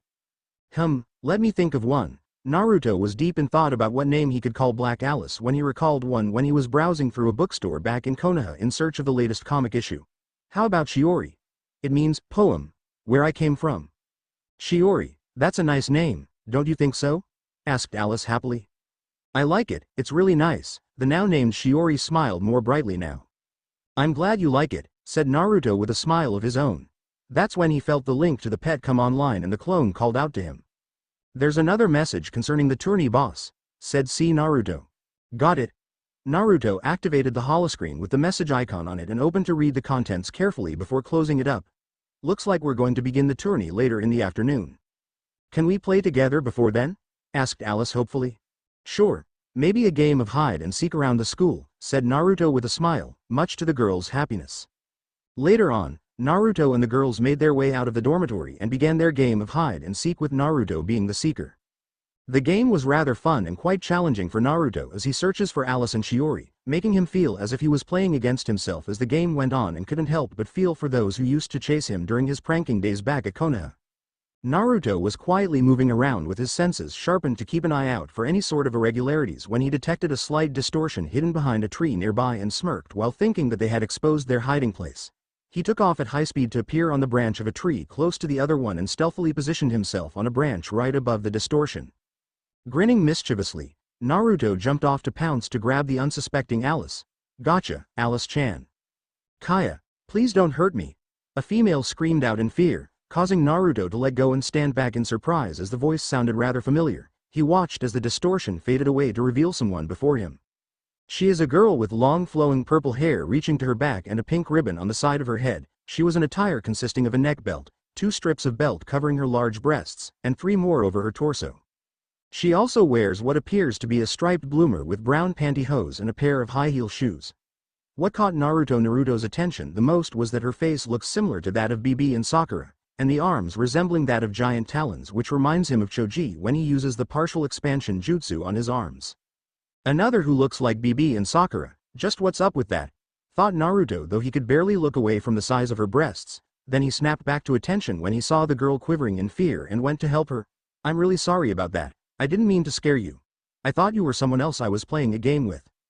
The girl stopped shaking and looked back at Naruto, who was looking back at her with concern. You mean you won't hurt me? Naruto quirked an eyebrow at that. Of course not, why would I? The girl sat up with her arms laying side by side. It's just that every time I meet someone, they always end up hurting me when I didn't do anything bad. You mean you've been bullied for no good reason? Point me towards those guys and I'll teach them a lesson. Said Naruto angrily. If there's anything he absolutely hates, then it's rapists and bullies regardless of rank. He will smash their heads to the ground. It's okay, they don't bother me anymore afterwards, said the girl in an attempt to calm him down. But it doesn't make it any better. Anyways, my name is Maelstrom X, said Naruto, making sure not to slip up like last time. It's nice to meet you. My name is Passionlip, said the girl with a shy smile. Well, same here. So what brings you out here? Well, I was walking when I saw you and wanted to introduce myself to you, but I felt hesitant and ended up hiding. Well, that's kinda weird, but I gotta admit that you're pretty good at hiding, like you're a ninja. Passionlip smiled bashfully. Thank you, that's very nice of you to say. Naruto simply gave a fox grin in response. So what's your job? It's pretty obvious you aren't part of tourneys since you're not in the roster. I would have to watch out for those arms of yours if you were. Maybe, but I don't really like fighting that much, plus these hands make things a bit difficult to handle without breaking them by mistake. Passionlip looked at her hands sadly. Sounds like a total bummer, but with enough practice I'm sure you can do it, said Naruto assuredly, to which the girl smiled at. Hey Maelstrom, don't forget that the game is still going on, said Naruto. Oh right, I forgot. Naruto shot to his feet and looked apologetically towards Passionlip. Sorry, but I need to go look for someone. Passionlip felt sad inwardly at the blonde leaving, seeing how he was nice to her unlike the others behind him due to her. I understand, but I hope to see you again. Maybe after this next round. I'm sure you hang around here. See ya Passionlip-chan. Naruto waved her goodbye before running off to search for Alice and Shiori. Goodbye. Passionlip spoke softly. It was just like she had thought. He truly was different than all the others that she and the others had met before. His eyes withheld pain and loneliness, but yet there was the sparkle of life which has a stronger presence over the negativity. Everything from his actions to his personality describe him to be someone that appears inattentive but can suddenly become unpredictable to both friends and foes from what they've observed of him from the start of the Grail War. And there's also that red energy which seems to trigger bewilder when in a difficult situation, for it is unseen in any other net navi. I can only hope that you don't fight me or the others. I don't want you to go away forever. Back with Naruto, he was eventually able to find Alice but not Shiori, who pretty much lorded her victory over the cyber ninja much to his displeasure. He had the girls return to the dorm room to wait for him to get back while promising to play another game with them later on. He was making his way towards the entrance of the soccer labyrinth when he saw the nun whom he had bumped into on his first day. The woman smiled upon seeing him approach her. Hello Nun-san, it's been a while, said Naruto with a smile. Indeed it has Maelstrom-kun. I've been hearing of your progress through the tournament and I must say that I'm impressed. Naruto rubbed the back of his head sheepishly. Gee, thanks, I just try my best is all. Quite true, I must say, though I must warn you that things will become more difficult as you progress. I advise that you exercise great caution, especially around the game masters, said the nun seriously. What do you mean? You're talking about BB, right? Asked Naruto curiously. Yes, she among a few others had been observing you before sending the invite to bring you here for reasons unknown. Perhaps there is something unique about you which they want, said the nun seriously, causing Naruto to flinch inwardly at what she could be implying. Might BB and these game masters be after his chakra and maybe Kurama, which was why they invited him. I'll be sure to keep an eye out for anything weird around me, Miss Please just call me Kiera Sessuin, said the nun with a smile. Okay, then I need to get going. Naruto walked away with the nun, seeing him leave with a smile on her face. What do you think about all this, Kurama? She wasn't lying about BB having an interest in us, but I suspect that she isn't telling us everything, said Kurama. What do you mean? Asked Naruto. It's like I said before, there's more going on in this tournament than we were allowed to know. We need to be vigilant for anything which might happen. Roger that, Naruto nodded in affirmation. He eventually arrived at the sakura tree where the remainder of the contestants were already gathering. Tamamo saw him arriving and happily skipped over to him. Hiya Maelstrom, are ready for today? Asked the fox girl cheerfully. Naruto smirked back. You better believe it, ready for anything, causing her to giggle. I certainly hope you are, Maelstrom-san. I expect you to be at peak condition, said Nero. Tamamo frowned a bit at her appearance. Why do you two need to be concerned about a monkey like him? He has nothing to show, unlike a superstar like me, said Elizabeth cheekily. At least he doesn't go insulting everyone like you, said Tamamo angrily. HMPH, he's bound to lose anyway, the gothic girl scoffed at him. Moments later, there was a bright flash of light and BB was standing before the group once more. She took a glance at Naruto and smiled at him, making the blonde feel rather awkward but remained attentive to what she was about to say. I welcome you all to the third stage of the Moon Cell Tournament and wish to congratulate you for advancing this far, said BB. It is to be expected of a king such as myself to reach this level with ease. Mongrels could barely keep up with me as it is, said Gilgamesh arrogantly, making everyone frown at him. This guy is really getting on my nerves here, thought Naruto angrily. He'll get what's coming to him soon enough, Kurama growled in anger.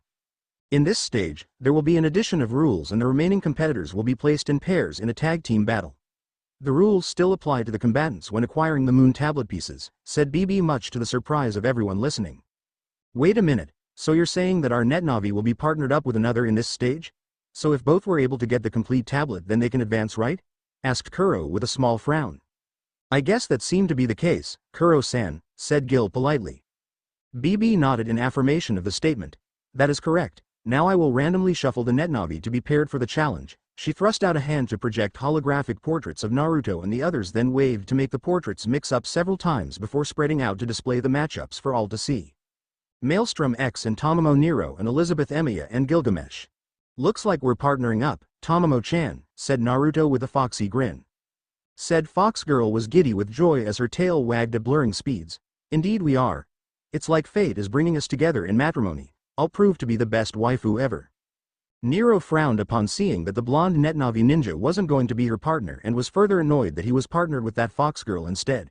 Reluctantly, she turned towards her assigned partner. As much as I dislike this scenario, we may have to work together in this upcoming task, said Nero. HMPH, I guess I'll have to allow you to be my co-star, for now, said Elizabeth with a pout. I hope we can work well together, said Gil. Okay, but not sure I can say the same for our Netnavis though, said Kuro. Gilgamesh and Archer were currently staring at each other intently with neither side making a sound for a while until the former spoke up. You better not get in my way, mongrel, for it will be your last, said Gilgamesh. HMPH, right back at you, said Archer. The entrance to the soccer labyrinth became active. The BB spoke up to regain their attention once more. The third stage is set. I wish you all good luck. Got it. Let's go, Tamamo-chan. Naruto dove into the entrance with the fox girl soon following afterwards. Right behind you, Maelstrom-kun, said Tamamo excitedly. The duo emerged from the portal to find themselves standing in what appears to be coastal area where they are standing on the shores of the mainland with waves crashing onto the sand, but ahead of them are three small islands ahead of them over the vast ocean. All in all a very beautiful place to behold. Well, looks like we're here, now to find where the moon tablet pieces are before the others do. Naruto took a glance at Tamamo and noticed that she was pouting a bit. What's the matter? If I knew that we would be somewhere close to the beach, I would have brought along my swimsuit, said Tamamo, puffing out her cheeks in a cute manner. Naruto unintentionally imagined the fox girl wear a two-piece swimsuit and blushed at the sight of it but shook his head to get it out of his mind. "Let's stay focused, Tamamo-chan. We need to find the pieces first before anything else," said Naruto. "Okay." Tamamo grumbled a little before following after Naruto when he picked a random direction and walked off to search for some useful clues. The duo continued on their trek along the sandy berm until reaching a rocky area with a tall cliff wall facing the ocean. They were drawing close to the sea cliff when suddenly something burst out from the sea and landed before them.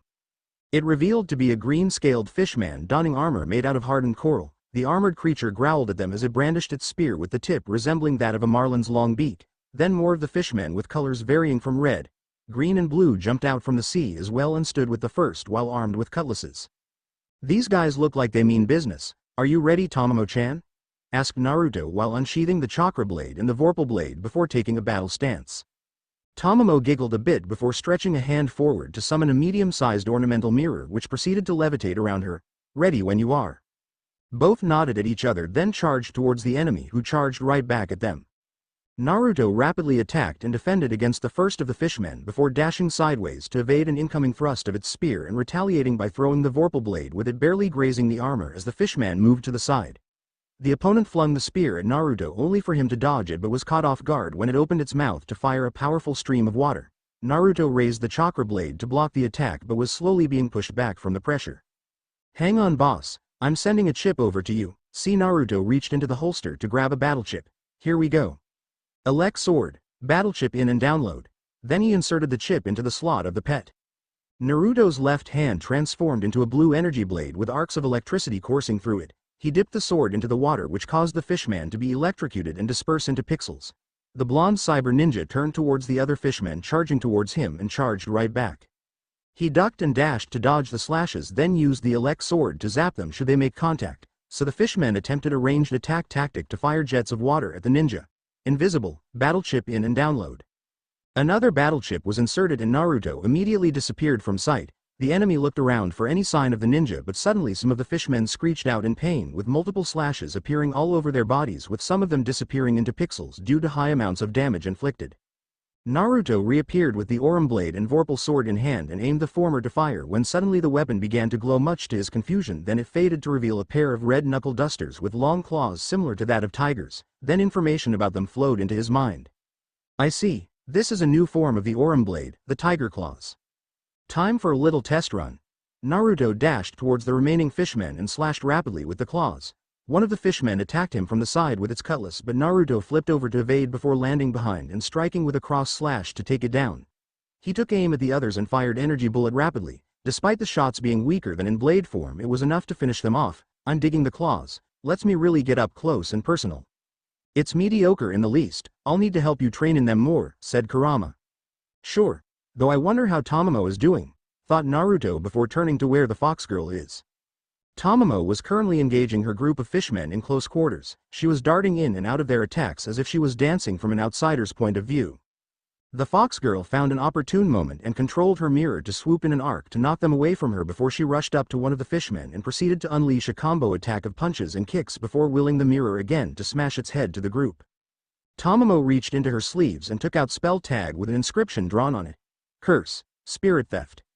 She threw the tag to hit the fishmen before a blue aura floated away from them and was absorbed by her. "Now I'm energized." She dashed towards and rapidly alternated between them as she continued her assault before somersaulting into the air and bringing out two more spell tags. Curse. Fiery Heaven. Then threw them to unleash a large vortex of flames, burning the remaining fishmen away. She turned away to see Naruto walking towards her, apparently done with his own battle. "Those are some pretty slick moves, Tamamo-chan. No wonder you were able to get this far in the tournament," said Naruto admirably. Tamamo looked away to cup her cheeks with her hands as she blushed. "Aw, you're just saying that, She noticed something laying on the rocky floor and went over to pick it up, revealing to be a scroll. "What's a scroll doing here?" Naruto walked over to take a closer look at it. "I'm guessing that one of the fishmen must have dropped it after being defeated by us. Let's see what's inside." Tamamo nodded in affirmation then unraveled the scroll to reveal what's inside. It appears to be some sort of map illustrating the 3 islands which has a shrine built on each of them though there appears to another built in the middle of the sea and surrounded by the islands. Naruto and Tamamo were carefully examining the map and trying to figure out what it means. "From the looks of it, The shrines on the islands seem to be good places to check out for the moon tablet pieces, said Naruto. Me too, but I don't really understand about the fourth shrine in the middle of the sea. Tamamo looks out to the sea with confusion at the absence of the supposed shrine. When it's not even there. Maybe it sank to the bottom of the ocean. Can't really tell with how this place was set up for us, but for now we should make our way to one of the islands, starting with the one on the left. Naruto pointed at said island ahead of them. But how would we get there? It will take too long to even swim there, asked Tamamo. Actually, I have a way of getting us there, but it will have to require me carrying you there. Naruto blushed at the end of his sentence. Tamamo herself blushed at what he was saying. I'm not going to try anything perverted, just going to carry you to the island is all, said Naruto, trying to clear up any misconceptions and avoid getting hit in the head. He has enough of those from Sakura and Tsunade already. For someone who created the sexy jutsu, you sure can be innocent at heart, said Kurama with a smirk. That was meant for pranks. There's no way I'm ever going to be a pervert like Pervy Sage, thought Naruto defiantly. The fox girl couldn't help but giggle a little at how the ninja was acting. She kinda finds it cute in a way. Okay, Maelstrom-kun, you can carry me to the island. Alright then, hop on. Naruto went down on one knee with his back to Tamamo, who was excited, inwardly climbed on to be carried piggyback. She snuggled into his warm back and couldn't help but notice that the scent emanating from him is like that of a fox, just like her. Maybe he has an affiliation to them given the whisker-like marks on his cheeks. She giggled a bit from being tickled by the spiky hair. Are you hanging on, Tamamo-chan? Asked Naruto. Yup, now show me how you're to get us there, Tamamo replied. Alright then. Naruto approached the sea and channeled chakra to his feet before stepping out. Soon he was walking on top of the seawater, much to the surprise of the fox girl.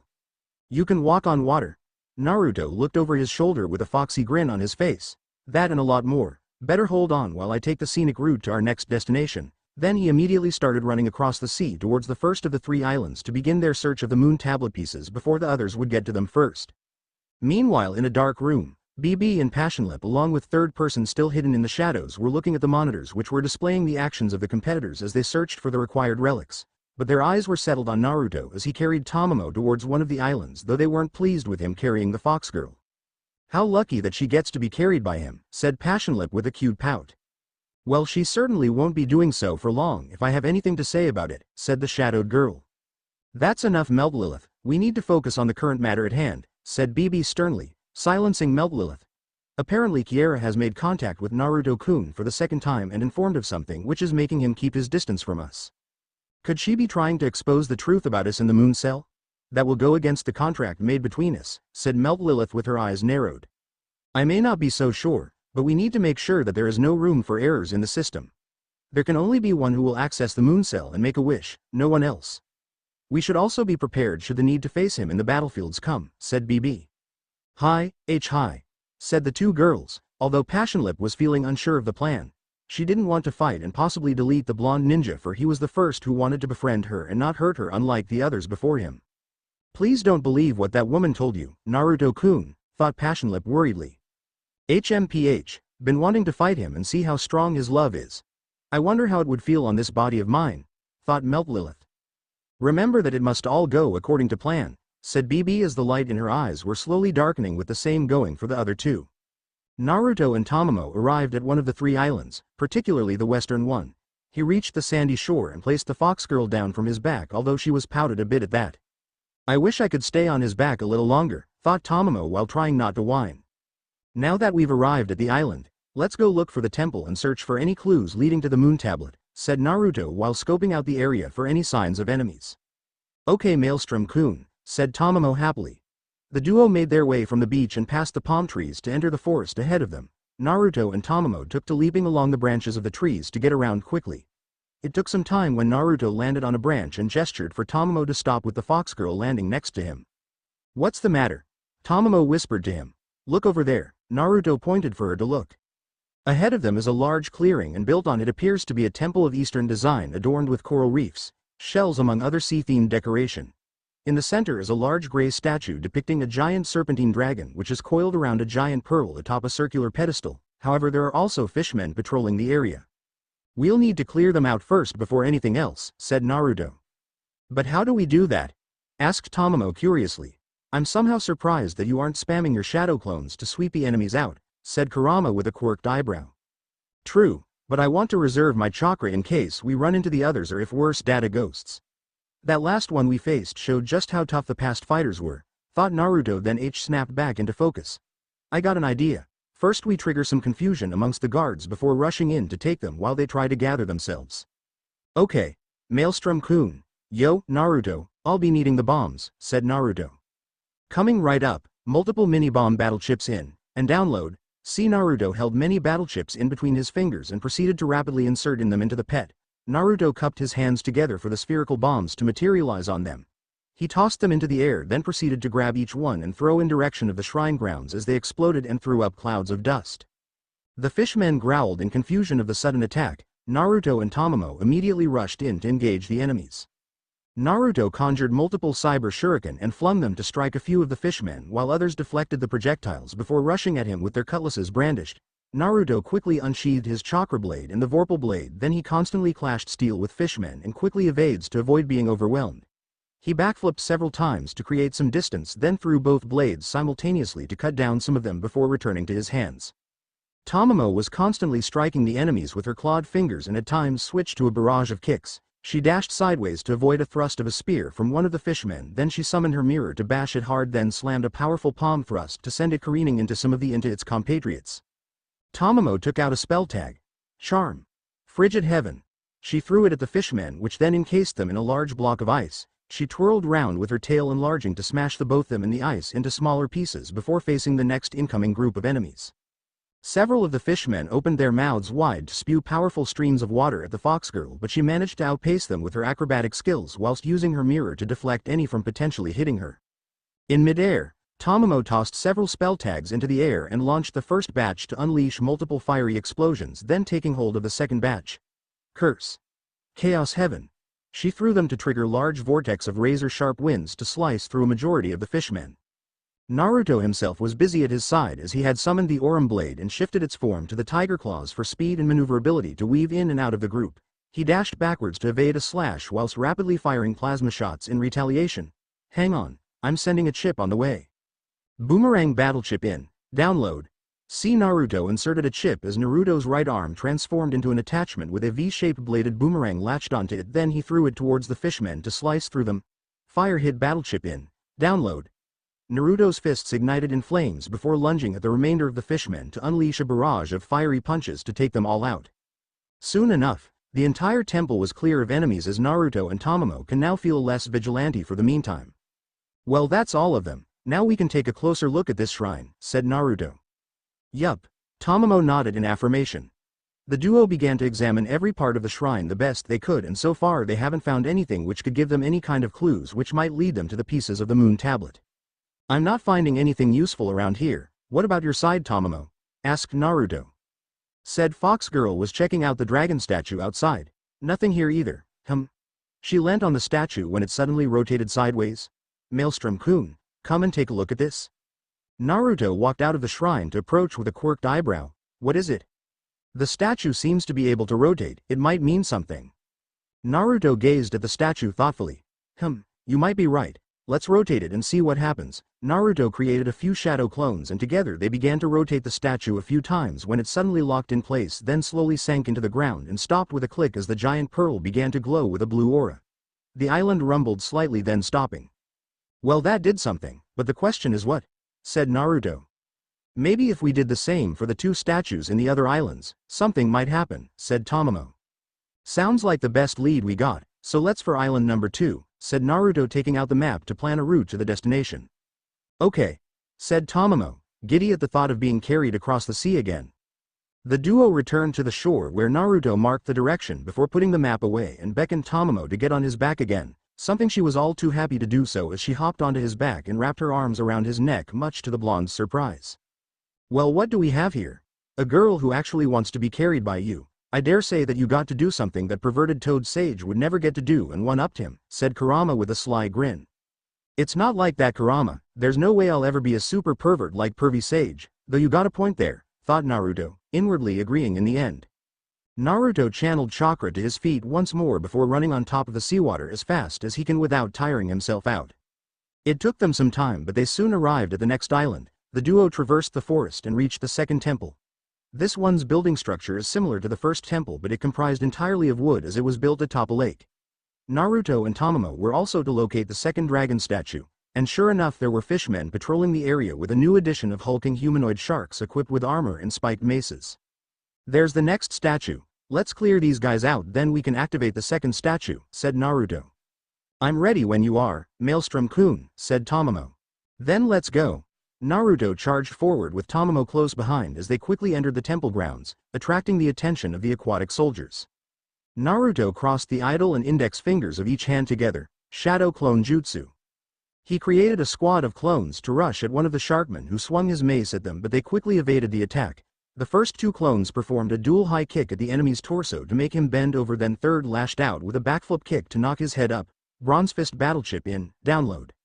Naruto's right hand was equipped with a bronze gauntlet as he swung at the sharkman to smash him to the ground, dispersing him into data. One of his clones grabbed him by the arm and flung him sideways before being hit by a powerful water stream by a fishman. Naruto performed a one-handed side flip before conjuring several cyber kunai in both hands, then launching them to take his target down. Chakra Blade Wave. Naruto unsheathed his chakra blade and channeled chakra through it before swinging it to launch a blue crescent wave of energy to slice through several more of the fishmen. Don't look now, but it looks like the vixen is in a bit of a pinch, said Kurama urgently. Naruto looked over his shoulders to see that Tamamo was fighting several fishmen and evading their cutlasses, but the sharkmen weren't making it any easier for her with their spiked maces. Darn it, I gotta help her. I'm on it, boss. Arrestial and Meteor Guard battle chips in, download. See, Naruto rapidly inserted the battle chips into the pet. Naruto warped from where he stood to reappear next to Tamamo, then he went down on one knee and slammed a palm on the ground as a large helmet-shaped shield to encase both of them. The sharkmen swung at the shield but were knocked back upon impact. Thank you, Maelstrom-kun. Now it's my turn. Tamamo stepped forward as her body emitted a purple flaming aura with two large concentrations on her hands and was hovering a foot from the ground. Higan Bana Sesho Seiki. She thrust her hands forward to launch a large purple sphere of magic energy which exploded in a wide radius upon impact with one of the fishmen. Many were destroyed into pixels while the others suddenly turned green and collapsed before following the same fate as the rest. Okay, now that we're... Naruto stopped in mid-sentence and quickly summoned the Aurum Blade and pointed it over his shoulder to fire a plasma shot. Then there was the sound of groaning for a moment before silence. Alone. Let's twist the next statue. He created another group of shadow clones and together they rotated the second dragon statue several times until it locked in place, then slowly sank into the ground and stopped with a click as the giant pearl began to glow with a blue aura. The island shook again and a bit more violently than the first one before going still once more. We only got one more to go, said Tamamo excitedly. Yeah, and I bet the security is gonna be tougher than the last two, said Naruto. I'm sure we can handle them too. Let's get going already. Tamamo grabbed Naruto's hand and started pulling him back to the shore. Looks like someone's looking forward to being carried again. At this rate she'll stay on your back and never get off, said Kurama teasingly. Cut it out, Kurama, it's not like that, thought Naruto with a pink tinge on his cheeks. I beg to differ. The duo returned to the shore and plotted their route to the third island before crossing the seas once more until finally arriving at their next destination. Naruto and Tamamo went into the forest to search for the temple, but it seems like this one is a bit harder to find unlike the last two. Naruto created several shadow clones to scout the area more thoroughly, after explaining to Tamamo about the passive ability of the jutsu for better understanding. This might be a little more difficult than before, said Naruto with a small frown. I'm sure we can handle whatever comes our way, said Tamamo cheerfully, getting the blonde to smile as well. You're right, no time for negativity. Naruto felt a memory flow into his mind and realized that one of his shadow clones' hand just found something interesting. Come on, Tamamo-chan. One of my clones found something which might be useful clue for us. Lead the way. Naruto went on ahead with Tamamo close behind as the duo leapt through the treetops for some time until landing in a small clearing before a tall cliff with a waterfall before them. This was where the clone was before it dispelled itself to send its memory to the original. This was where the clone dispelled itself, said Naruto. But what is there to find here? Asked Tamamo. Naruto looked around the area for anything out of the ordinary and so far wasn't coming up with any ideas. Then he recalled something that Kakashi told him during one of their training exercises. He looked at the waterfall and examined it closely before noticing something beyond it, a cavern entrance hidden behind the cover of the waterfall. Looks like Kakashi-sensei was right again. Sometimes you just gotta look underneath the underneath both literally and figuratively, Naruto muttered. Huh? Tamamo tilted her head cutely to the side. There's a hidden entrance behind the waterfall. It must lead to the third temple, said Naruto. Tamamo blinked in surprise. So that was it, then let's go. Naruto and Tamamo went past the waterfall and through the hidden entrance. They walked through a tunnel which was dimly lit with glowing crystals until reaching the end as it led into a large cavern with an underground lake where they found the third temple being built over it, and sure enough it is being guarded by fishmen and sharkmen. Same routine like, but watch out for surprises, said Naruto. You got it, said Tamamo in affirmation. Naruto and Tamamo rushed forward while launching the chakra blade and mirror respectively as spinning projectiles towards the enemies whilst rapidly closing the distance to engage them in close combat with their weapons returning to them. Naruto rolled on ground to evade a heavy swing of the spiked mace from a sharkman, then slashed at the torso with his chakra blade before summoning the Aurum blade while pulling the trigger to rapidly fire plasma bullets, then finished up by performing a cross slash with both weapons. He quickly ducked as Tamamo leapt overhead and slammed into a fishman with a flying sidekick, then she manipulated her mirror to fly around her and strike her target consecutively before tossing a spell tag to unleash a wind vortex for extra damage. The fox girl twirled round to evade a slash from her left side and retaliated with a 4-hit punching combo and a roundhouse kick to knock it away from her as a volley of cyber shuriken flew past her to finish it off. Shotgun battle chip in. Download. See Naruto inserted a battle chip into the pet. Naruto put away the chakra blade for his arm to transform into a small cannon, then he took aim at the enemies and began firing a salvo of energy shots which pierced through the first ones to strike the ones behind. Some of the fishmen launched streams of water at Naruto, but Tamamo intercepted the attacks by having her mirror hover before her to block them. Naruto ran past Tamamo towards the enemies as he created 2 shadow clones at both sides. They proceeded to create a Rasengan on each hand as they ran until they were completely formed. Rasengan barrage. He rammed the first spiraling sphere into Sharkman's torso, blow him away and slam into others in his path. Then he rammed the second into a fishman for the same result. A few more of these guys left to take down and were, Something caught Naruto's attention from the corner of his eye and turned to see something bubbling in the lake, then something burst out from the water to reveal to be a giant green sea snake as the reptile hissed loudly before looking down at the perpetrators with a hungry look in its eyes. Snakes. Why does it have to be snakes? Especially of the supersized variety? As much as I want to feel amused about all this, look sharp, said Kurama urgently. Naruto instinctively leapt out of the way as the snake lunged at him with its jaws wide open. Oh hell no. One of your cousins ate me. Another tried to eat me, but you're not gonna eat me. The snake simply hissed and slithered towards him. Naruto continuously dashed backwards and was constantly flinging cyber kunai and shuriken, but they didn't seem to be damaging it as much as he thought. He rolled out of the way to avoid another chomp, but the serpent was relentless. Maelstrom-kun, hold on, I'm coming. Tamamo took out several spell tags from her sleeve. Curse. Thunderstorm heaven. She threw them to trigger a large electrical discharge upon contact with the snake, causing it to hiss loudly in pain before turning to glare at the fox girl before charging at her. Tamamo ran around the stalagmites to slow the snake down, but it easily smashed through due to its size and was catching up to her. The snake was just about to chomp at her when it hissed in pain again. Tamamo turned around to see that Naruto was standing atop the snake's head with his chakra blade stabbed deeply into its skin. Maelstrom-kun, be careful. I know. Naruto called back. The snake began thrashing about wildly to shake Naruto off, but he held on and was pushing the blade further inside, then unsheathed the vorpal blade to stab with it too, which made it thrash even more wildly. Come on Snakey, is that all you got? Look out, behind you, Tamamo called out in alert. Naruto looked back for his eyes to widen in shock as the snake was backing towards the cavern wall to smash into it. He pulled out both blades and leapt off in time, then landed on the ground with a roll. Phew, that was a close one, said Naruto. Don't look now. But here it comes again, said Kurama urgently. Already on it. Naruto sheathed the blades and waited for his clone to send in a battle chip. Yo-yo battle chip in, download. His right arm transformed into an armament as he launched a bladed yo-yo towards the snake and had the rope wrap around it, then he quickly dashed towards a stalagmite to wrap the other end around it for support. The snake struggled to break free, but Naruto held strong and summoned the Aurum blade to shoot at it constantly. Tamamo was quick to join in by throwing her spell tags for elemental damage, with the snake getting far more damage. However, it managed to break free by snapping the rope but was moving slowly. Now's the time to finish it off. Cannon triple battle chips in, download. Naruto's left and right arms transformed into green cannons as he held together over his head and they fused to form a large green cannon. Naruto took aim at the giant snake with the cannon charging up energy. Program advance. Giga Cannon V1. He fired a large beam which instantly deleted the snake. Naruto let out a sigh of relief as the cannon dissipated into pixels and his faceplate retracted. I'm glad that's over and done with. Me too, we haven't found the moon tablet yet and we're getting a bit tired from all this, said Tamamo. True, Now let's twist the last dragon statue and see what happens next, said Naruto. Then he created another group of shadow clones to rotate the statue as it locked in place like the others, but this time the tremor is so much greater than the previous two.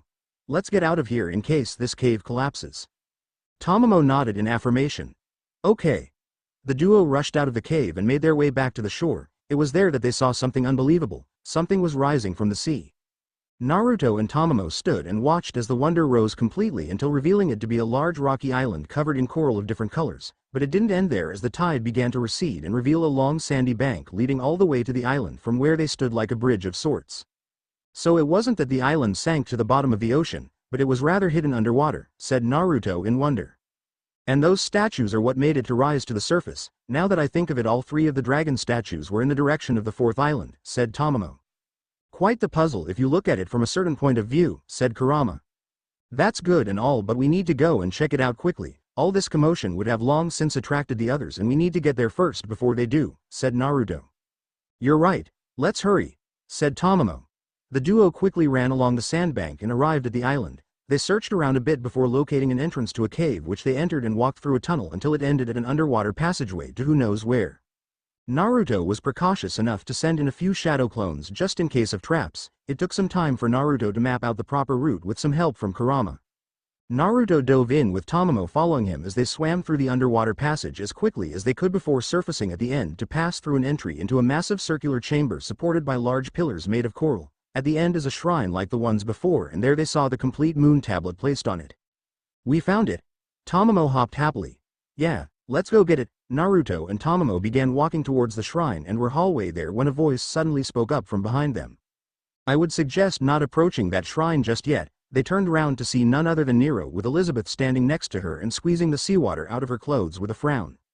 Mo. Why did they have to hide the tablet someplace wet? Elizabeth whined a bit. How did you two get here?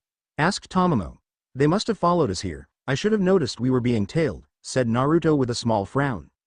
That's quite astute of you, Maelstrom-san. It seems like we're all at an impasse. However, this is also an opportunity from a certain perspective, said Nero.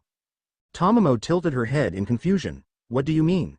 It's like I said before, I've been wanting to cross blades with you for quite some time and now the opportunity has finally presented itself. Nero held a hand out as there was a red flash of light to reveal her holding single-edged crimson sword designed to resemble a flame and a golden arm shield.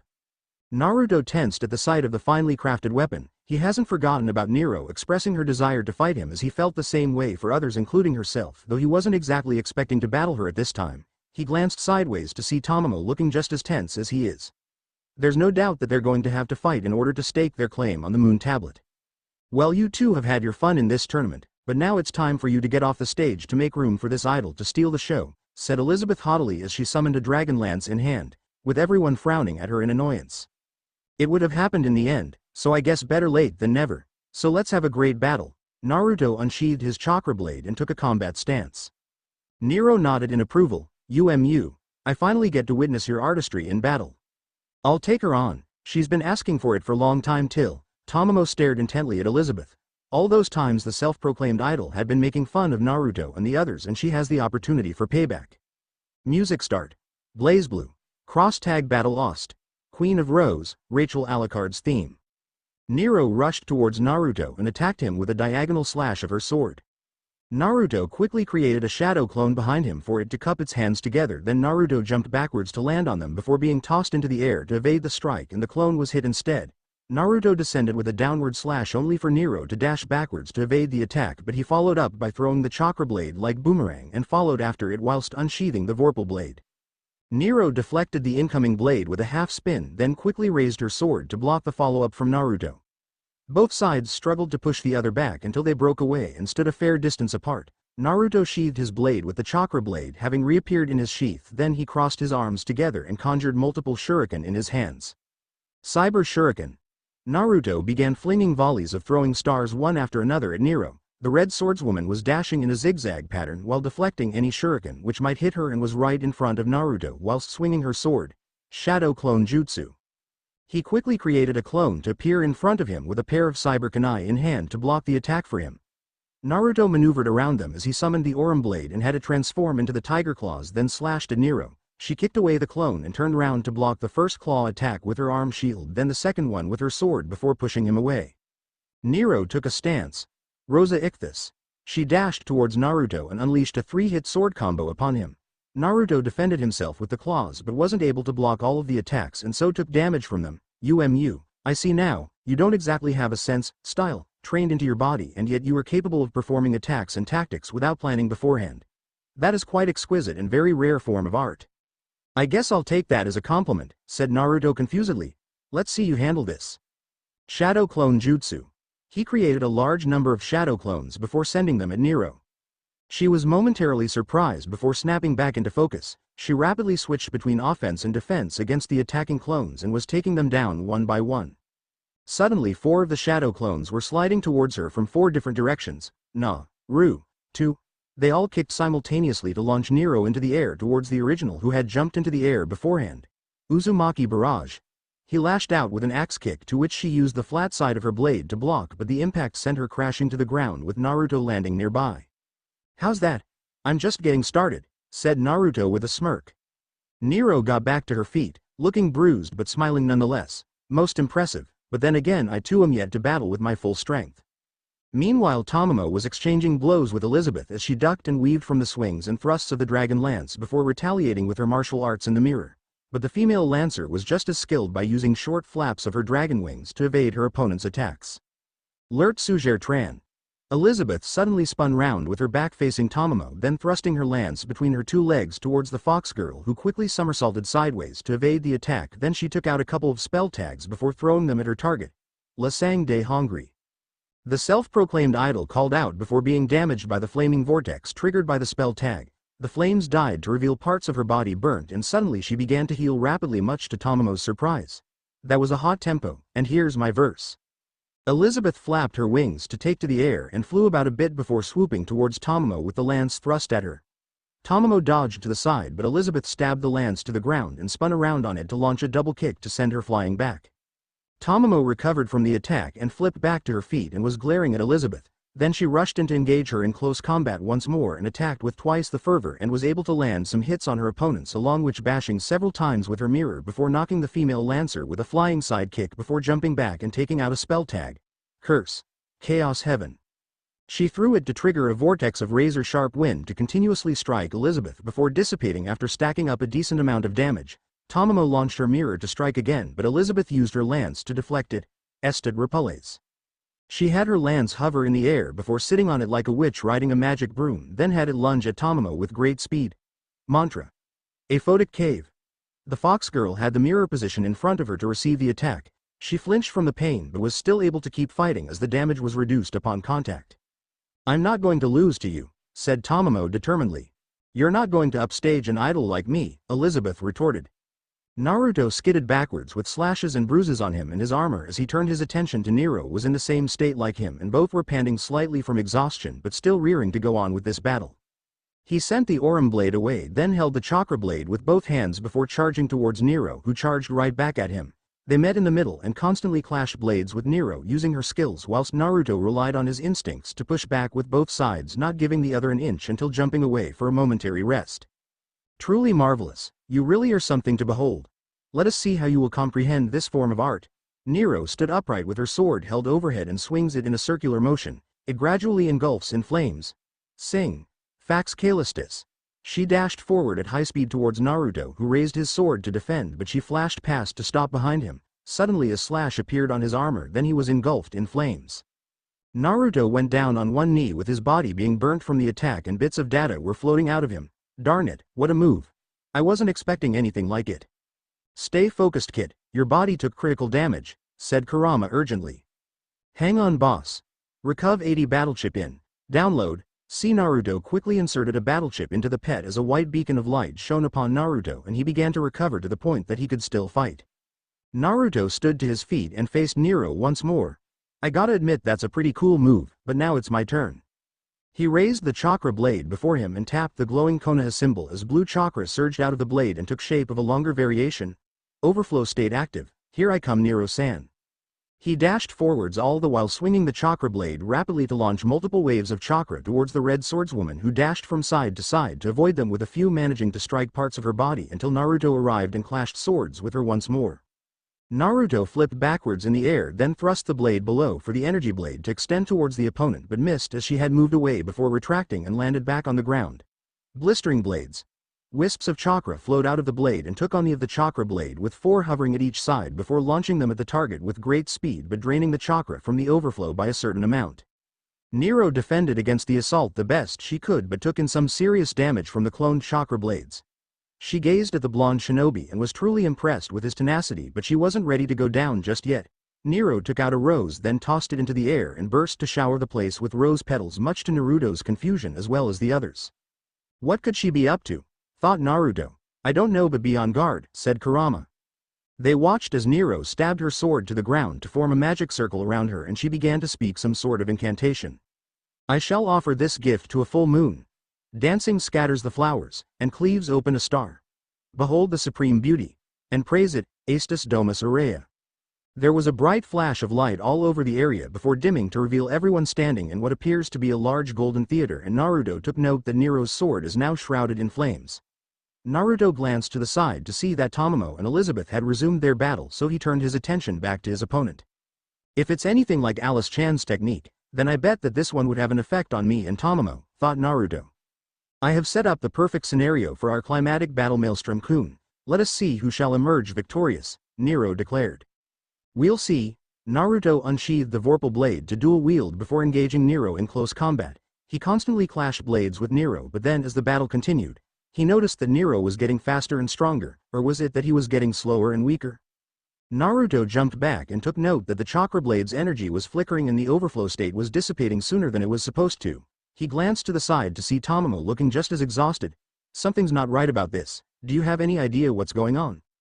Your power is being suppressed and is making you weaker as the time goes. This must be what this technique of hers does, said Kurama with a frown. Is there a way out of this? You need to raise your power faster than it is reduced and defeat her to disrupt the technique, so I'm giving you my chakra. Thanks, Kurama. This the power boost I need for these kind of situations, like always. Nero was taken by surprise when she saw a red aura burst out of Naruto's body and swirled around him in the form of tails before forming a layer around his body. His blue eyes changed to red and became slitted, and his hair became longer and spikier. What is this power? I've never sensed anything like it, and it continues to increase. My phantasm might not be able to reduce it enough. Nero saw him hunch over, then disappeared in a blur.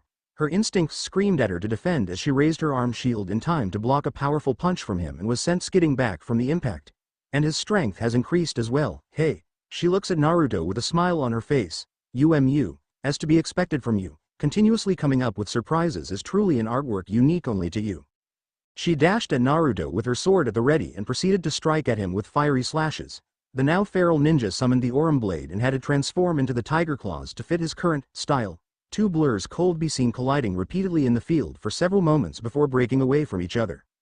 I believe that the time has come to bring an end to this memorable battle with use of our most powerful attacks, wouldn't you agree? Asked Nero. Yeah, fun's over, Nero sent away her arm shield and positioned her sword to side in a slight crouch with the flame blazing strongly. Naruto sent away the tiger claws and unsheathed the chakra blade to activate its overflow state once again, then took a stance for a single sword strike. Both stared at each other intently for a few moments before charging at high speed and struck with their best attacks. Laus St. Claudius. Overslash. There was a large explosion, then a flash of light which dimmed to reveal that the golden theater had disappeared and everyone were back in the temple. The flames died down to reveal Naruto standing, albeit partially scorched, while Nero landed on her back with her sword laid next to her. She looked at Naruto, still smiling. Music end. It appears that this battle has ended in your victory and my defeat. I feel no regret, said Nero. Naruto nodded in affirmation with his mouth guard retracting and Kurama withdrawing his chakra. Yeah, but I gotta say that you were totally strong. I'll accept that compliment wholeheartedly, though I might not be able to get my wish. I'm sure you can accomplish it even without the Holy Grail. I see, perhaps next time we meet, we could battle again. Naruto gave her a foxy grin. Sure, I'll be ready at any time. Nero giggled at that, then she disappeared in a beam of light. Naruto turned to see Tamamo approaching him while covered in bruises and parts of her kimono were torn, but she was smiling brightly. I take it that you won, Tamamo-chan. The fox girl nodded happily. Yup. She was tough, but I managed to beat her by using my noble phantasm for the win. I wasn't going to let her off after all those mean things she said to us. And she was whining about us stopping her from being an idol. Hey, that's true. Now let's get that moon tablet and return to the academy so that Sakura-chan can patch us up. Yeah, I look awful like this. The duo approached the shrine and took the moon tablet, then used it to release a beam of light towards the ground to form a small circular platform with a metallic outline and a glowing bright blue center with the symbol of a moon at a focal point. They stepped onto the portal and felt themselves being transported back to the academy. Naruto woke up from bed with a loud yawn and saw that Alice and Shiori were still fast asleep on both sides. He quietly got off the bed to avoid waking them up before checking his stats, which are all in good condition, before calling onto Kurama. Looks like yesterday was rather hectic, don't you think so, Kurama? Asked Naruto. That is an understatement. Those two which you and the vixen faced were quite strong, but happened yesterday at the infirmary was rather queer, said Kurama. Naruto thought back to when he and Tamamo went to the infirmary for Sakura to heal them, then her reaction to a question which he asked.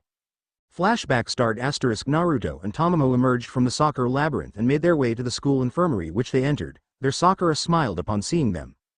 Ah, Maelstrom-kun, Tamamo-san. It's good to see you two again, said Sakura fondly. Same here, Sakura-chan. We just got back from completing the next stage of the tournament, said Naruto with a foxy grin. Perhaps you can tell me more about it while I patch you two up. Naruto and Tamamo sat on the cot and told Sakura about what they had been through and the battles that they had, especially with the one against Nero and Elizabeth, which they emerged victorious before claiming the moon tablet and exiting from the labyrinth, which filled the nurse with intrigue. And better yet, we finally able to get back at that Elizabeth girl who was being so mean to us and proved to be the better vixen, said Tamamo cheerfully. That's nice to hear, said Sakura with a smile. Naruto looked rather thoughtful before speaking up. I've been wondering about something, Sakura-chan, but are you familiar with BB? He noticed her suddenly stiffen at the question before turning towards him. What makes you ask that question? Well, I've noticed that you two look alike, like twins, besides the fact that your hairstyles are a bit different, the blonde ninja pointed. Now that you mention it, he does have a point about how you two look alike. So you know her? Asked Tamamo curiously. Sakura looked to be struggling for an answer to their question before speaking up in a subdued tone. I know her in a way, but I can't really describe how so. It is rather complicated to explain. Tamamo tilted her head in confusion. I don't really get it. You know BB-san, but at the same time you don't. She does have a point there. Maybe you don't recall how you two met? Asked Naruto with a quirked eyebrow. Sakura nodded slowly. Something like that. Can we not talk about it anymore, please? Okay. Let's talk about something else. Naruto chose another subject for the conversation, but still couldn't help but think back on her reaction. Flashback end *. What do you think happened back there? Asked Naruto thoughtfully. I can guess about two things. First is that she knows BB but is too fearful to reveal anything about her, and the second is that she has fragmented memories about her, said Kurama musingly. I guess that's the gist of it, but Kiera-san seems to know her very well and isn't afraid of BB-san. And that rubs me the wrong way. Like I said before, that you best tread lightly around her. If you say so, Kurama, there's more to this tournament than I think we're allowed to know. Maybe we should try to find out on our own. Kurama frowned in thought at that suggestion. Maybe so. I recall that this place had ruins on our way into the building, which means there could be clues left behind by those that lived here. Send a shadow clone out there to investigate while we attempt to do the same here. But how? I can't jack out to the pet to use the jutsu, said Naruto confusedly. Your clone that wears the holobrace can perform the jutsu to form one before recharging with one of the chakra battery tags. Good idea. Naruto contacted his clone and had him do just that, with the shadow clone turning into a mouse and sneaking out the slightly open door to carry out its assigned task. Alright then, now for us to do the same, but where should we start?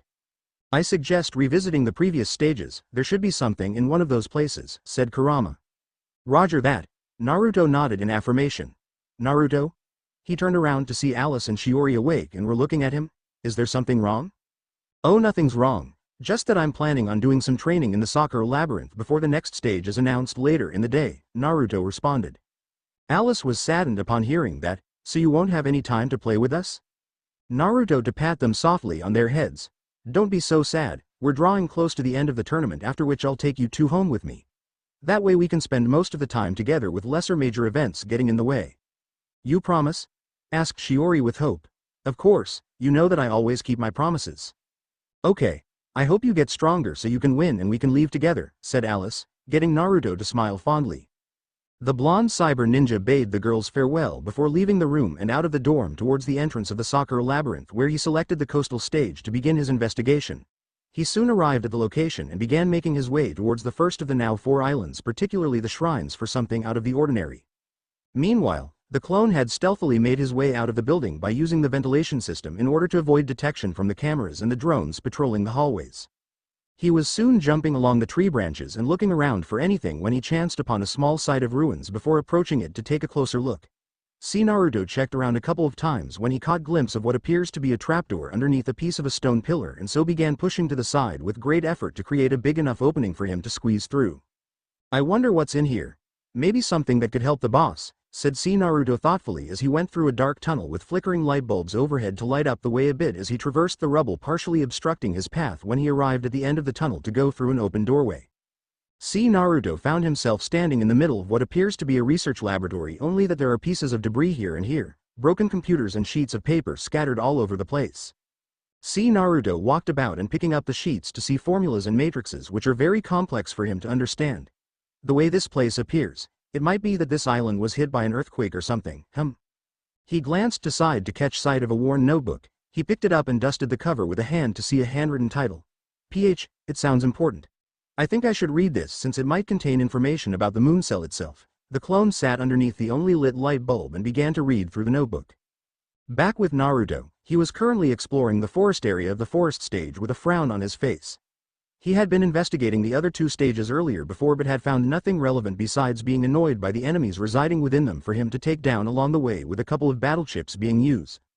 Darn it, I've been everywhere and I'm not finding anything good. I hope that my clone is having better luck out there, said Naruto with a grumble. I was hoping the same, perhaps they were too well hidden, said Kurama with a frown. Maybe I should return to the dorm and wait for the clone to dispel in hopes of gaining some decent info. Naruto turned to walk away when the breeze suddenly picked up around him. What is that? A voice. Come, follow, breeze, are you hearing it too, Kurama? Asked Naruto confusedly, receiving a grunt of affirmation from the Biju. Think I should follow it? Maybe so, but proceed with caution in the case that the voice might lead you into a trap, said Kurama. Got it. Naruto followed the direction of which the breeze was blowing whilst keeping an eye out for any kind of trap with his hands close to his weapons to quickly draw them out at the slightest appearance of any kind of oddity. He was led down to the lower level of the forest which he had come from not too long ago. It took some time until Naruto found himself standing before a large oak tree. The trail ends here, so what now? Naruto cautiously approached the tree's trunk and tapped it with a finger only to be surprised to see a ripple effect akin to that of when touching the surface of a still water. Could this be some sort of camouflage to cover up an entrance? Apparently so, but the question is what lies beyond it. Only one way to find out. Naruto cautiously stepped through the trunk to find himself walking through a dark tunnel and emerging at the end to find himself standing within a grotto with a small lake. Further ahead is a cozy-looking cottage. Wasn't expecting to see something like this here. He noticed the front door opening and saw someone stepping out of it. Before is a young girl about his age with purple hair which has a yellow ribbon tied to the left side and bright green yellow eyes. She wears a green kimono with yellow clothing underneath and white frilly collar. The sleeves and the back of her dress has slightly darker color. On the front of her dress are yellow ropes woven into her kimono that tied into 2 knots and with 2 tassels. 2 more tassels are attached to the bottom of her sleeves. The girl also wears a black short under her kimono and a pair of yellow shoes with white socks. What is bugging Naruto is that the girl looks like a younger version of Sakura, just like BB and Passionlip. The girl looked at Naruto and smiled politely. I've been waiting to meet you, Maelstrom X, or should I address you by your true name, Naruto Uzumaki? Naruto's eyes widened in shock at what she just said, with Kurama narrowing his eyes in suspicion. How did you know who I am? The blonde's hands inched slowly towards the chakra blade and vorpal blade at the slightest provocation. I mean you no harm in the least, rather I seek your assistance, hence why I called you here, said the girl in a calm manner. You still haven't answered my question, Naruto retorted with a frown. The reason why I know is that you and your Netop shared the same unique energy signature, albeit you possess a larger vestige than the other. I'm not the only one, as BB and the other alter egos also know who you really are and one of the main reasons why you were invited into the tournament.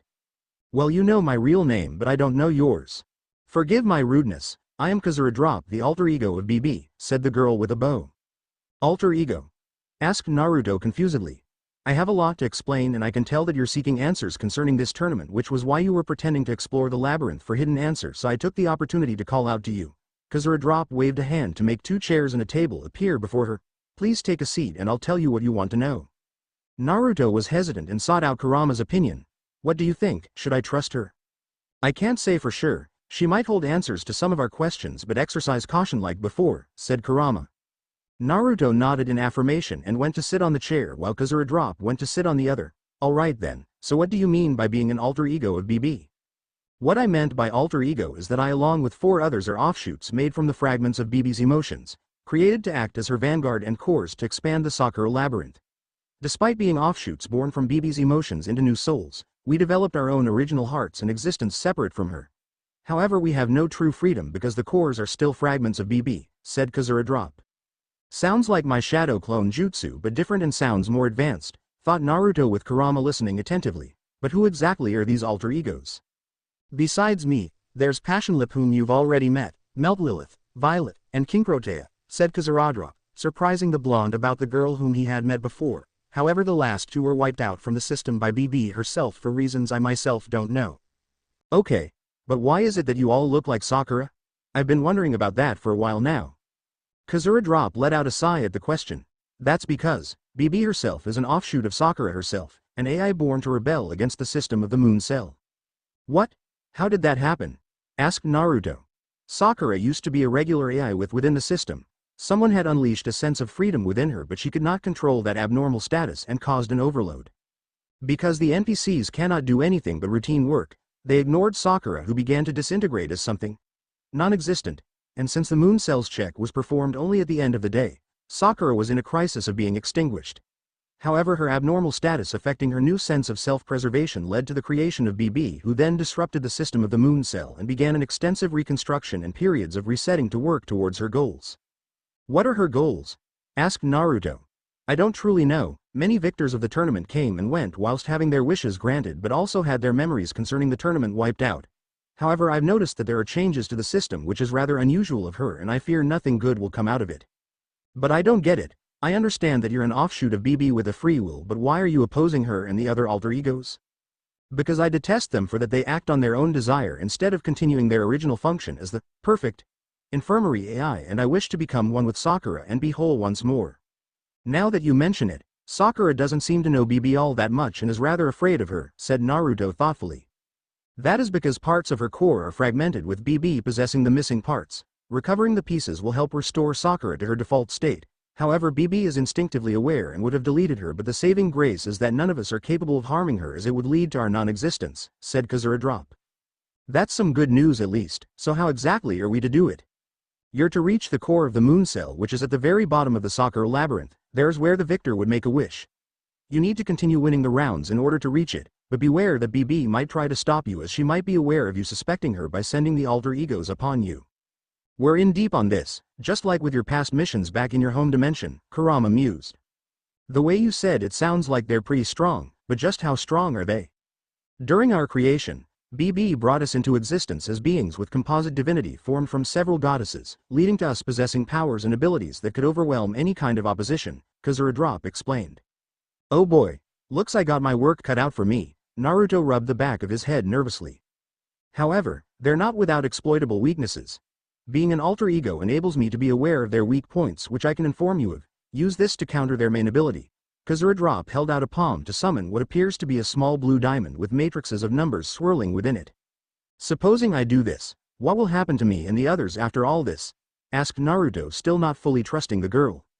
I can understand your reason of disbelief, but know that I spoke the absolute truth in the hopes that you could help Sakura and I become what we're truly meant to be. Naruto looked into her eyes for any signs of deception and isn't finding any. He was silent for a few moments before letting out a sigh and speaking. I'll trust you on this for now, but if I find out that you were deceiving me, I'll definitely blow you away. Understood. I hope that you see that I am telling nothing but the truth. Kazura Drop held out the diamond once, and this time Naruto took it, albeit reluctantly, before getting up from his seat and began making his way back out of the tunnel to return to the dormitory to rest and recharge the battle chips for the forthcoming round. He was almost at the tunnel when he had Kazura Drop call out to him. Please exercise caution, as the Moon Cell would attempt to do you harm, as it has outed you as an anomaly. Hey, story of my life, but I'll find a way to get through like I always do, Naruto responded before entering the tunnel, disappearing from the girl's sight.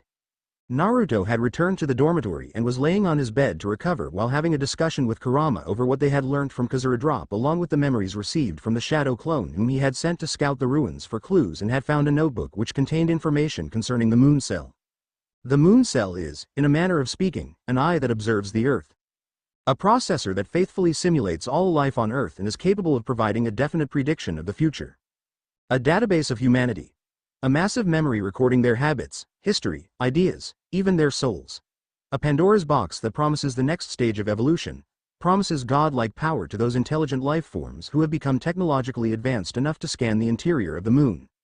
Originally, it was an observation device left behind by an alien civilization. It had only recorded the nature of life on Earth, but after many years it came to possess its current abilities. Though an observation device initially, it could not leave anything unseen in its observations. An observation device must be fair. If it is to observe, there must be nothing unseen. Thus, it required capabilities for knowing everything about the Earth. To record all things without bias, it needed performance greater than that of an observation device. And so, it had made a giant leap in evolution. It had enhanced its functions to the point where it went from making observations to surveillance, even understanding the workings of the planet. The greater its enhancements, the more complicated its administration policy. It created many terminals and even made artificial intelligences to manage functions for each section. However, it firmly refused to install an artificial intelligence for itself. The observer must not have a mind. For the observer to have a mind would result in the meaning of things being decided by the observer. Thus, it kept to maintaining its absolute objectivity as an I, doing so while always dismantling the emerging semblances of sapience that it had incorporated to administrate its functions. Thus, this computer has no conception of good and evil, no desire for the future, not even an outcome. What do you think about all this? Asked Naruto thoughtfully. I'm rather relieved that such a machine does not exist in our world. If falling into the hands of people similar to the Akatsuki would have led to the destruction of the world sooner than one could blink, said Kurama with a frown. Me too. How do you think we should go about this? To be truthful, I don't really know for sure, but what I do know is that we're better off not making any wishes whatsoever to the moon cell. But then what should we do? Be careful as always and try to find out more along the way as we draw close to the finals of the tourney. Naruto sat on the edge of the bed with a thoughtful look. I guess you have a point there. We've gotten this far, so we might as well go all the way in this. He projected a holo screen to check on his stats and gears in the meantime. So far the competitors left are me, Tamamo-chan, Archer and Gilgamesh. Merely looking at the last two tells me that I'm in for a tough time when I go up against either of them, especially since I don't know anything about their skills and techniques besides what Lancer told me about them. I know, but that hasn't stopped you either when you fought opponents who were stronger than you but still came out victorious in the end. Some of those which I had to use some of your chakra to do so, and I get the feeling that I'm going to need a lot of your help on this. Naruto closed the holo screen and stood up to stretch a bit. Hey boss, we got a notification from BB about the next round, said Naruto. Okay, I'm heading to the meeting spot right now. Just make sure that all of the battle chips are recharged beforehand, said Naruto. Roger that. Naruto left the room after being wished good luck by Alice and Shiori. He was walking down the hallway and was contemplating on how the next round is going to be like when he heard someone calling his name and turned round to see that it was Tamamo happily skipping towards him. Hi Maelstrom-kun, I was wondering where you were, said Tamamo with a cheerful smile. Naruto smiled back before responding. I was doing some training in the previous stages to sharpen my battling skills. Well, you could have waited a bit so that I could tag along. We did make a good team after all, said Tamamo with a cute pout, causing Naruto to rub the back of his head sheepishly. Sorry about that, I didn't know you wanted to follow me since I was a bit anticipative now that we're in the semifinals. The fox girl looked thoughtful at his statement. You have a point there. The remaining contestants besides us are tough as nails according to what I've been hearing, and no doubt that we would be facing either of them. Yeah, but that ain't gonna stop me from aiming for the top, said Naruto with a foxy grin. That's right, I'm definitely going to accomplish my mission too. The duo smiled at each other as they arrived at the entrance of the soccer labyrinth where they saw Archer already there. The red net Navi simply glanced at them before looking away without saying a word, causing them to sweat drop at the silent treatment as Kuro appeared via a holo screen with a sheepish look on her face. Sorry about that, Archer isn't exactly a talkative type, said Kuro, feeling a bit embarrassed at how her net Navi is acting. We can tell as much, said Naruto. It appears that the peons have been waiting to be graced by my presence as expected. They turned towards the voice to see Gilgamesh strutting with the pride of a peacock. I apologize for the lateness as I had to adjust my NetNavi's parameters beforehand, said Gil when appearing via a holo screen. It's okay, we're all here now at least, said Tamamo. In a bright flash of light, BB appeared before them and bowed. I welcome you all to the semifinals of the tournament and must commend on you all making it this far. You should expect nothing but perfection from the King of Heroes. The rest however only got here by luck which will soon run out. said Gilgamesh arrogantly with everyone glaring at him. Upon exiting through the portal, Naruto had to watch himself as he was descending a couple feet in the air before safely landing on the ground. He proceeded to look around and was surprised at the sight of the stage. He appears to be standing in the streets of a city similar to that of Dentek City, but the major difference is that it appears as if the apocalypse had descended upon it, given that some of the buildings broken and burning within, others knocked over from their foundations, destroyed roads and highways, even the clouds are pitch black with no signs of sunlight whatsoever. This reminds Naruto of the aftermath after Konoha had been attacked by the Sand and Sound Village, though not as bad as what he's seeing. Man, what a dreary place, Naruto mused to himself as he continued to survey the area.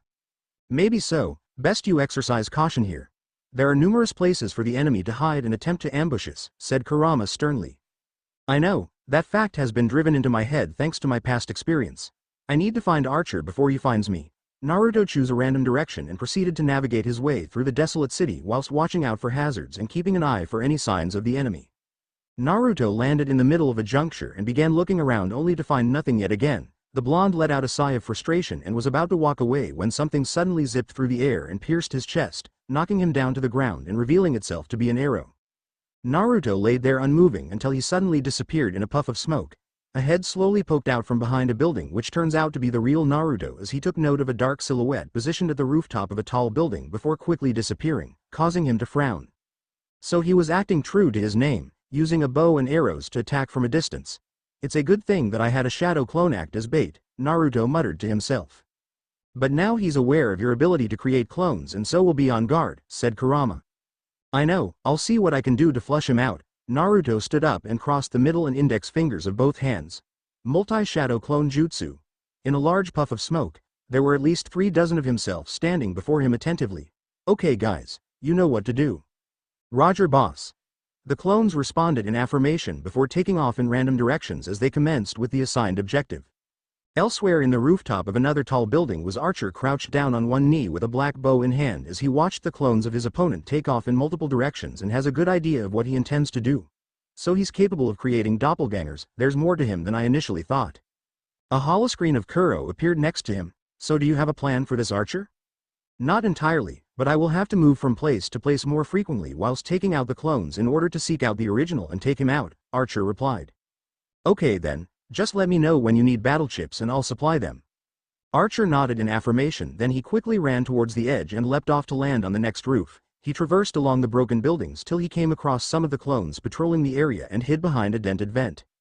He peeked over to see that none of them had seen him before nocking an arrow and took aim at one of the clones whose back was turned towards him and fired, piercing through its back before disappearing in a puff of smoke. Then he noticed that the clones suddenly stopped for a moment before turning to look in his direction before flinging chakra shuriken and kunai, causing the net navi to hide behind the dent for cover. Archer, they're heading your way, Kuro called out in alert.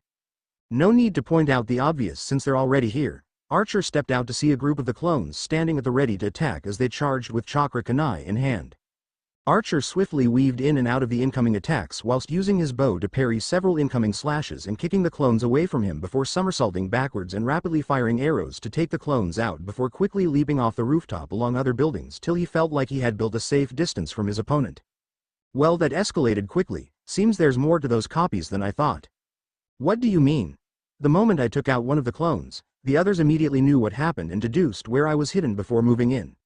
That leads me to believe that they're somehow linked to each other, Archer explained. If so, then destroying any of them would expose us and we won't figure exactly where the original is, said Kuro with a frown.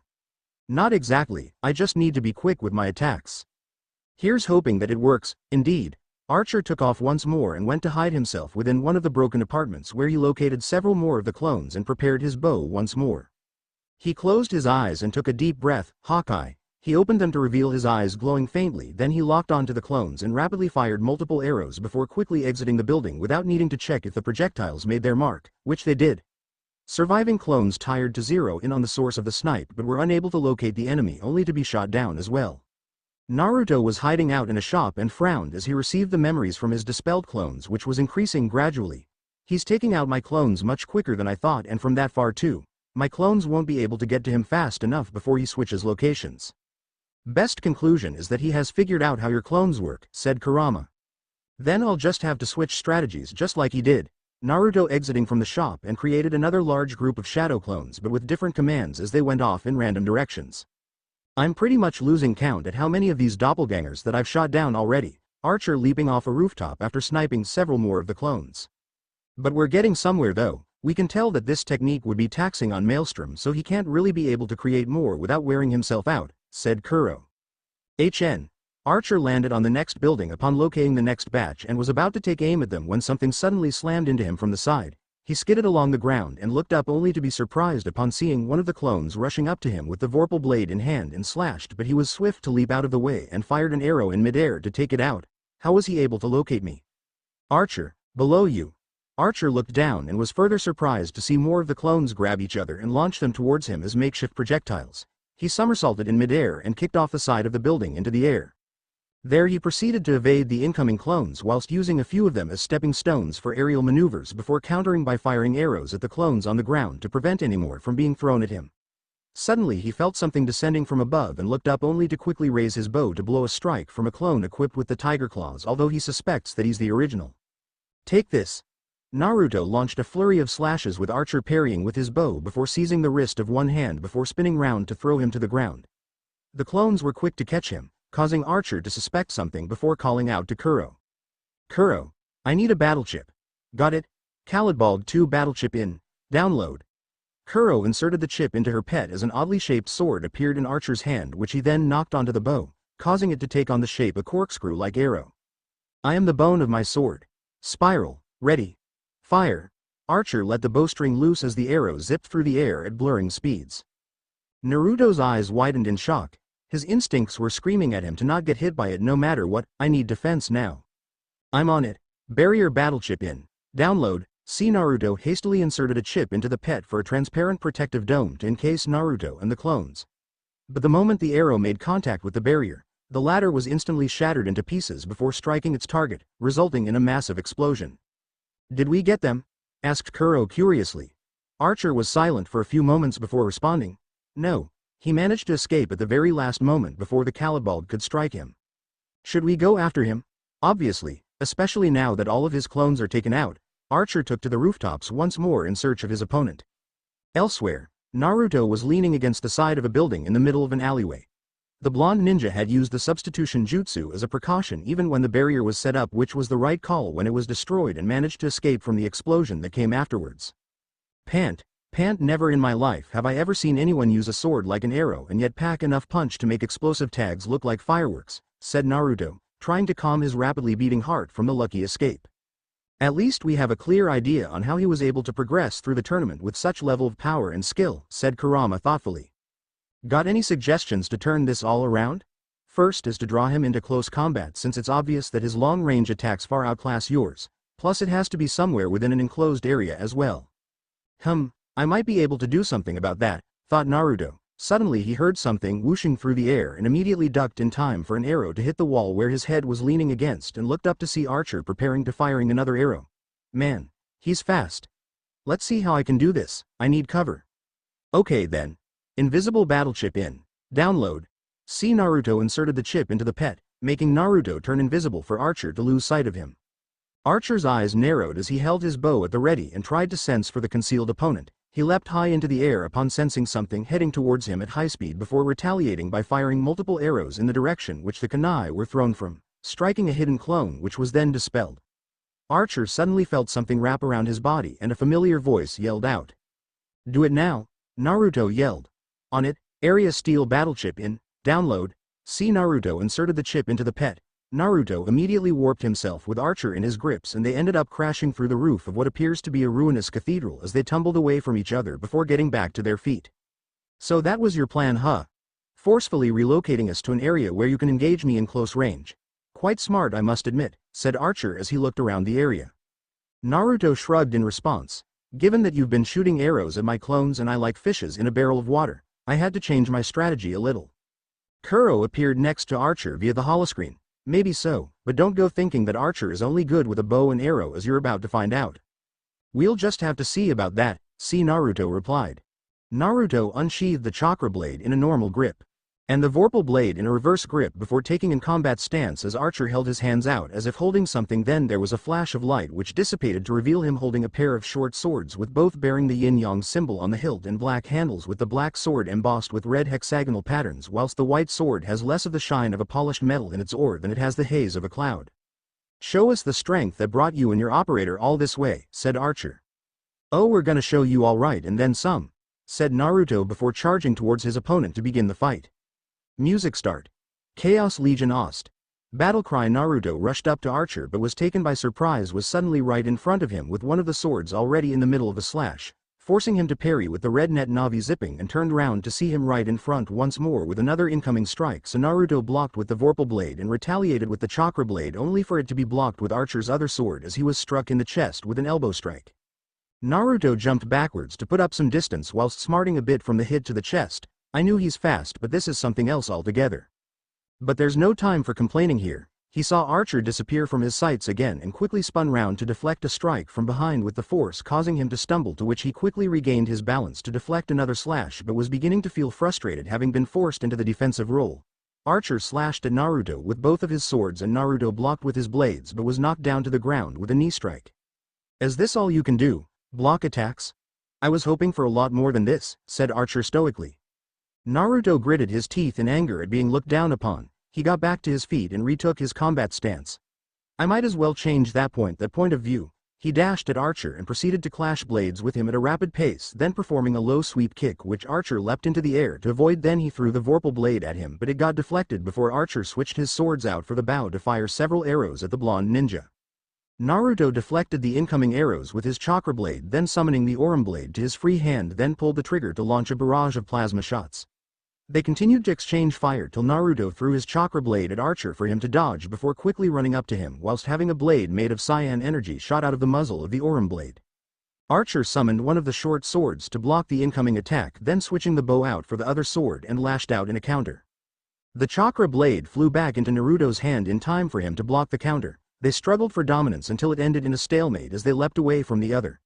Naruto tossed the chakra blade into the air and formed a handful of cyber shuriken and threw them at Archer, who deflected them swiftly, but he refused to stop and kept throwing more while running until the chakra blade fell back to his hand and performed a cross slash, but Archer evaded it by dashing backwards. HMPH, let's how he handles this, Shadow Clone Jutsu. Naruto summoned a small group of clones that charged ahead with him following afterwards. Archer adjusted his stance with his short swords in hand as the clones lunged at him, then he proceeded to weave in and out of their attacks whilst parrying, then countering with attacks of his own to forcefully deflect them, but Naruto would create more clones to replace the ones lost. It was at a certain moment that Archer kicked at a shadow clone as a spring to somersault away whilst re-equipping his bow, and Kuro took out a battle chip. Runting battle chip in. Download. Kuro inserted the chip into her pet and a red arrow appeared in Archer's hand which he then knocked onto the bow and took aim. Runting. Hound of the Red Plains. Fatigue. Archer fired the arrow which struck one of the Narutos, causing him to go down on one knee with the feeling of exhaustion, which also affected the other clones as they began disappearing one by one, exposing him as the original. Archer switched back to his short swords which were glowing ominously with energy. This is the end. Triple-linked crane wings. Archer threw the swords at Naruto, who used his blades to deflect but was caught off guard as Archer rapidly approached him with a second pair and slashed at him consecutively, and the first thrown pair came flying back and hits the blonde from behind. Finally, he creates a third pair which are longer with a feather-like appearance, and he performs the final strike with them whilst appearing behind Naruto. "I suggest that you give up this fight. Your fighting prowess is no match for me," said Archer as a matter of factly. Naruto got on his hands and knees before looking back to glare at him. "And I suggest not counting your cyber chickens before they hatch." Right as he said that, Naruto disappeared in a puff of smoke, revealing to be a shadow clone after all, much to Archer's and Kuro's shock.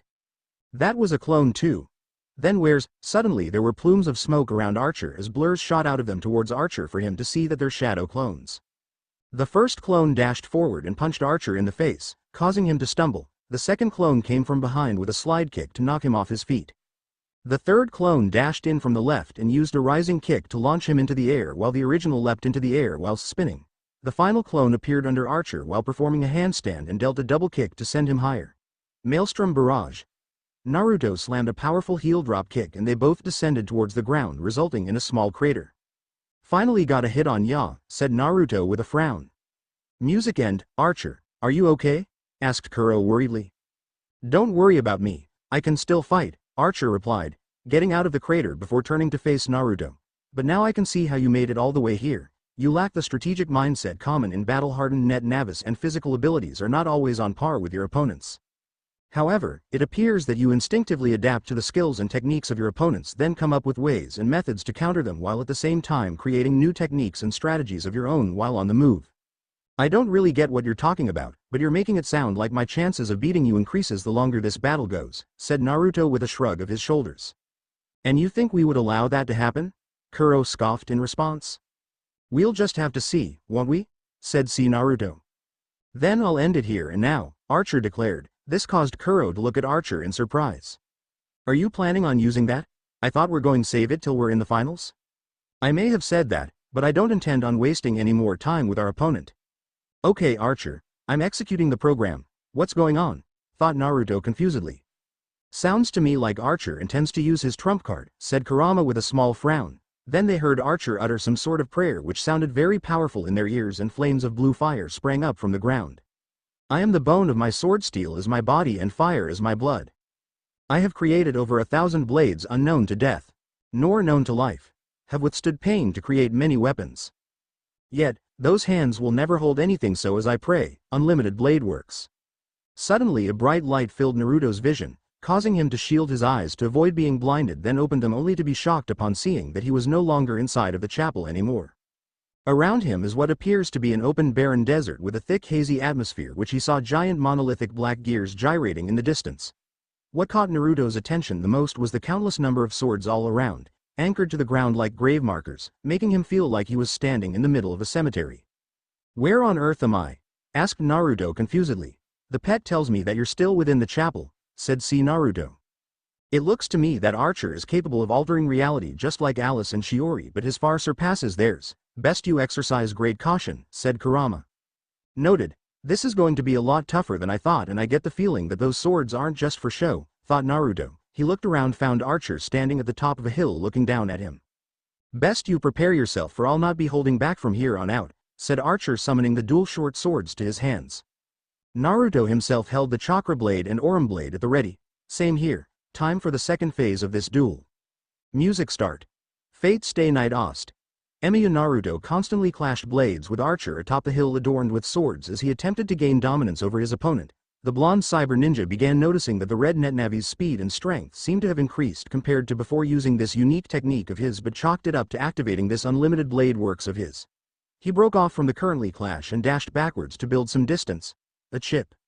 On it, airshot battle chip in and download. Naruto inserted the next battle chip into the pet as Naruto sheathed the chakra blade for his free hand to transform into an arm cannon. He took aim and proceeded to fire spheres of air at the enemy. Suddenly the swords around Archer pulled themselves out of the ground and then conjoined to form a defensive wall to block the incoming projectiles before launching themselves towards a surprised Naruto, who quickly snapped back into focus and backflipped rapidly to evade them until the barrage finally ended. Guess those swords weren't just for show. I bet Tenten would have fangirled at the sight of this, since she's practically a walking arsenal, Naruto muttered to himself. Stay focused, kid. This revelation just made things a whole harder, said Kurama urgently. Naruto felt something shifted underneath where he was standing and quickly leapt into the air just in time as several swords burst out from the ground. Cyber Shuriken. He sent away the Aurum blade to summon said tools into both hands, then proceeded to throw them towards Archer, with the swords once more rising to deflect the incoming projectiles before launching themselves towards the ninja. Naruto created a shadow clone to grab onto him and toss to the side to evade the swords whilst landing back on the ground. Vulcan battle chip in. Download. Naruto inserted the next chip into the pet for Naruto's arm to transform into a gun with multiple barrels which began to spin as bullets shot out of it. Archer darted to the side and began running while mentally ordering the swords to attack. Naruto evaded the return fire and began running as well. Both sides continued to exchange fire until finally having enough and leapt into the air towards each other, with Archer forming the large versions of Kanshu and Bakuya once more. Aqua Sword and Fire Sword battle chip in. Double download. Naruto was quickly equipped with blades of fire and water in his arms as they clashed in the middle before landing on the ground to form a crater underneath their feet. Embers of flames and splashes of water cold be seen from the constant clashes between the warriors. Naruto was pushing as hard as he could, but Archer was doing the same on his side, but neither were intending to give an inch to the other. The blonde cyber ninja took note of his HUD, alerting him of the chakra blade is fully charged, so he deactivated the elemental blades before unsheathing the weapon from his back and tapping the Konoha symbol for the blue chakra to surge out of the blade and take shape of a longer variation. Overflow state active. Now Elm getting serious here. Naruto charged into the fray once more, but he was taken by surprise when he saw Archer actually form a replica of Nero's sword and used it to block his attack. Guess there's more to it than just launching swords. You catch on quick. Let's see how much you've figured out. Archer pushed Naruto back and swung the sword to launch a wave of flames, with Naruto swinging the chakra blade to a wave of chakra which collided with the incoming attack and cancelled it out. Naruto pointed the chakra blade at Archer. Blistering blades. Wisps of chakra flowed out of the blade and took on the chakra blade, with 4 hovering at each side before launching them at the target with great speed. Archer summoned blades as well to launch them and cancelling each other out. Let's see you handle this. Archer waved a hand to make swords surround Naruto before launching them towards the blonde cyber ninja. Naruto's mind raced quickly before coming with a crazy idea as he performed a 360 spin whilst making the chakra blade's energy blade to extend outwardly in a way of imitating the Hyuga's rotation technique, and was somehow able to deflect all of the swords, then turned to glare at Archer. My turn then. Naruto gripped the chakra blade with both hands and rearing back. Take this. Overslash. He swung it forward to launch a large wave of chakra towards Archer. Kuro's eyes widened in shock as the attack is similar to the ones she saw those net Navis at the N1 Grand Prix, if she recalls, as the program advance, and knows that it mustn't hit Archer no matter what. She quickly took out a chip which has a picture of a silhouetted Roman soldier bearing a shield before inserting it into the pet. Archer's hand twitched as he held it forward and called out in a loud voice. Ro Ayas. Then a 7-layered barrier in the form of 7 flower petals made from light in the shape of a pinkish iridescent flower appeared before him. The chakra wave slammed into the barrier with sparks flying everywhere as Archer maintained it. The attack managed to break through the first, followed by the second, but dissipated upon breaking through the third, much to Naruto's surprise. What the? How come the overslash didn't destroy the barrier completely? Naruto muttered in disbelief. Don't forget that the amount of damage capable by the technique depends on the amount of chakra remaining in the blade.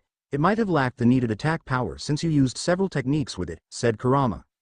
You have shown me your best move. Allow to show you mine. Archer held out a hand before himself to summon a beautiful double-edged sword. He crouched slightly with the sword reared back in a double grip. Naruto saw the mass amounts of energy gathering at the blade and had the same feeling as to when Archer was about to fire that spiral-shaped sword, but only greater. May this light reach the king that can't be reached, Excalibur image. Archer practically appeared right in front of Naruto, already in mid-swing. The ninja raised his chakra blade overhead to defend himself, but was completely unprepared for the impact, which resulted in a massive explosion of blue and golden energy before dissipating to reveal Archer standing in front of a large crater, and Naruto was seen lying face down in the middle of it with a broken chakra blade next to him. Maelstrom, get up. You can't give up here, said Naruto worriedly. It's over. That attack is one of Archer's most powerful attacks. No one has ever gotten up to resume battle after being hit from it. This battle is over, said Kuro. Hey, don't think you can write me off like that. Archer looked in shock as Naruto slowly struggled to his feet and stared back at Archer in defiance. This fight isn't over, not by a long shot. Your body is critically damaged and in no condition to continue this fight, and I can tell that you've used all of your strongest moves and tactics. This battle won't be in your favor if you insist on fighting me, said Archer. Naruto chuckled in response. If I could get a zeni for every time I heard that, by normal standards you could be right about that. But the thing is, Naruto looked at Archer. I'm not a regular opponent. Taking that as his cue, Kurama unleashed his chakra for his host's body to be enshrouded in a crimson-red aura with tendrils swirling around, which surprised Archer to take several steps back in shock. What's going on? Where is this power coming from? Asked Kuro confusedly. It appears to be coming from within and is even healing the damage inflicted upon him at a rapid rate, said Archer with narrowed eyes. Naruto felt the familiar power flow through his body as it healed his wounds and empowered him before speaking out to Archer with a smirk. Time for the final round. He disappeared from view, causing Archer to broaden his senses to locate his opponent. Eyes widened in shock and looked up to see Naruto descending towards him with a heel drop kick, which he jumped away from for it to slam to the ground and form a crater. Archer summoned his dual short swords and flung them towards Naruto, with him unsheathing the vorpal blade in a reverse grip and swiftly deflecting them in a single movement before blurring out of sight again. Archer bent his upper body backwards to avoid an incoming slash from his left side by Naruto, having equipped himself with the tiger claws, who rolled along the ground and was on fours like a feral beast whilst glaring at the red net navi.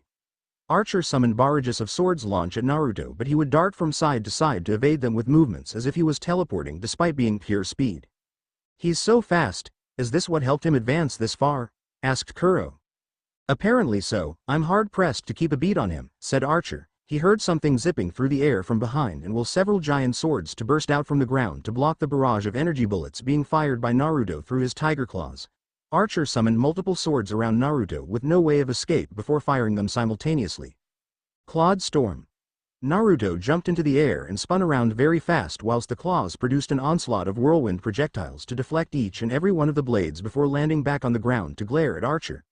"Let's see if that shield of yours can block this."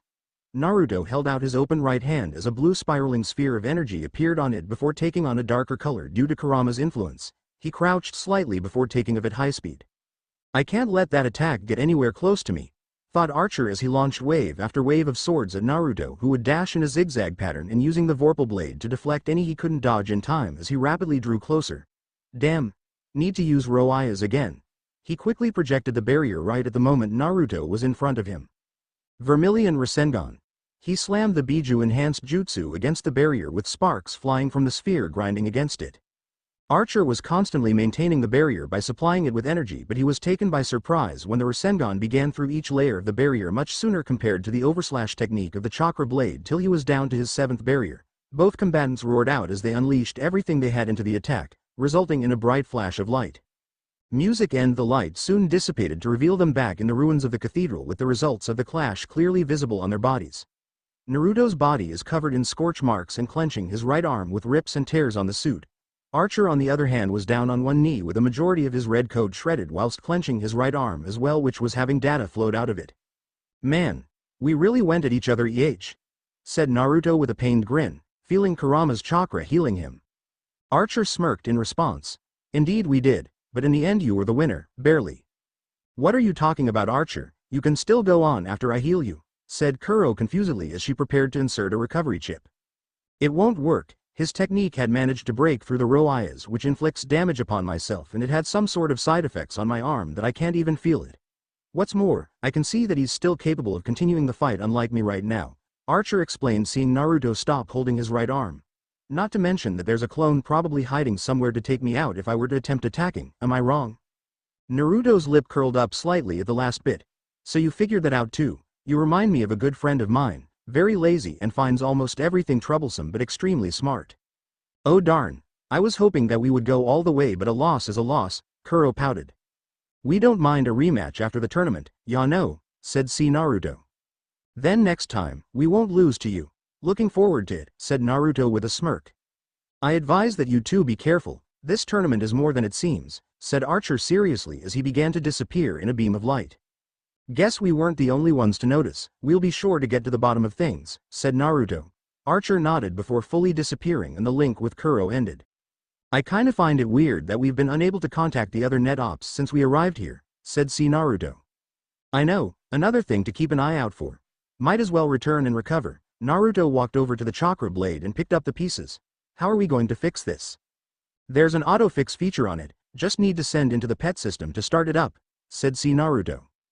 The original nodded in understanding before the weapon disappeared from his hands, but was taken by surprise when the Aurum blade appeared. Then it suddenly transformed into a bow that is made up of 2 gold blades containing blue accents, and it possesses a brown handle, a red emblem that attaches to the back of the Naruto's hand, and 2 halos that wrap around his forearm. Naruto felt information flow into his mind concerning the weapon. "So it's called the Palutena bow. It must have based itself on Archer's combat skills," said Naruto thoughtfully. The end.